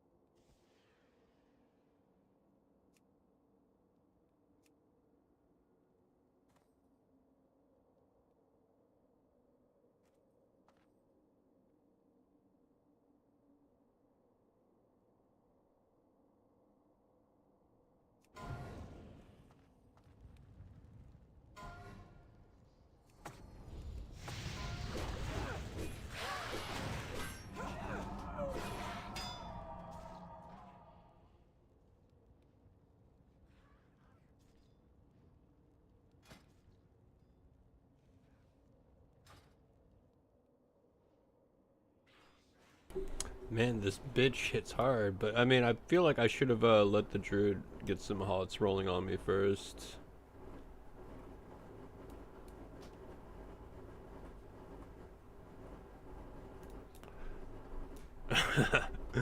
If they want to replace me at this point, I mean, they're not suggesting, but I mean, at this point, I would be replacing me. That's some failure.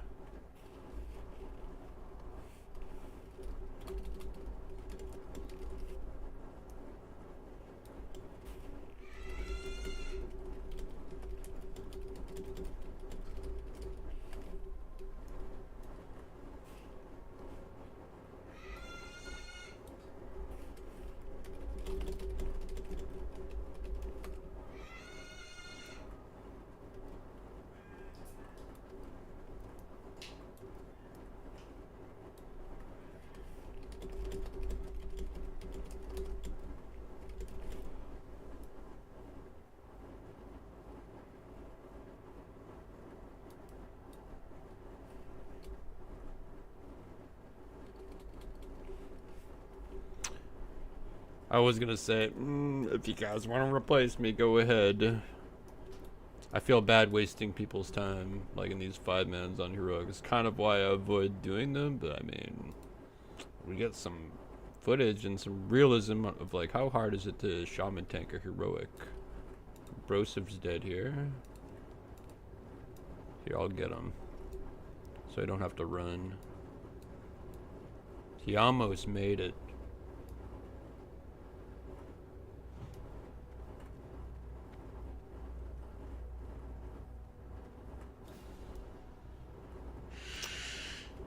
I don't know if I can find their bodies before that. No, Warlock's in.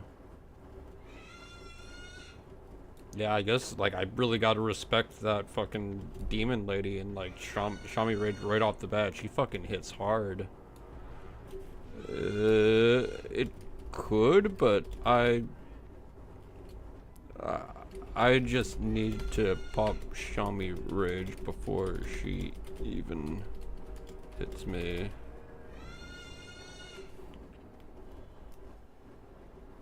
Yeah.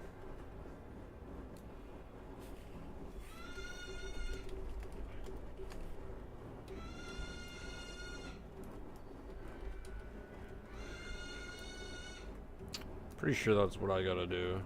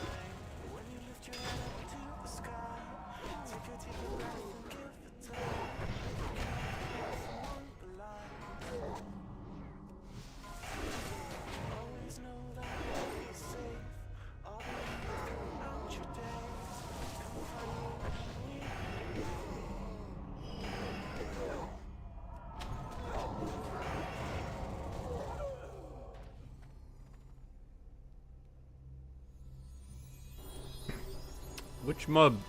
Anyone in chat know which mob does the silence? We could kill that one first. Got killed by a 3-mob pack.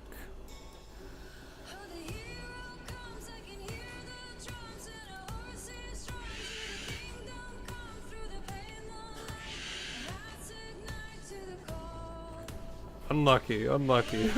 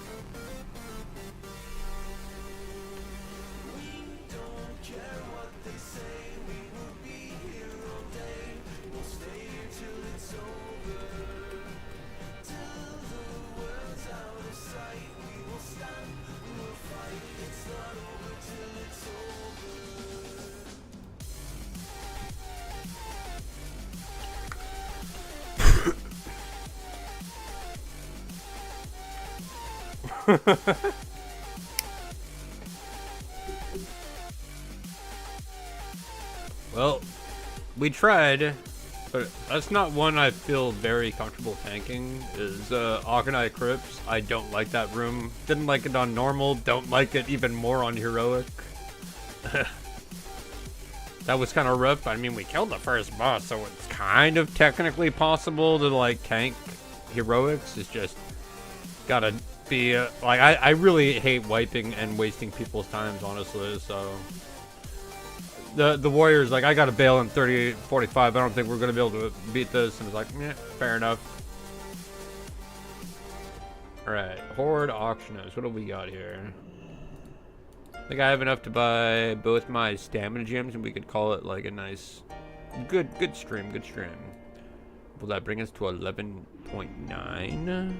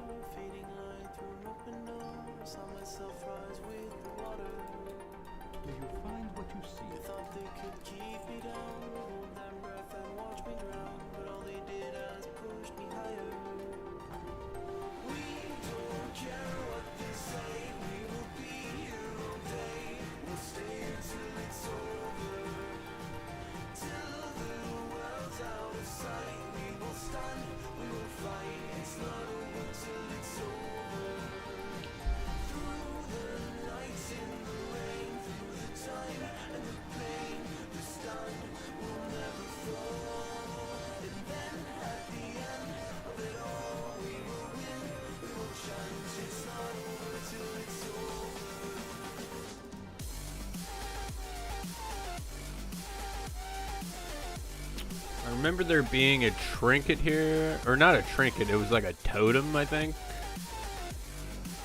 Oh, lightning bolt. But there was like a totem that made it count as like all 4 totems, so you could finally free up 4 bag space. Is that not it? The one for 15?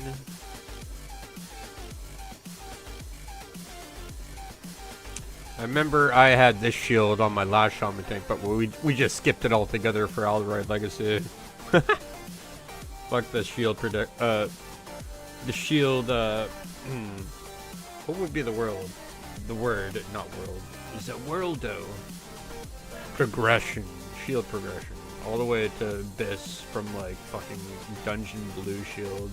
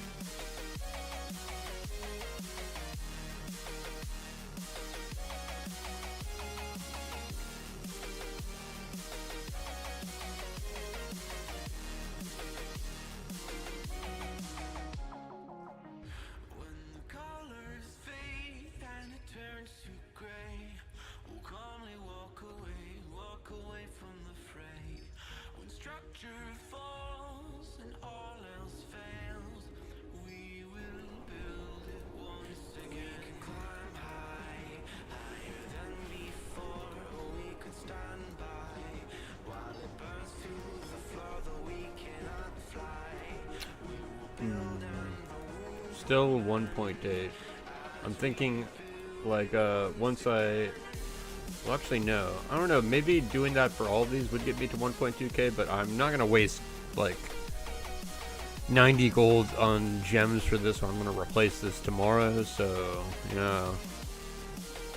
But, yeah, we'll get arena chest tomorrow, then the next, whenever I can afford it, we'll get the helmet next. And then I got to spend 200 gold for the 18 stam, 5% stun resist meta gem.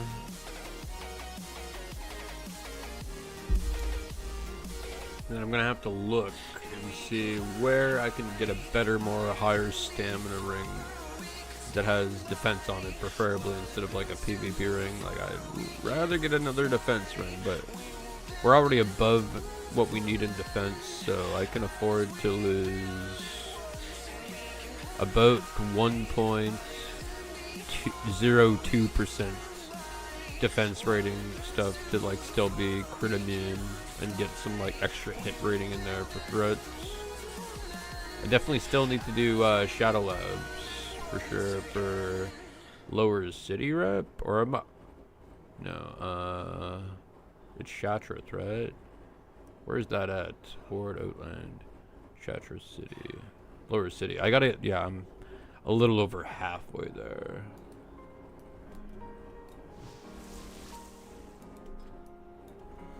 I mean, if anything, also grinding PvP is like also grinding towards getting tankier, because like I should get like a full resilience set. Like I should get a resilience neck, resilience, which calls it cape, resilience rings. I've got the trinket. I grinded it like the new trinket that's like on a 2-minute cooldown. I had the old level, you know, 1 to 60 trinket that's like a 5-minute cooldown.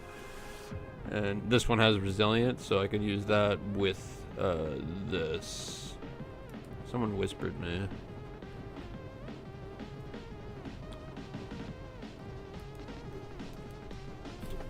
Persian. I just tried testing out heroic dungeons. Did trash and first boss and heroic. AC, it's AC, right? Or no? Or is that, no, slabs.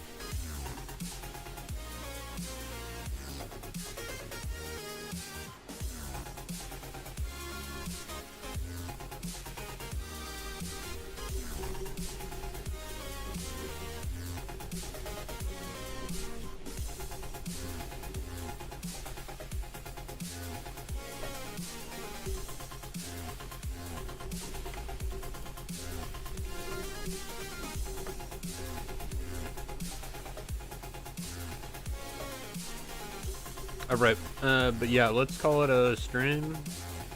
Just wanted to answer this guy's questions he had. I probably will farm gold again. I mean, I may as well get these 4 gem, like 1 more gem for this, and then 3 gems for this, and then the gold I need for 150 health, and then we can start working towards Mongoose on Fool's Bane. Although, maybe I should just farm gold, and then hopefully I get Decapitator from Kara next week, and we can use Mongoose on that. I mean, I think that's a better weapon to just camp over Fool's Bane. I'm gonna have to ask some experts. But I know Decapitator is like BIS going into like even Wrath of the Lich King and Shaman tanking. Like you use that on the pull on a boss fight to help establish early threat. Like before you even lightning bolt, or after you lightning bolt, you use the weapon, chain lightning, and then use your shock of that expansion, which would be frost shock going onwards. So, yeah. Call it a stream.